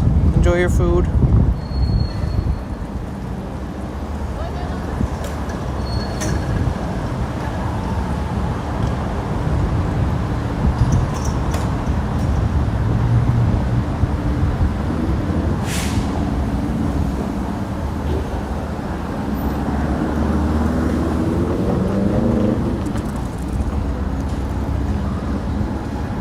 Feel good. I feel really good. The weather is so nice today. It's insanely nice.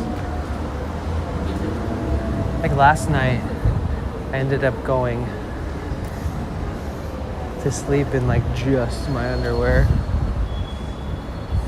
which means summer's coming.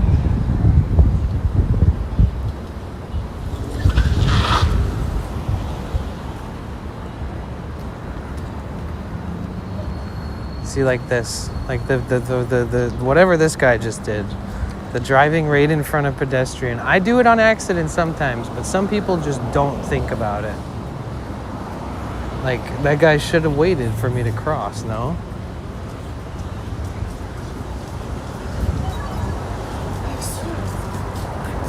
I confirm what you said about the laws in the UK. He said you can get in trouble if you hurt someone who is attacking you. He said it's really dangerous in London. Exactly, 100%. But, just so you know, that's not going to stop Americans from fucking responding physically to protect themselves. So, there's really no, we can combat government laws and I can sue the fuck out of your own government versus you just trying to put some kind of crime on me for defending myself. Like an American could turn it into something so much bigger and they wouldn't want that. You know, I don't know. But they will threaten you and tell you not to defend yourself. But I promise you, if I'm standing on the street in London and some stupid punk ass tweaker dude comes up and tries to stab me and there's nobody there to help me, I'm not just gonna run around like a chicken with his head cut off. So, like, people use that as mental psychotic leverage, where they'll like attack somebody knowing that they're not supposed to defend themselves. They're like, listen, you can get in trouble if you try to defend yourself. It's like, I'm from Detroit, I have trauma. Try to stab me, I will punch you in your fucking jugular. Like, I promise, if you fucking cut me, I'm gonna kill you. Like, I don't know how to stop myself from defending myself. Whatever your law says, that doesn't mean I'm gonna let you stab me to death. So, fuck off. I've seen so many streamers get robbed in London, dude. I'm like, ugh. Like, I literally need, like, security if I get a stream in London. Like, I need locals and people to be with me. Like, I have a whole posse. Because if anybody does that, if anybody looks at me as a vulnerable prey, like, I don't want to get locked up for fucking defending myself because some punk wants to swipe my phone real quick. Like, listen, I was born in Detroit. I was raised in Detroit. You're just a punk-ass bitch. Like, go get a fucking job. Walking around robbing people like you can't get work. There's tons of work in London. Get to work, kid. I'm more worried about the young and reckless than I am about like a tweaker. I think that like a tweaker wielding a knife like a crazy person is much more rare. But I think that the kids on the bikes with the shiesty masks and sunglasses and hoods above their head, those ones are more sporadic and more likely to happen often. Like, what's he gonna do? What you gonna do? 5 of us, 1 of you. I'm like, I don't know. Let's see how many of you I can take out. Let's do this. Let's run it. GG's, boys. Let's go. Like, yeah, if I'm in Detroit and there's a gun to my face, that's a different story. It's like kill or be killed there. You don't even threaten to fight somebody unless you're willing to die out there. So it's amazing to me to see people in fucking London being like, yeah, I'm tough shit. You can't do nothing, bloke. And it's like, actually, your law doesn't define my psychotic breaks. You know, your law doesn't define my trauma response. But you will find out. But people who weren't raised in a place like me or other people, they are scared of that idea of that happening to them. And they'll just go, here, take it. It's like some of us some of us can't recoup after $1,000 phone being stolen. Stuff like that is not so easy to just let go for some people. It's the kids, because they're so young, they don't know what they got to lose yet until they get put in jail a couple times. And some people go to jail and then they're like, yep, don't like that. Don't like being told what I have to do. Don't like being held against my will. And so some kids learn their lesson and they start to shape back into what is maybe a better citizen, less of a menace. And then some people just keep going down the same path. But, it's the young generations. Nothing left to lose. I mean, when I was fucking 14, my friends were like stealing guns. My friends that didn't even have their driver's license were stealing cars and selling them for like $400 to sketchy people down the road. And like when I was that age, my friends were reckless, dude. They didn't give a fuck. If you left your keys in your ignition and went into a gas station, they would steal the car without even thinking twice. Like, they would kick in doors of houses, rob entire houses, not knowing if there was gonna be somebody standing in there with like a fucking machine gun. Like, that's young, dumb, and reckless. That's also the type of vulnerable people that are susceptible to gang affiliation or making friends with the wrong people. Even if it's not a gang, you can still be friends with people who are doing crime all day. So it's those aged people that are the most vulnerable. They want you to throw your life away to benefit the people who are doing bad shit instead of making your own life better, you know?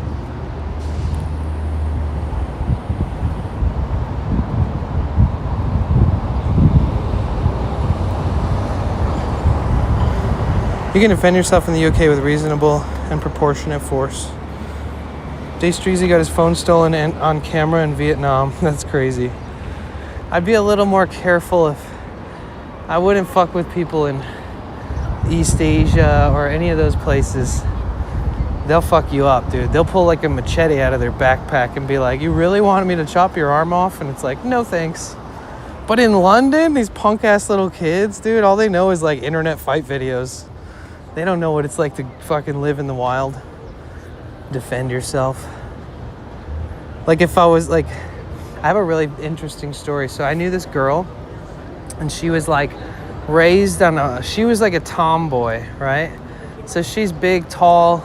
This girl could fucking fix a tractor engine on her own with the right tools and get it back running. Like she was very much a farm girl, tomboy. And she started like to look into like hippie shit, like crystals, travel to foreign countries, hang out with like eclectic groups of travelers that are deep thinkers, right? So she's like, this is cool, you know, this hippie shit's nice, it's interesting, the people seem peaceful and cool and chill. So she travels to Central America, which is like Costa Rica. So Costa Rica is Spanish speaking. It's also very jungle. So there's like lots of jungle. There's monkeys, you know, there's people that live in the jungle that live lives that you could never fucking imagine. There's saltwater crocodiles in Costa Rica. There's all kinds of crazy shit in Costa Rica, dude. Like it's if you've never been, and look it up. If you've been, then you know what I'm saying. There's bridges that underneath the bridge is like fucking 150 alligators or crocodiles just waiting for somebody to fucking fall off. And so my friend is there. She's going to like farms and she like speaks a little bit of Spanish. So she's got like, she's a little bit ahead of the curve. She has a bit of an advantage over my friends that were out there that don't really speak Spanish. And she's like a tough girl, man. Like this girl is safer in any environment than I am. Like I promise you, if somebody looks at her and looks at me and says, who are you gonna fight? You have to fight one of them. They're gonna pick me. Like she was tall, she was large, she was beautiful, but she was a large woman. Like she was strong and dude, listen, I'm just telling you, she was able to defend herself. And so here's my story. So she's in Central America. We're all out there for this festival. And so I'm working this festival, and it's called Envision. She's coming out for the festival. I find out she's coming. I already knew her from Hawaii. So, like, I met her on a farm in Hawaii. And she was like, hey, I grew up on farms. The owner of this farm's a creep. He also said on the website that they would give us, like, $100 per... Or no. It was, like, $30 per day to go into town and buy food, or they provide $30 worth of food, and the guy wasn't providing the food or the money or rides for food. And I met her on this farm and I was like, oh wow, that sounds pretty shitty. Like I just came to this farm to see what it's like. I want to own a farm one day, and so I'm going to every property that'll let me come to it just to see what they do and how they operate and how they, you know, how they help their workers or if they take advantage of them. And she's like, yeah, it sucks here, blah blah blah. And then there was this like one project, and he was like, well, you guys can keep the VW bus if you finish this project. We finished the project in like 8 hours because the bus was the reward. Long story short, I ended up like traveling around Hawaii with her as the driver. I have a whole story about that where we almost all died. But fast forward to Costa Rica, this is how I knew her. So I found out, you're in Costa Rica, oh my God, that's amazing. You know, let me know when you're around, we'll meet up, whatever. Fucking A, dude. She hit me up and she's like, you're never gonna believe what happened. It's fucking crazy. And she said literally, right? Like she lands in Costa Rica. She's like an American girl. She's like, oh my God, this is amazing. And Costa Rica's slogan is pura vida, pure life. It's like, yeah, we live purely here. We got jungle, we got ocean, we got resources, animals, beautiful people, good food. We're really chill, you know, and so pura vida. And she said that she was walking down this jungle road and she was literally on her phone, like playing, like Walking on Sunshine. And she was like singing and skipping down this road, being like, walking on sunshine, whoa, and don't it feel good? And she's like dancing and walking down this jungle road. And this dude jumps out of the fucking jungle with a machete, and his face is all masked up. And she said he's just this little Costa Rican fucking jungle ninja. And he comes out and he's like, give me everything you got. And she's like, oh, hell no, bitch. You better try to kill me first. And the dude grabbed her backpack and like started running with her backpack. And she was like, she told me her whole thought process. Like, she said, I'm in Costa Rica.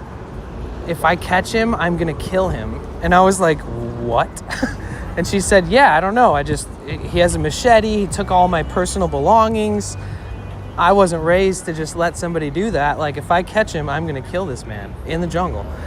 And so she like runs after him and he turns at her and he fucking full force, like 100% blow, hits her with the machete. And she reaches up to fucking stop the guy from hitting her. And it smashes into her arm. And she's wearing this bracelet that she got from her grandma. And it fucking, boom, hits the bracelet. The bracelet explodes, but it also chops into her arm. And don't say the F word, Honda, the word fuck. I'm sorry. Yeah, you might want to watch another stream. I swear sometimes if you don't find that appropriate, this is not made for kids. So... sorry about that. So she got hit with the machete on her arm, but she happened to just pull her arm up at the right time and it hit the bracelet. And she said like it happened in like slow motion, like a movie. Like the dude swung, it went ping, and the bracelet exploded and all these little charms on the bracelet just scattered everywhere. And she said even after that, the guy kept running up this jungle hill that was like on the side of the road.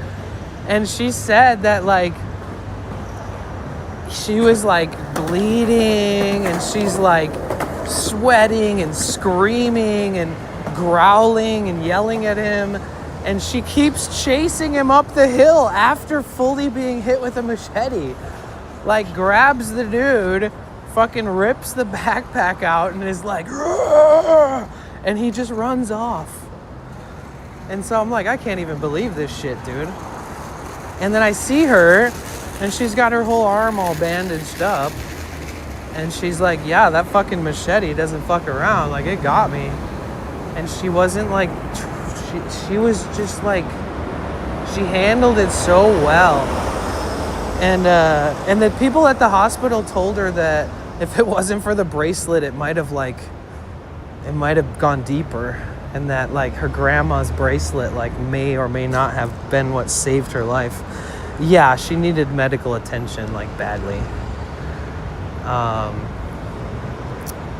So that's like an example. Like, don't fuck with Americans in foreign countries. Like, yeah, if they look like yuppies, if they look like, you know, they wouldn't defend themselves, I get it.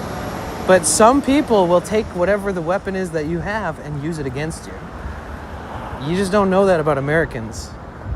They say, you know, America, land of the free. We got a lot of people with pent-up rage here. And a lot of people who are scared to walk down the street every day. And if they go to a foreign country and get robbed there, they're going to treat it no differently. That's just how it works.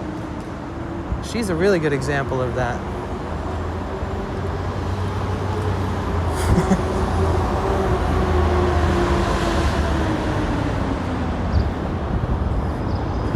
Yeah, Florida's really wild. Somebody will cut you off and they'll pull out like a shotgun that has a crossbow attached to it. They pull one trigger, it shoots an arrow and a bullet. Either way, it's a very stressful topic. Let's talk about something else. But yeah, I think, you know, there's a lot of fuck around and not a lot of find out in places like London. There's a lot of people fucking around and finding out, okay? It's another example of where theory and experience trumps theory. Like if you're a teenager and you've seen videos and you've heard stories of people doing licks on Americans and tourists, and that it's your turn to start doing it, listen, that's theory. Once you go out there and you combine theory with experience, and some American whoops the shit out of you and takes your phone, then you know. America, land of the not so fragile. The land of people who've been bottled up waiting to explode on somebody somewhere, let alone to defend themselves as well. It's a scary place. That's why I value and cherish my happy friends, my friends who are able to like breathe through shit that some people might just let ruin their day or their life. It's so important for me to surround myself with good people because there's so many fucked up people in the world, you know? I hate to point it out, but it's true. Dude, we must have just got lucky that day. When we came here and all those mini bikes were doing donuts right here, I wonder if it's like the first time they'd done it ever here. Because look, here's the leftovers from, what was that, like a week ago? You get to walk home and make supper.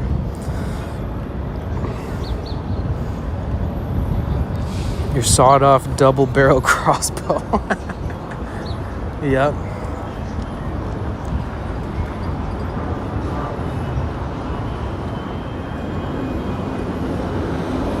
Look at this picture of a kid looking up on ChatGPT how to fix the engine. Okay, fuck that. ChatGPT's wrong with that advertising. That's the last person who's gonna need ChatGPT when their dad's sitting there with all the experience. Oh my God, look. I just found this on the ground. A lighter. Coffee? No coffee.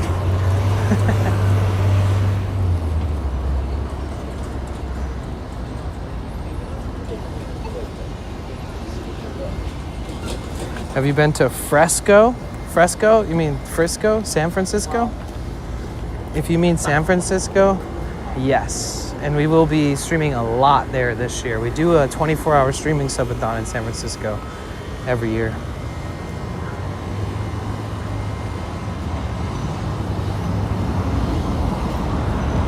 Welcome, Super Pixel. What is this, like visual display convention?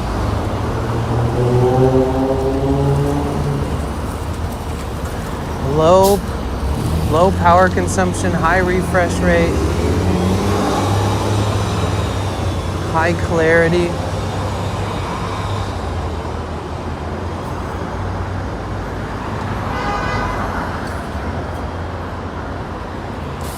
Whoa, Mortal Kombat 2?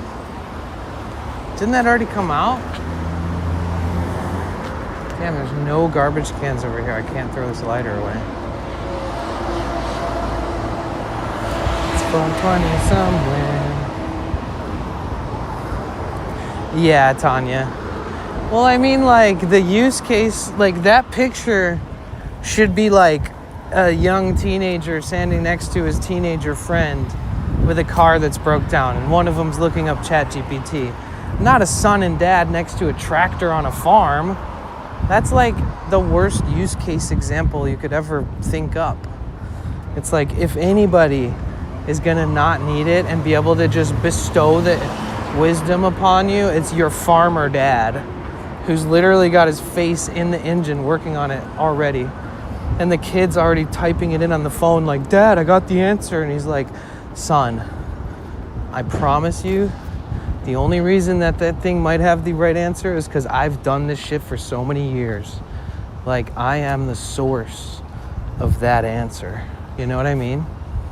Like, that example was piss poor.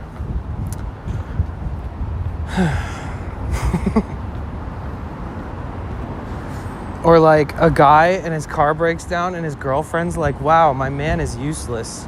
He doesn't have any fucking skills that can help us in life other than whatever he does for pay the bills. Can't even fix a car. What a loser. And then the guy's secretly holding open his phone, looking up ChatGPT, and he's like, oh, honey, I think I figured it out. And she's like, honey, I knew I married the right man. I feel so safe with you.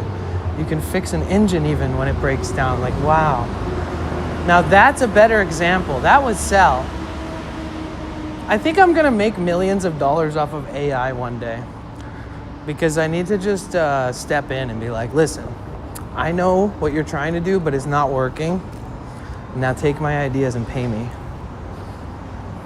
Oh, I've got a better idea. Okay, so this is the most cynical thing I've ever thought of in my whole life. You know how AI is gonna take everybody's job? Well, find the job that you hate the people the most and start building machines that run those businesses so they can lay off a bunch of people within the infrastructure of that business. So like, you don't like the IRS? Well, build a bunch of things to, but at the same time, obviously that just puts good people out of work, and I'm joking. But at the same time, it's gonna happen anyways. So if you wanna make money off of it and you wanna stick it to the man, you know, you were in prison for 20 years and you hated the security guards because they were mean to you. Well, guess what? We don't need them anymore.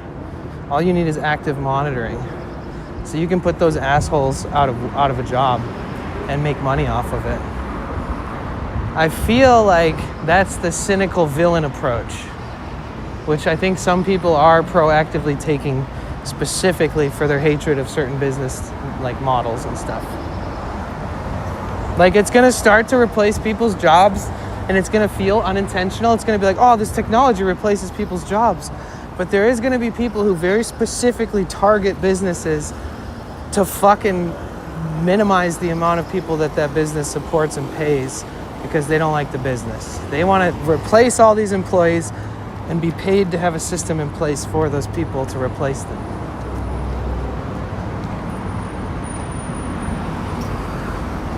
So, yeah.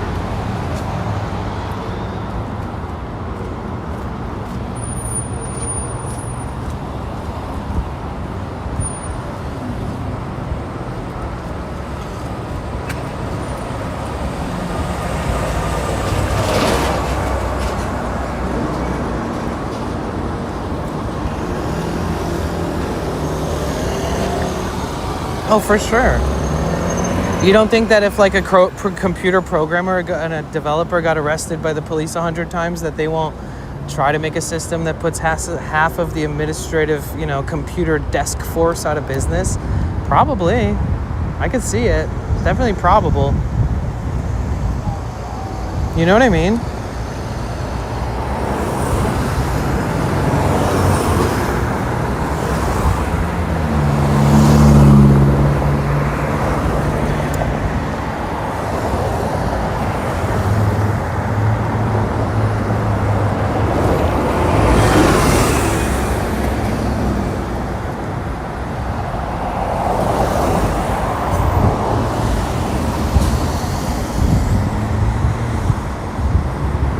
Accepting life as is ends conflict.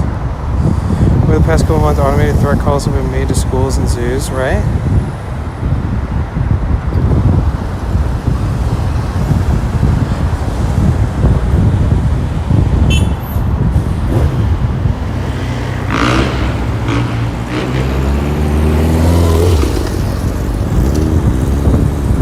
See, that guy on the motorcycle beeped at me because pedestrians have the right of way. People on motorcycles are infinitely more courteous, even though they can slip through, because they're also more susceptible to dying if somebody hits them than a person in a car.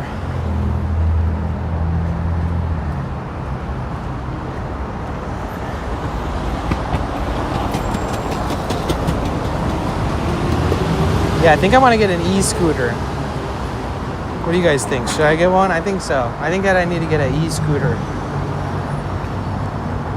Because if I charge that bad boy up, I can take it all the way across the city and back in one charge.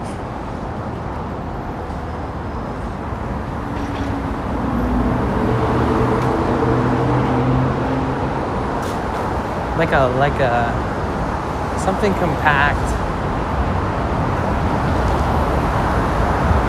I'm still bummed that the exact voltage settings of my solar panel is 3 volts below what my solar panels need to fast charge on my power stations. Such a fucking annoying ass discrepancy. Sorry, I have ADHD, so I think about a lot at once. So Danny, do you want to meet sometime and go see different countries? I mean, what? You never said anything like that before.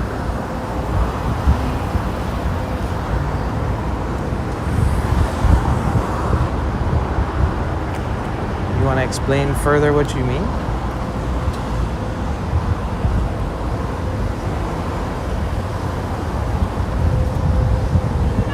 Yeah, voltage thing is so silly.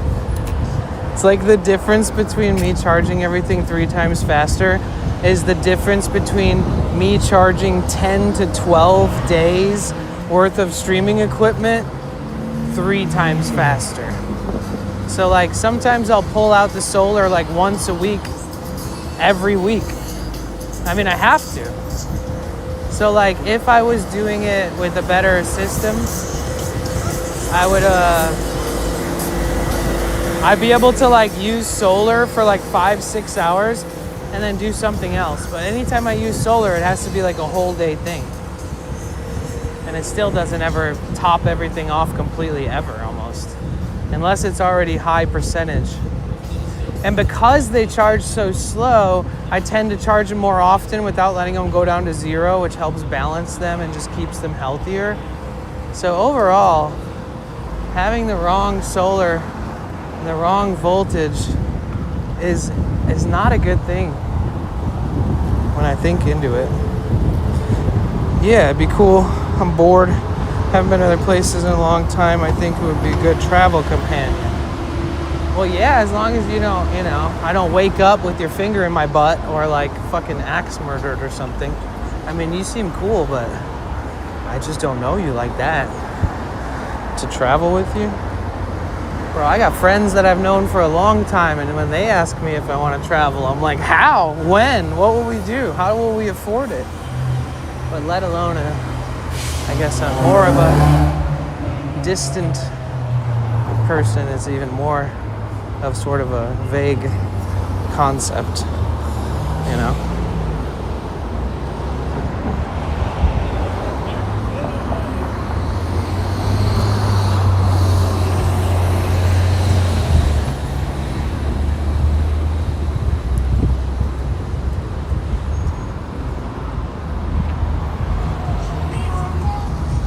Oh, you were in Dealership Central over here.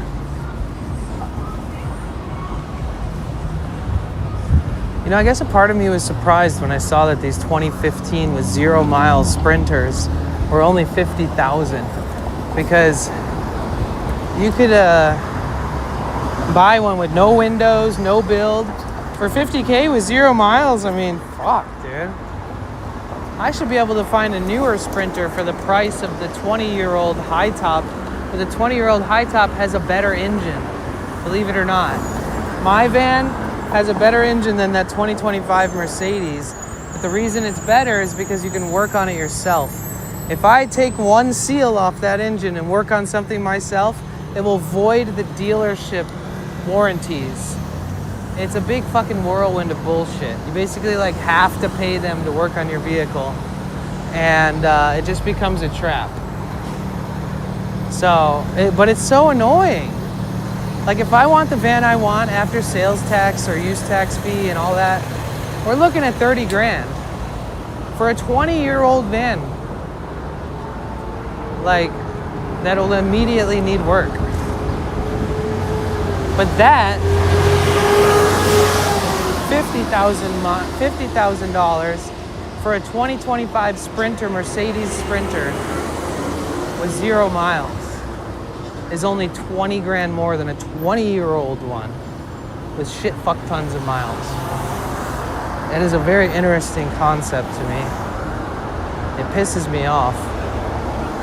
Because like the only reason I can have a Sprinter is because I can work on it myself, you know, half the shit that I need done.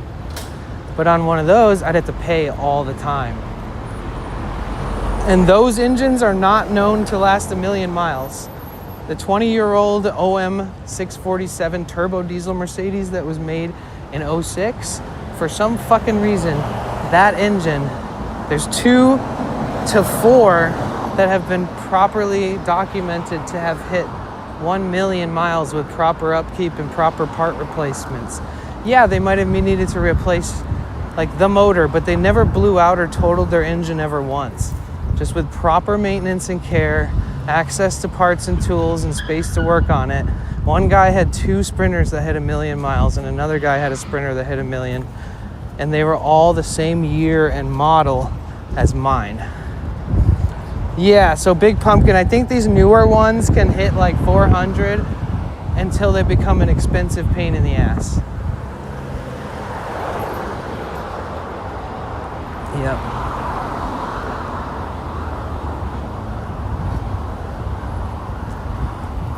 And on the way to the 400K in a new Sprinter is a lot of money put into it. The same amount of money you'd put into a T1N like mine to hit 1,000,000 miles. The same amount of money that you'd put into a new Mercedes to hit 400,000 is the same amount of money you'd put in to hit 100,000 in an old Sprinter. That's the thing. And the fact that you can pull an older Sprinter over on the road, plug in a scanner or 2 scanners, whatever your vibe is, and you can look at it and you know that engine, and you know you can reach in and you know that there isn't covers and weird pieces of plastic or mounts or things, shields blocking you from working on it, that you can break down on the side of the road and there's a chance that you'll drive away. It's the ultimate reward that every man dreams of, is breaking down on the side of the road, looking at it and going, you know what? This ain't too bad. You know, and it's this self-worth that comes from nothing else in life, is to be able to support yourself in a situation where mechanical expertise absolutely saves your ass. There's no feeling like it. There's no feeling like it. You know, breaking down and being like, oh shit, you know what? Let me check this. That's crazy. Or having your serpentine belt, you know, snap and you're like, huh? And you're like, that's weird. The idler pulley system is working just fine, but I guess I replaced it 5 years ago. Maybe I should, and then you swap that out for like $80, easy job. And you put the new serpentine belt on there and you're like, huh, okay, I'm good to go. Super simple shit that you can fix on the road. Usually, if you take good enough care of your car, it's always a simple fix. But every part has a lifespan, whether it's mileage or years. So you never know what you're getting yourself into. When you buy an engine, there isn't a little computer inside that says, this part is this many years old, it was installed on this date. This part has this many miles on it, it was installed on this date. So you might buy a vehicle that's used and then immediately need to change a part that's like in the depths of your engine that would cost like thousands and thousands of dollars. I did that with my vehicle, and instead of paying $4,200, I spent like $1,200, and I have like $600 worth of tools to keep forever. So, as much as it seems appealing that it's like a $50K price ticket on a much newer van that has no rust, that you could potentially build out and live in comfortably and also blend in and not look like a dirty van lifer, it is appealing. But at the same time, the first time I break down on the side of the road and I look at the engine and I know that I'm limited to only allowing it to be fixed by paying somebody else, that's fucked. I like the idea behind the Honda N-Box. What is that? Someone gave me a Vito CDI 108. I had to let it go. Looking back, I think I should got it back on the road. Yeah. Oh yeah. Oh man, I've given a few people vehicles that when I was younger and my vehicles would break down, I'd be like, oh, it's time to get a new vehicle. Or they'd be like, the head gasket's blown, and I'd be like, oh, fuck. And they'd be like, yeah, I don't know how much other damage is done, but like this thing's pretty much totaled. And now that I've like no engines and shit, like if I could rewind and go into the past, I'd be like, what do you mean you don't know how much other shit is broken, you fuck? Like, did you not scan it? Is there not sensors attached to every important part of this vehicle? What do you fucking mean you don't know what else is broken? I should just give it to you for next to nothing? Like, you know, I gave this guy a van that he probably made like $12,000 off of. A low mileage Toyota Sienna. And like, you know, with my lack of knowledge and me trusting them as an expert, they convinced me. And then like, you know, a year or two later, I'm like learning about engines more, and I'm like really learning about them. It's like, bruh, it's the same as when somebody's like throws away a pair of sneakers and it's like someone's trash is someone else's treasure. But they'll convince you it's trash. People be like, oh, it's the transmission. Time to get a new vehicle. Remember, I went through that shit. And I found out all we had to do is open up the transmission and drill a hole in one of these plates and put it back together, and then it didn't vibrate anymore. And it's like, oh, well, fuck me. You know? Like, all these mechanics know every little fix-it and every little trick to put a vehicle back on the road, but they wait until you leave and forfeit your vehicle for next to nothing and move on to something else. It's just so fucking dumb. There's no trust. I don't trust mechanics because I know enough about it. I remember I was talking about this. I was like, if anybody ever has somebody telling them that you should pay them thousands of dollars, talk to me first. And not too long after, Yasmin was like, oh, my vehicle's vibrating when I drive it. It's scary. This and that. And they were like, oh, well, you have a blown head gasket. It's going to cost thousands of dollars. And she was like, oh my God, I just got this vehicle. Like, it's already messing up. That's crazy. And I was like, blown head gasket? I was like, have you ever stalled? Like, have you ever overheated? Have you ever noticed the temperature gauge go really high up? I said, well, a gasket doesn't fucking, there's no way that your gasket seal broke if you never overheated. Like, I promise you. And then she was like, well, I took it to the professionals and they said it's my blown head gasket, and they estimated the cost to be this much. And I was like, fuck them. I remember feeling a little oversure of myself, but it was in chat on stream and they were telling us in chat. And I was like, you know what? Fuck them. I was like, where'd you buy the car? And then she's like, at this place. And I was like, so who told you that the head gasket was blown? And then she said, this other place, because I contacted a mechanic because that was my first inclination. And I said, will you please call the person you bought it off of and tell them what you're dealing with? And she said, that's a good point, you know, I should call them instead of just a different mechanic. Like, maybe there's like a warranty, you know, maybe, you know, whatever. And lo and behold, she called them. They said, oh, can't believe that's happening. Like, let's get you in here right away. There's no way we're going to sell you a vehicle and this happens so quickly after. Like, we'll take care of it. So she goes in and gets it checked. It was actually like a joint, like an axle joint. And it's like two U's that go together. And if it gets damaged, when you hit certain speeds, it vibrates. And so she went in, and then the people that sold her the car were like, oh my God, we're so sorry. It has an issue with this part. And the part is like this big. It's not a big part.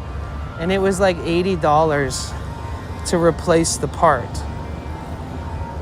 So she was gonna pay some random mechanic that said that it was a blown head gasket thousands of dollars, when really it was something completely different and only cost it $80. So And we have another girl in our community who actually lives in LA, and she's also had people fucking mess with her.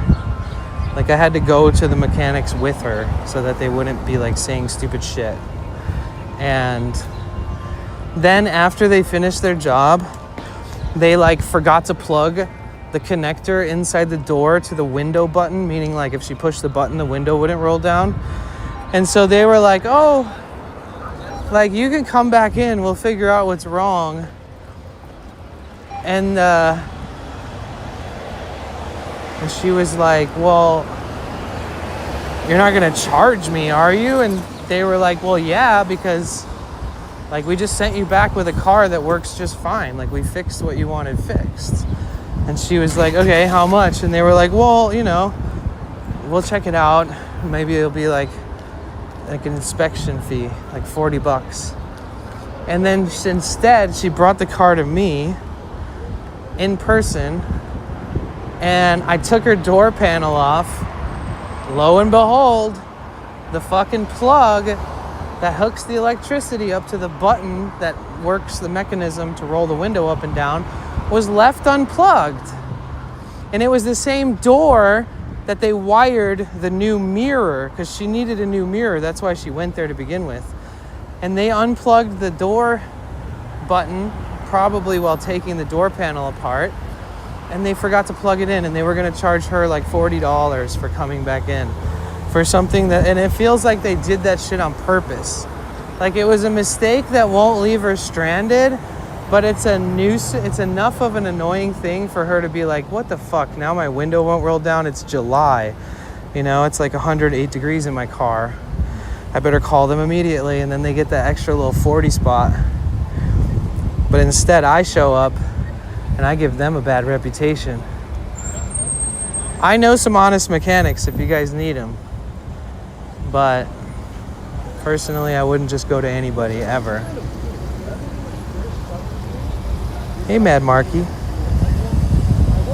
Good on you. A lot of scammers out there. No, for sure. I mean, it's frustrating. Because thinking back on it, even I've been screwed over by people like that.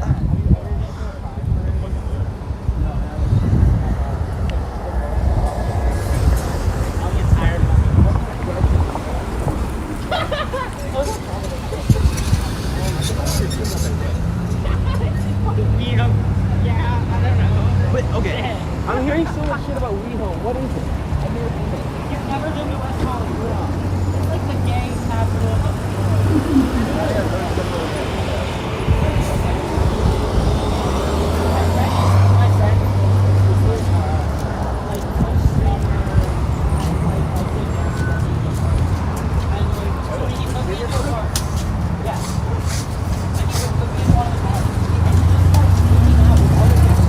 They so did that shit on purpose. Definitely, Miss Loba Bob. I think your self-education on Ninja is the best strategy to not be took. 100%. 100%. Bro, if I could gamify, if I could make it fun to learn about an engine somehow, just so people have basic understanding, I feel like it would save people a lot of money. Like, they don't have to work on it themselves, but just to know how it works. Like, I think that it's complicated at a glance. Like, on the surface level, it's complicated. And then on a deeper level, it all works exactly the fucking same. You know? I don't know, though. There's fuel. It'll be There's, you know, it's just a system. No vehicle can run without certain parts of this system anymore. So it's basically the same shit repeated everywhere. Different design, different build, but same structure. You know? There's cooling segments that cool your engine. There's a lot of exchange happening within the engine, but it's so less complicated than people think. You could learn about half of how you could work on 80% of your engine and still never have opened up a motor. You know, you could still never have seen what it looks like to take an entire motor apart and like see the pistons and like understand the design, and you know, there's like slight adjustments in parts that change things, change the idle, change the sound. And diesel and gasoline engines are totally different because gasoline is a whole different kind of fuel than renewable diesel. So the way that those pistons are moving is different. You know, regular gasoline cars, they use spark plugs. Either way, long story short, it's easy enough, you know? It's easy enough to just not go blindly into places. Like, it's 1,000 times easier to understand the basics of an engine than it is to understand the basics of human biology. So like, I understand walking into like a fucking... Give me a second. I understand walking into like a dentist or a doctor's office or a hospital. I look dark, but I'm a then white bitch. What's up, white bitch? What's up? What's up? What the fuck you want? Explain to me. No, it's all good. No, explain. You live here, bro. Explain. No, explain. Explain.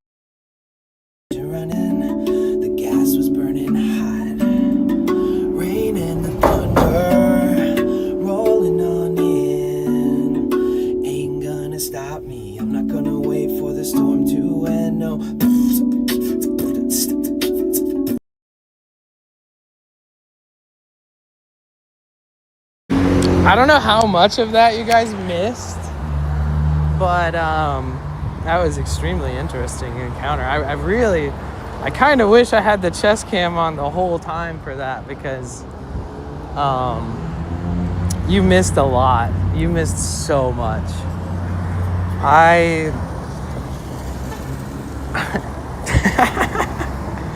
Did you hear? Did you? Yeah, I can't risk it. Did you hear her saying that I smell good? Did you make it that far? Did you make it that far?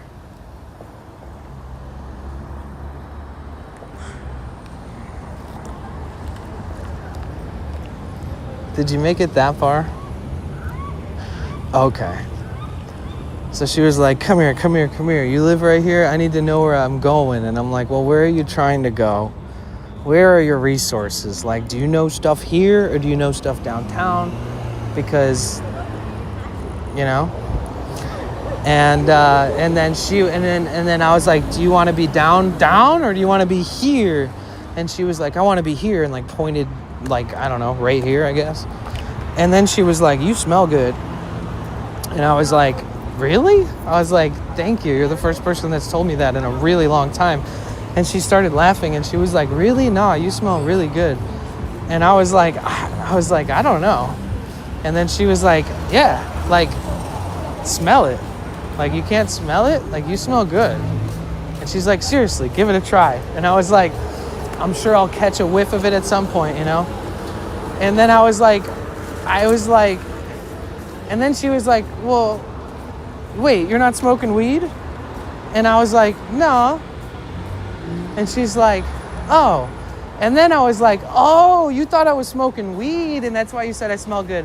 I was like, I thought you were talking about pheromones, you know? Like, I thought you were attracted to my scent. And then, like, she started laughing and she was like, that's funny, that's funny. And then she was like, maybe. And then she was like, wait. And then she pulled her shirt open and she stuck her face in her shirt and she started smelling herself. And then she was like, wait, you try. Like, smell me. Tell me if I smell good.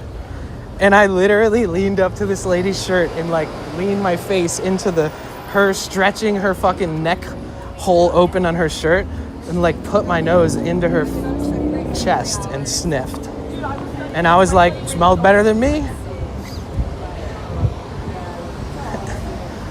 And then she was like, are you sure you don't have any like meth or anything? And I was like, no, I don't have any meth, lady. And she's like, promise? And I was like, promise. And she's like, you swear? You're not lying to me? You would share with me if you had it. You wouldn't be selfish. And I was like, no, I wouldn't do that to you. Honestly. Like, if I ever have anything like that and I see you, I got you. Next time, I got you. And she was like, promise. Say promise. Did she ask you to smell her armpits? Yeah. Yes. As one would. See, I was worried for a second, honestly, because the way that she approached me and was like, I'm gonna linger. It's just, I attract lingerers, bro. Like, sometimes homeless people are drawn to me. It's those green eyes. Just kidding. But yeah, she asked me to smell her armpits and I did it. And she didn't even smell. She didn't smell like anything. She smelled clean. What perfume you got on now? It's called Danny Body Odor.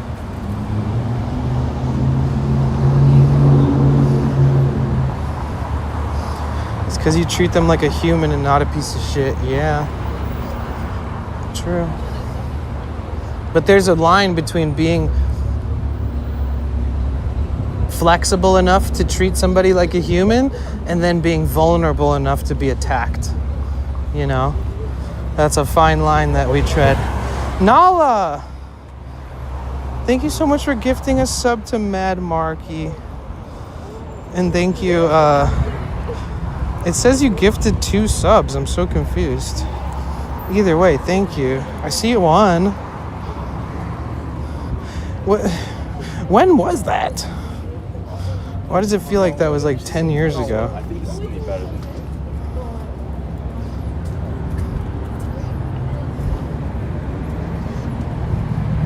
Oh, we hit 10 out of 30. Oh. Okay, if you are not subscribed. Damn, you got auto-modded by typing piece of shit? I thought I set everything to more loosey-goosey. Oh, that happened like right before I was talking to the lady.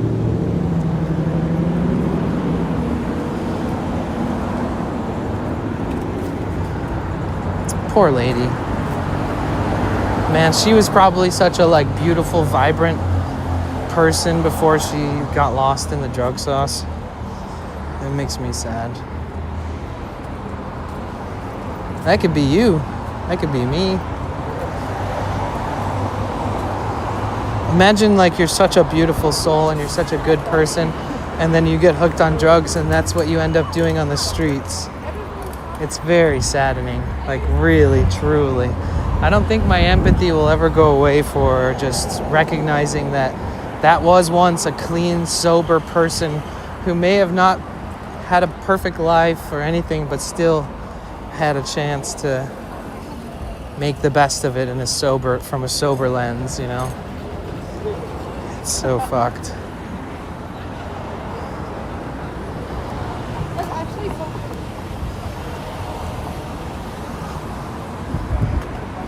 I work in social service program and I worked with unhoused people, which is a different relationship than that on the street. But on the street, I have advantage of not being freaked out. I can engage them in a positive way usually. Nice. Yeah. I mean, I've always had encounters. And then when I started IRL streaming, it kind of changes the encounters, you know? Kind of not able to do as much without feeling like it's content, and I don't want to make content out of that shit. But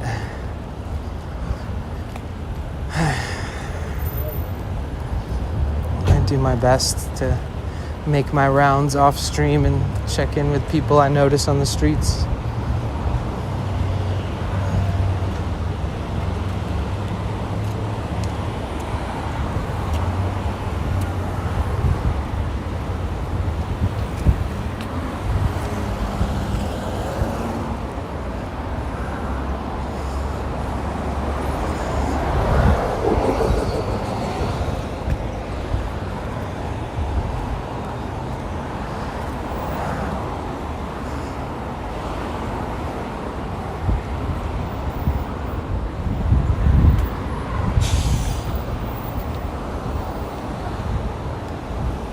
I know my streams have been shorter lately, but I have been streaming more often on a day basis.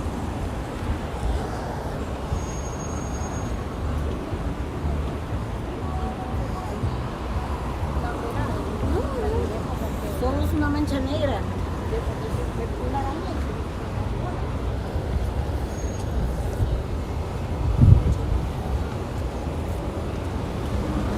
Talking about a woman like that who accosts you on the street, it freaks a lot of people out. Yeah.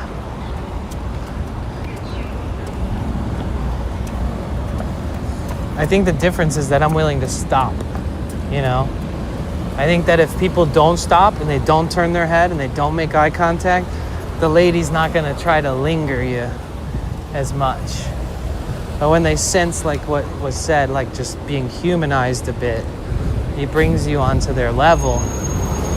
I mean, honestly, there's no way that anybody out of the 100 people who've asked me if I have crystal meth on the streets, there's not one of those people ever looked at me and probably thought that I do meth. They probably just thought maybe he has some. You know, I don't know. Because they always ask. I guess because nice people who don't use meth also sell meth. So there's that. You have to consider the fact that the nice guy walking down the street treating them like humans are also the same guys who peddle them drugs, you know?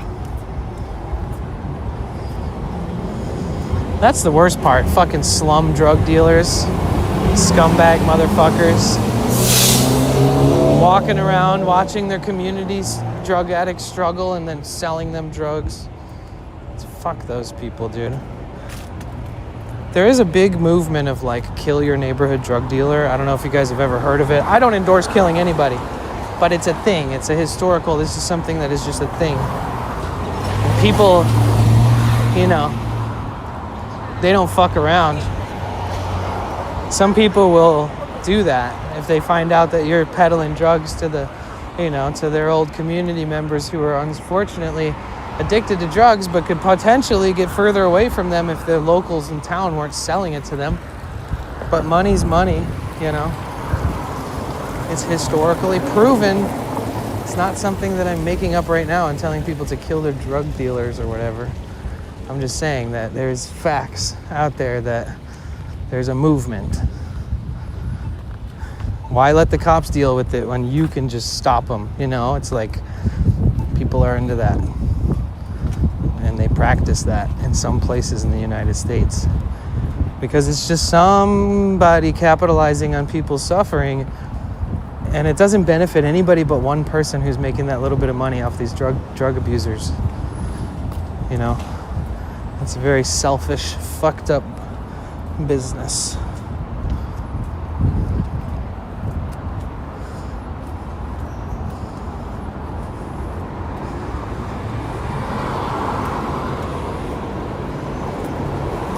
Especially the war on drugs long ago, 100%.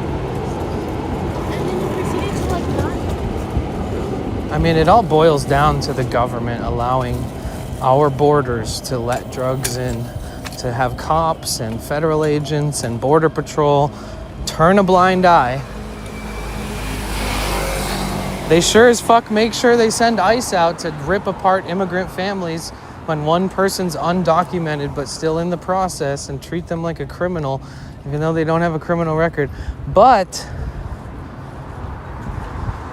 they will also turn a blind eye every day and let drugs into our country to make it worse, to make more people money, to keep the vicious cycle cycling. It is weird, you know. But that's the world we live in, man. It's like the more oblivious you are, the more it's like ignorance is bliss. And then the more you learn, you're like, oh damn, life is very real. And then the more you learn, the less you wish you knew. Because you just start realizing that life is a very fucking weird, gamified, hierarchical oligarchy that is driven by power and money and greed and not by anything else. All of the community orientation and the wanting to help us with the billions of tax dollars that get moved around, that's all a farce. That's all bullshit. As long as the rich stay rich and the poor stay poor and the drugs keep coming in, everything works as planned. As long as people keep eating shit food in the United States and needing health care and overpaying and going to medical debt and dying and putting medical debt on their fucking relatives, you know. As long as we keep pumping shit into our bodies that give us cancer and then we can go into medical debt for cancer treatment but still die, you know, like, it's like, what the fuck? Fuck everything, dude. I totally understand why people are like anti everything. I mean, pick your battles. I'm ADHD. I just think the whole world's fucked. I'm a very optimistic person and I like to enjoy life. And I'm probably one of the most positive people I know as far as just being optimistic and understanding the contrast of there's something to appreciate even though there's something horrible happening all simultaneously. And but I mean, it's all real. I'm not so naive.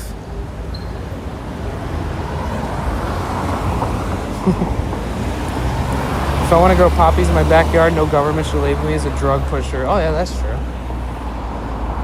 You're very cute. That'll tell them. Give me 1 second.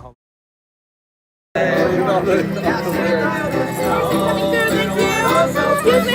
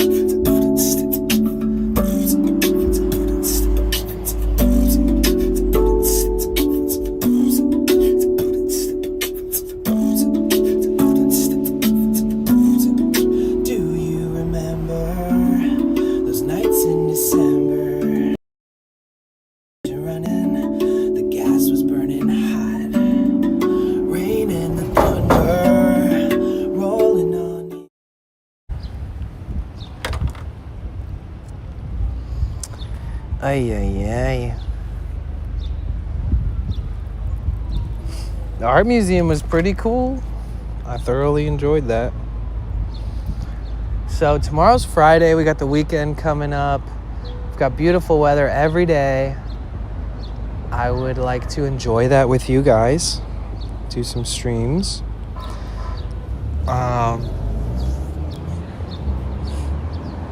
I want to take you guys to San Pedro soon. We haven't been there in a while. San Pedro. San Pedro is a beautiful town. It has this thing called the Korean Friendship Bell. Sunken City, as well as just all these hiking trails and stuff. We'll find something fun to do for Saturday and Sunday as well. Something where we're out in public, busy areas,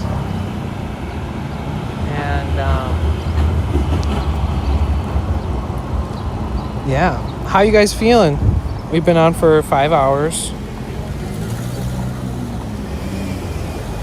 In the next week, I have to do that sponsored stream. I really hope that, if you guys want to join along, you do.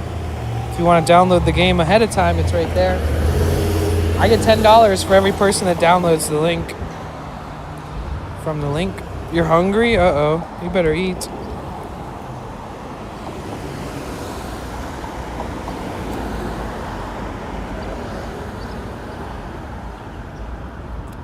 Oh.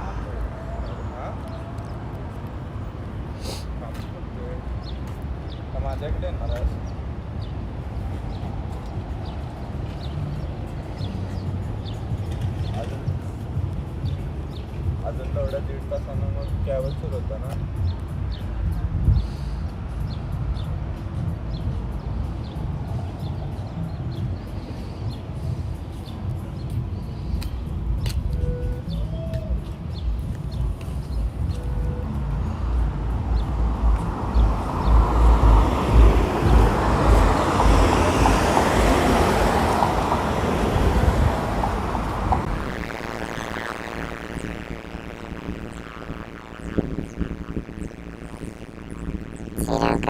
Streaming no bids. Oh my god. Did we get no bids today? Fuck, I'm gonna quit streaming. That's it. I can't afford it. Do this anymore, guys. Thank you, Cynic. True though, honestly. I think people already understand that I earn a living from streaming, but thank you for very much throwing it down and being very real about it. Thank you. Thank you. Thank you so much for the 500 bits. Yeah, I'm really behind financially, so I appreciate that a lot. This is supposed to be my comeback month, and I'm still extremely behind. But I'm streaming more. Doesn't mean I earn more, but I'm streaming more, so that's good. That's a start. It all starts with streaming, so I appreciate the support a lot. Yeah, I'd like to push some longer hours this weekend. Longer streams. Stream sunset every night.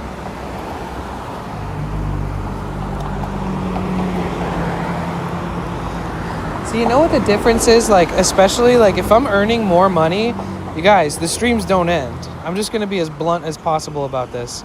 If I hit all my goals somehow in a day, I'm not getting off right away. I'm not getting off early.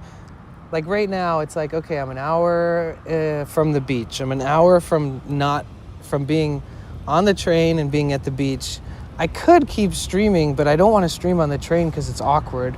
But if I earn enough money, I'll just take a Waymo and then I'll keep streaming. I'll take a $27, $35, whatever Waymo, straight private drive to the beach, and then I can So if you guys are wondering why my streams aren't going as long, it's to take better care of my body and stuff because I've had an injury, but also I just can't afford it. There's certain things that when I'm earning more, I can do, and then it extends the duration of my streams and stuff too. So just a heads up. If I was making enough regularly, I can afford to not feel awkward for an hour on a bus with a bunch of random people in LA, which is the worst version of that. In San Francisco, I can have a long day and I can still hop on a bus for an hour and not feel cringe as fuck the whole time, and not be worried about having to put my phone away and tell somebody to back the fuck up. LA's got a different vibe. So if I can afford to use the amenities, which is more cost in daily living, I can stream longer in LA. But San Diego, San Francisco, it's not so uncomfortable. I could pretty much finish a huge portion of a stream in one area, and then it'll cost me $2 to go all the way across town. But on the train in LA, I have to take my whole system apart. I have to put in AirPods, pretend I'm not streaming. It's a whole thing. It's fucked. The one reason why Sweaty Pedals doesn't even want to come back to LA is because he went on that train late at night while streaming, and it was the most uncomfortable he's ever been in his whole life. And so it's just a thing. So longer streams, nothing in my mind will end a stream early unless I have big plans the next day that I've been promoting or something. But yeah. At a certain point, it's more cost effective for me to end and rest for the next day. But like, that's why I'm only telling you this, not to like encourage or whatever you to send donations or anything like that. I just want you to know, because there's a difference between the content I'm doing right now than last year. Last year I was streaming like 10, 12 hours a day. Granted, I didn't have an injury, but I was earning a lot more, so I was able to just pull any fucking trick out of my sleeve that I wanted at any point. You know, if we just did 8 hours downtown, I'm sweating, I'm out of water, I'd be like, well, let me just get a Waymo and relax in the air conditioning of the car, and I'll stop somewhere and get a drink, and we'll keep the stream going. So I just want you to know that there are some reasons why I'd prefer to spend the whole day with you guys if I have it in me, but sometimes it's not energetically worth it.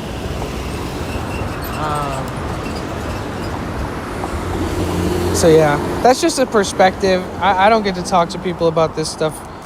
I don't really talk to streamers. I don't have like a manager or anything. So just for transparency. It's kind of counterintuitive because it's like,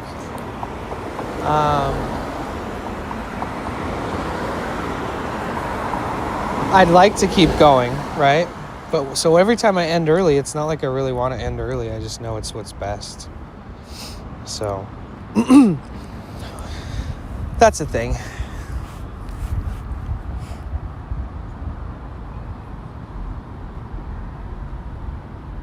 I chose this life though, so that's just kind of how it works. And I'm happy.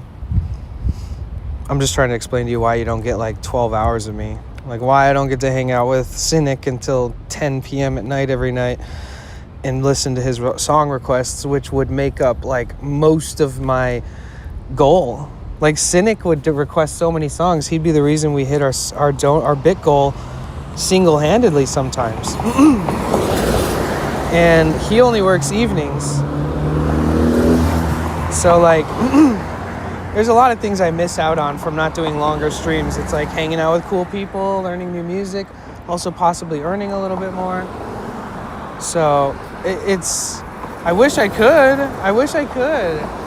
It's just not smart. Like if you make $20 in a day and you've been streaming for like 8 hours on foot, there isn't much that makes you feel like you should continue. Like the adrenaline's gone at that point. When you know you've earned your keep, then the adrenaline sticks for a little longer. It's just how it goes.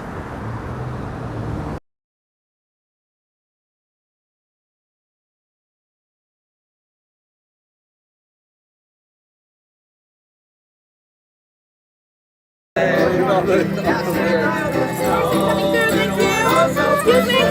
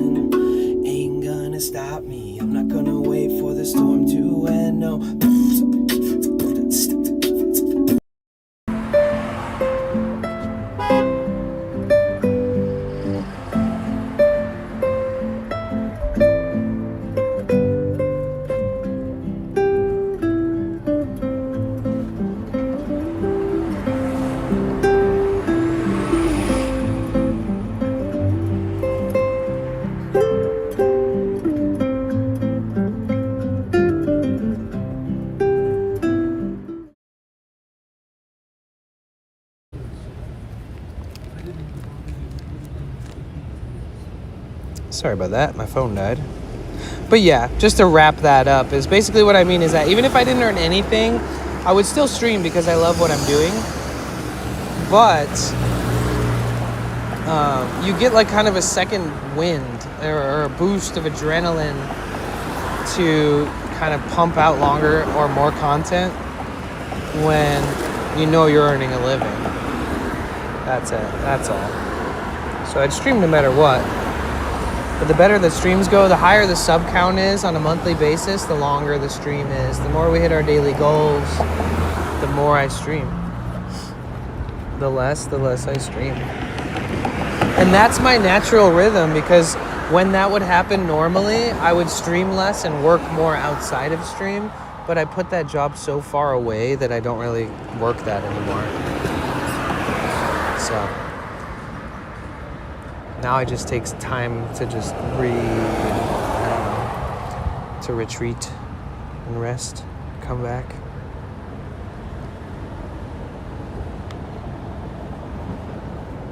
Like, again, you guys being here is more than enough. That's why I'm here. But after a while, the adrenaline, the energy runs out. And just knowing that you're earning a living and that today's work paid off in a way that will help sustain your livelihood, and which is a necessity, it kind of like doubles down. It like gives you a second wind. So that's why I've streamed a lot less too. Just trying to manage myself and have a balance.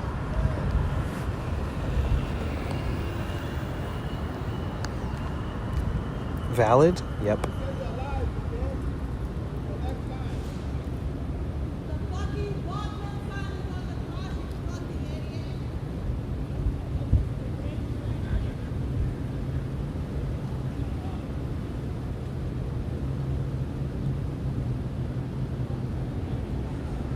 Welcome back. Don't leave us, Captain Bliss. Well, that's my train right there driving away.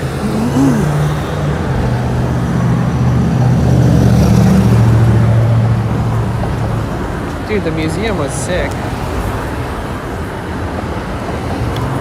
I stink. I've been having a lot of stress, anxiety. It doesn't matter how clean I am, how spick and span I am, how much deodorant I have on. I have stress BO. I've been noticing it the last few months. It's bothering me a bit, but it is what it is. I swear to God, when that lady said that I smell good, she just smelt my fucking BO. Like, for sure. 100%.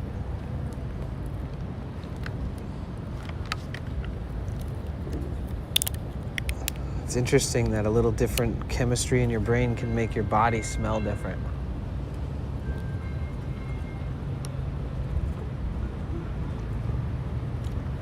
To everyone.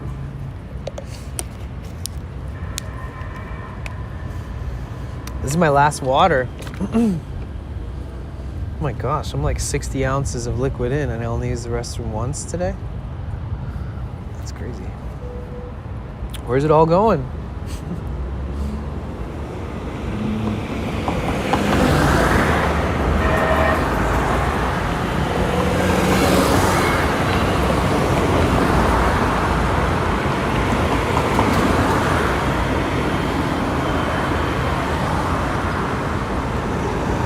There aren't really a lot of spots like this where you can just sit in the shade waiting for a bus. The campus has a really nice bus stop.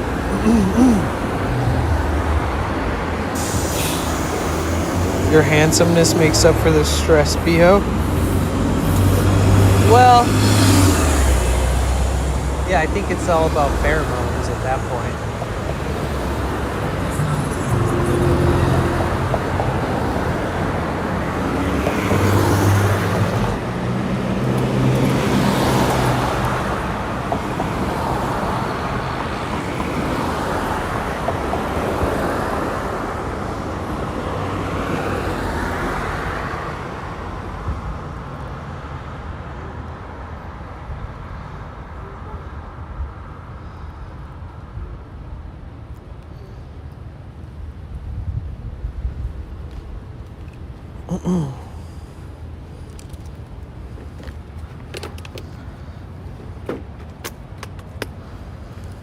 Oh, my back is sweaty.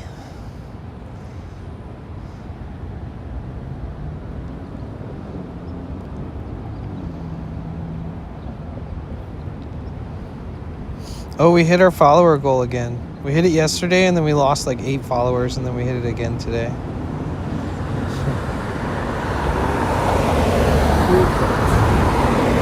My phone is all jacked up.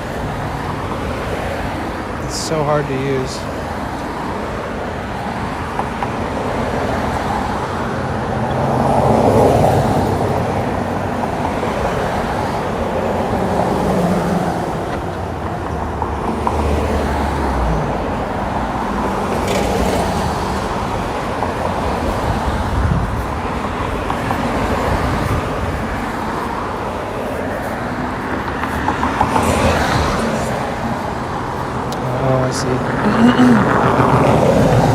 No, don't worry, Nat. I think the most important contribution that you can have is just being here. You know, the higher the viewership, the more I get from my sponsors, that kind of stuff, like it all adds up. But I'm just kind of trying to make sure I give people contrast in case anybody looks at my streams and they're like, damn, he used to go hard. He used to go all over the place. He used to stream long hours. He used to stream every day. He used to seem like he had an unlimited tap of energy somehow to make this shit work. And it definitely doesn't, I'm not portraying that kind of attitude or amount of streaming in the past few months, you know? So there's a lot of factors. But what's most important is that I have fun and I enjoy what I'm doing. And that if you guys can show up, that's where it all begins. Yeah, I'm definitely doing the opposite of burning myself out right now, that's for sure. I think if I didn't have a physical injury, I would still be streaming like 12 hours a day no matter what. And I would probably be in a different financial situation. So I think one of the biggest factors is my knee. But it's also preventing me from burnout. Because the worst thing is pushing even harder when you already go hard. You can't burn the candle from both ends or whatever, you know? So the injury has given me the opportunity to be like, listen, you love this. Take it easy. You want to be able to walk. You love walking. And walking is basically my streams, which I love to share. So I'm in a very unique situation for sure, though. Can't really base a month's earning ahead by one day, or a year by 1 month even. So with the it's very prone to fluctuation.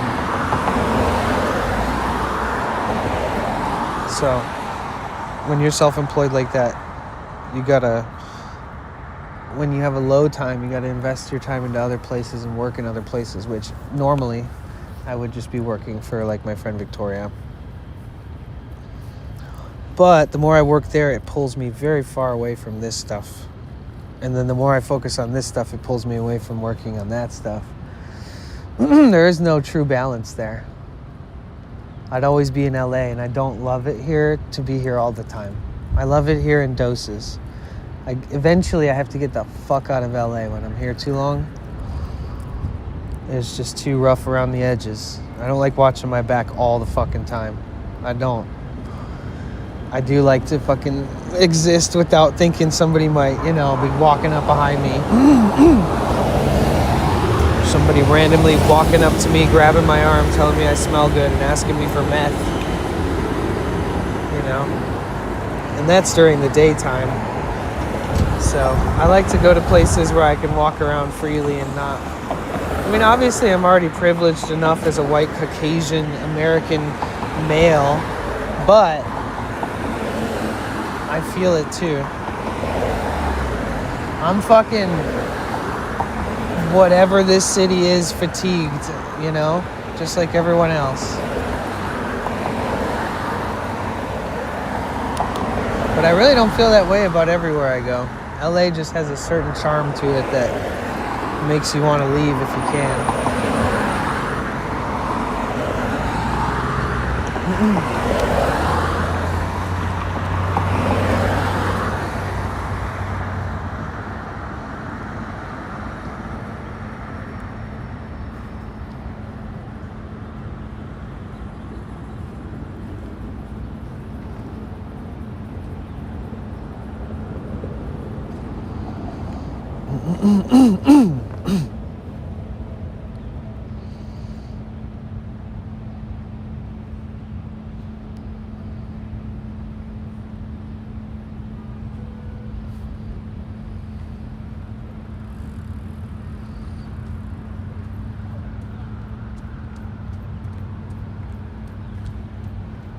I'll always be back. It's not about leaving LA altogether. It's just like LA got Detroit vibes. It's like I wish it the best and I will never abandon it. But it doesn't necessarily bring out the best in everybody. I don't know. There's like, 80,000 homeless in just Los Angeles alone. It's a very small area to have that many homeless people.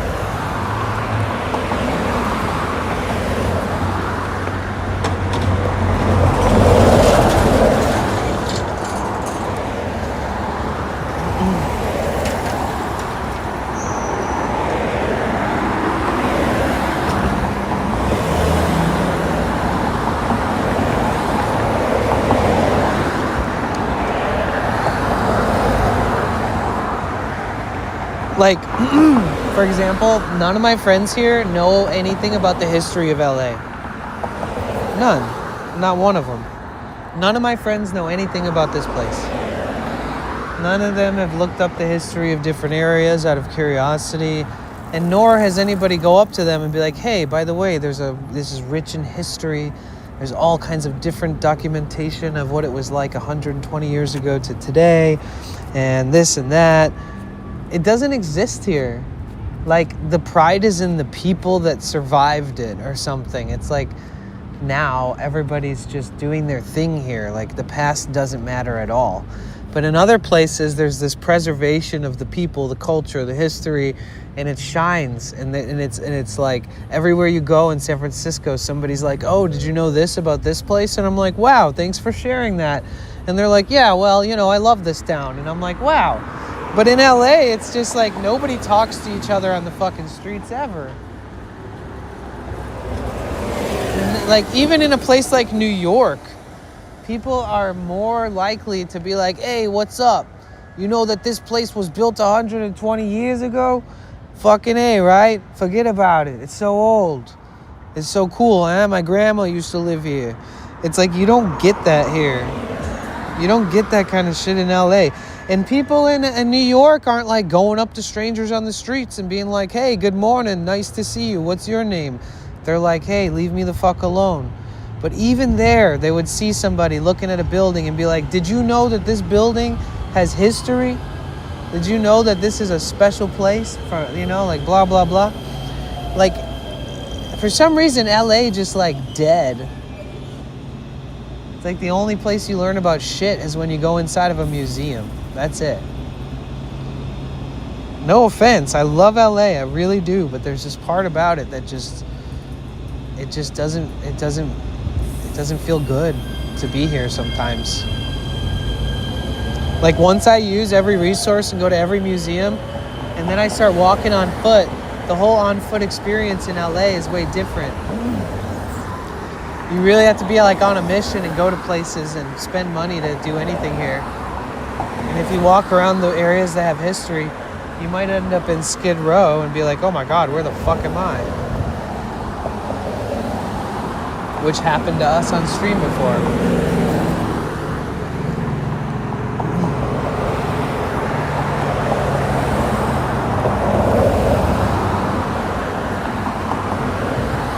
San Diego too, everybody loves the history there. And it's like there's signs on every building and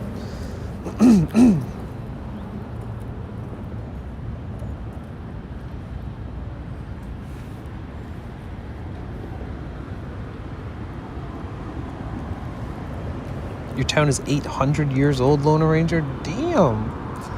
Oldest town in chat, probably.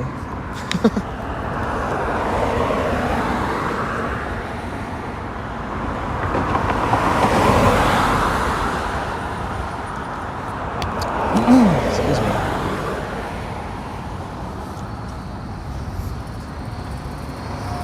So just so you know, we're sitting in front of the Science Center, the George Lucas Museum, and the Natural History Museum of Los Angeles.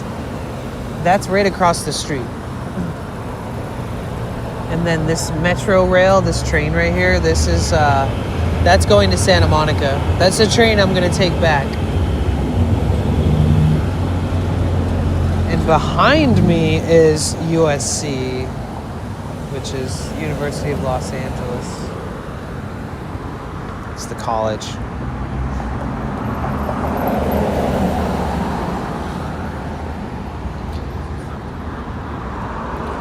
Los Angeles University of Southern California.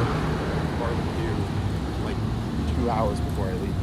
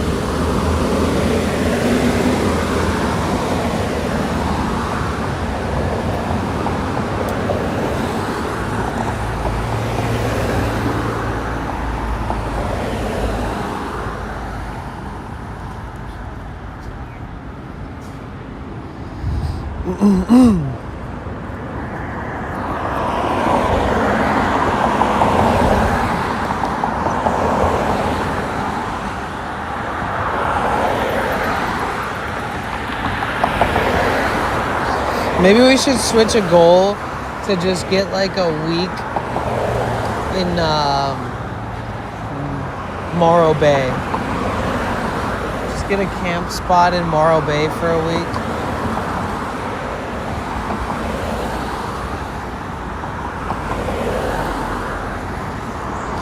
I would love to get new solar panels. I feel like I really need to find a pair that's compatible with my power stations that charge faster.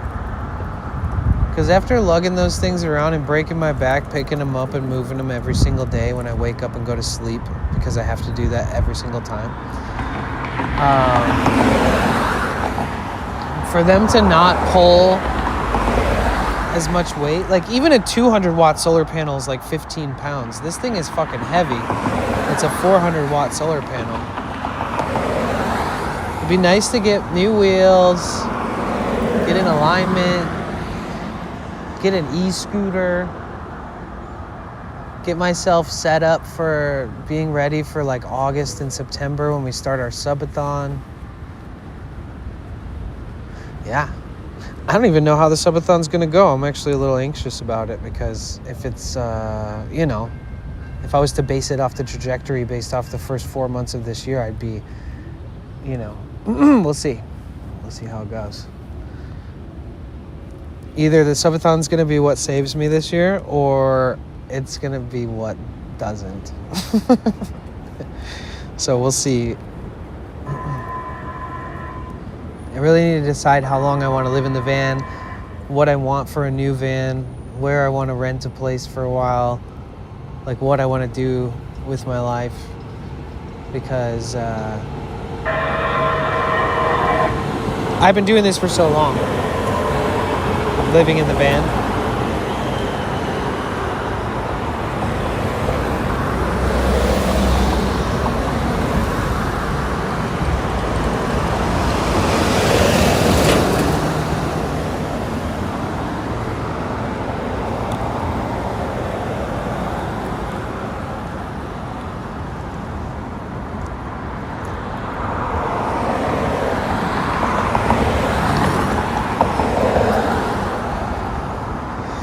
I think the EcoFlow's fine.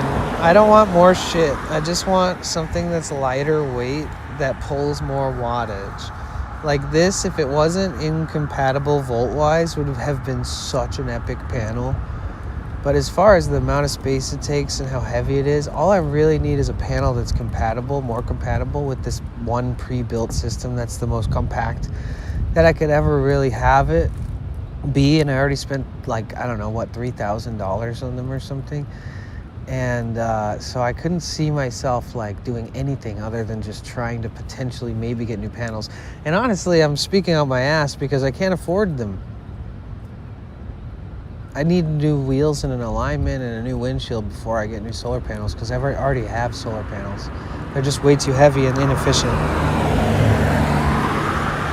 I wish it was just took less space and, you know, like it should, but it doesn't. So it is what it is. It is helpful, but it hurts. It hurts to know that it's just 3 volts off from getting hundreds of more watts.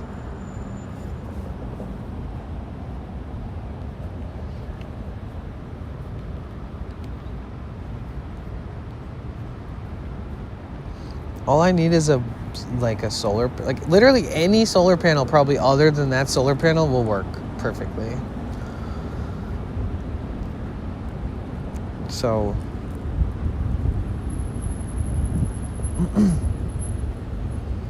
like I could even just get a real solar panel. It'd be so much more efficient. Just set it outside, throw some legs on it. At least I know the concept works. It's just large, heavy, and doesn't pull as much as it's supposed to. So there's an inefficiency thing happening where, you know, when my back hurts and my knee hurts and I have to pick that shit up every single day while crouching because I can't stand up straight. So I'm using like all back and knees, which I shouldn't be. It's just bad. The whole thing's bad. My body hurts, man. My neck, everything.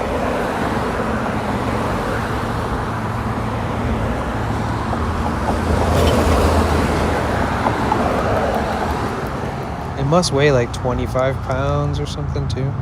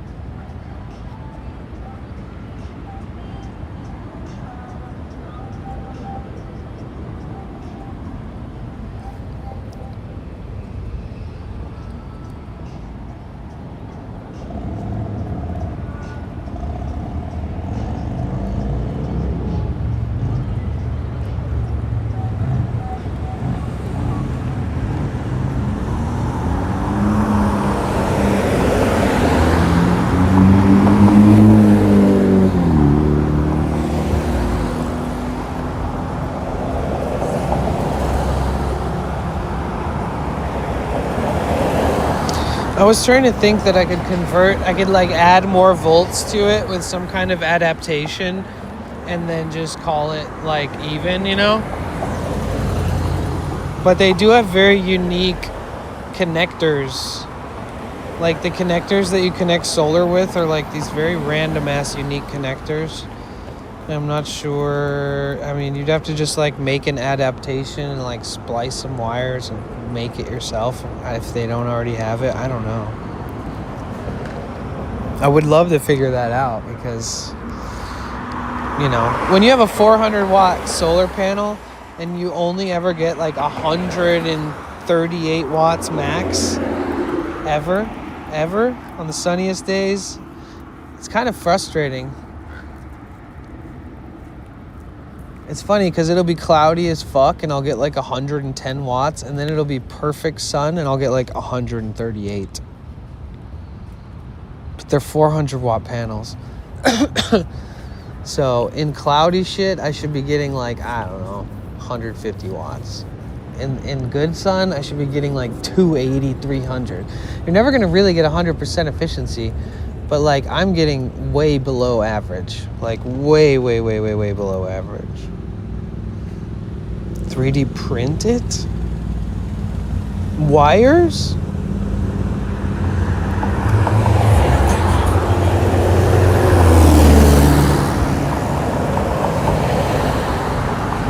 What would be really cool if I could go into the internal settings of the EcoFlow station and set it to like 46 volts instead of 50, so that it switches into the high tier, allowing it to charge more.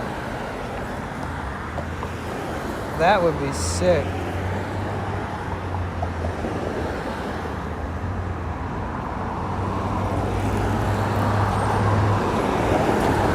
All right. I love and appreciate you guys. Nightbot is not a sub anymore. That's not good. Let's hook somebody up with a raid. Thank you guys so much for being here today.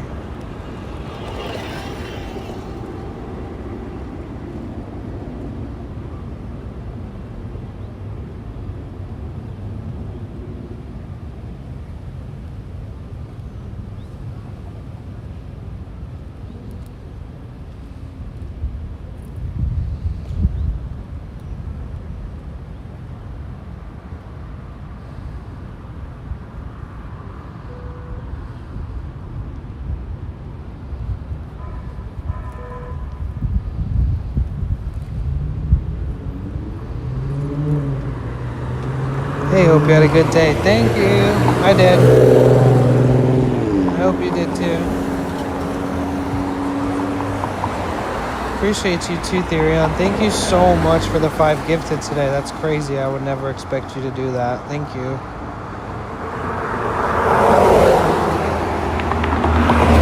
And thank you, Cynic, for the 500 bits, and Tank for the resub at 24 months. Glynis at 12 months.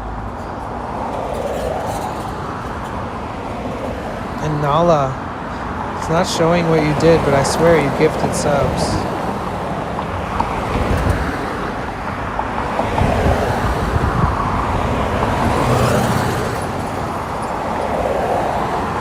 Yo, Mike, thank you so much for the 300 bits. Thank you. It really helps a lot. Thank you so much. Let's go, Mike.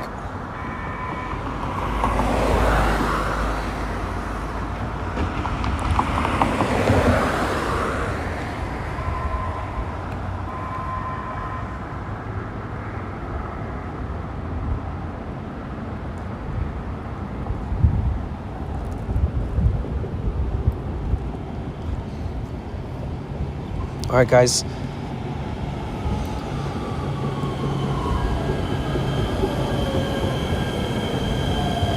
Make sure you guys check the Discord. I'm there. I'm always there. Nala, I appreciate you. Thank you so much. Casey, thank you so much for being here. Ian. Addie Love. Lona Ranger. Nat, D. Michael, Kerr,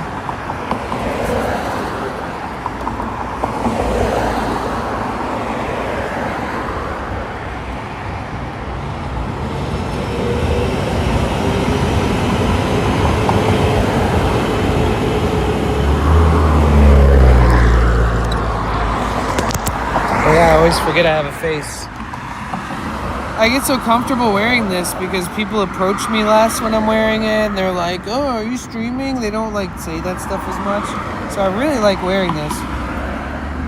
But, you know, I did used to show my face like 80% of the streams. I do have a face. Alright, I appreciate you guys, love you guys. Who are we rating? We're gonna raid Ira Abba. She's Ukrainian. She lives in Portugal, but she's in Canada for the first time.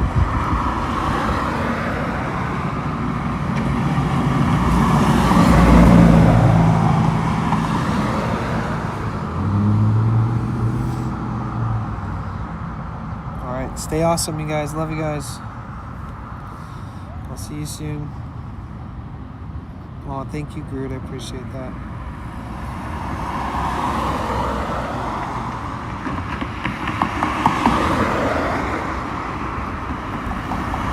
Yeah, copy this raid message. I don't know.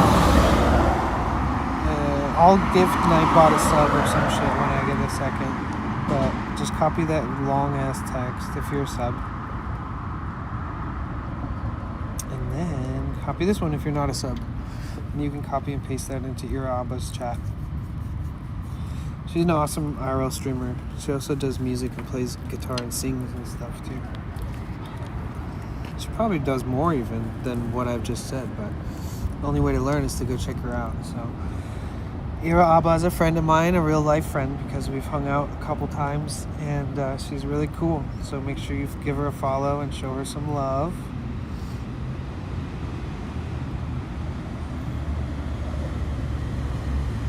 Shout out to the Broad Museum. That was sick.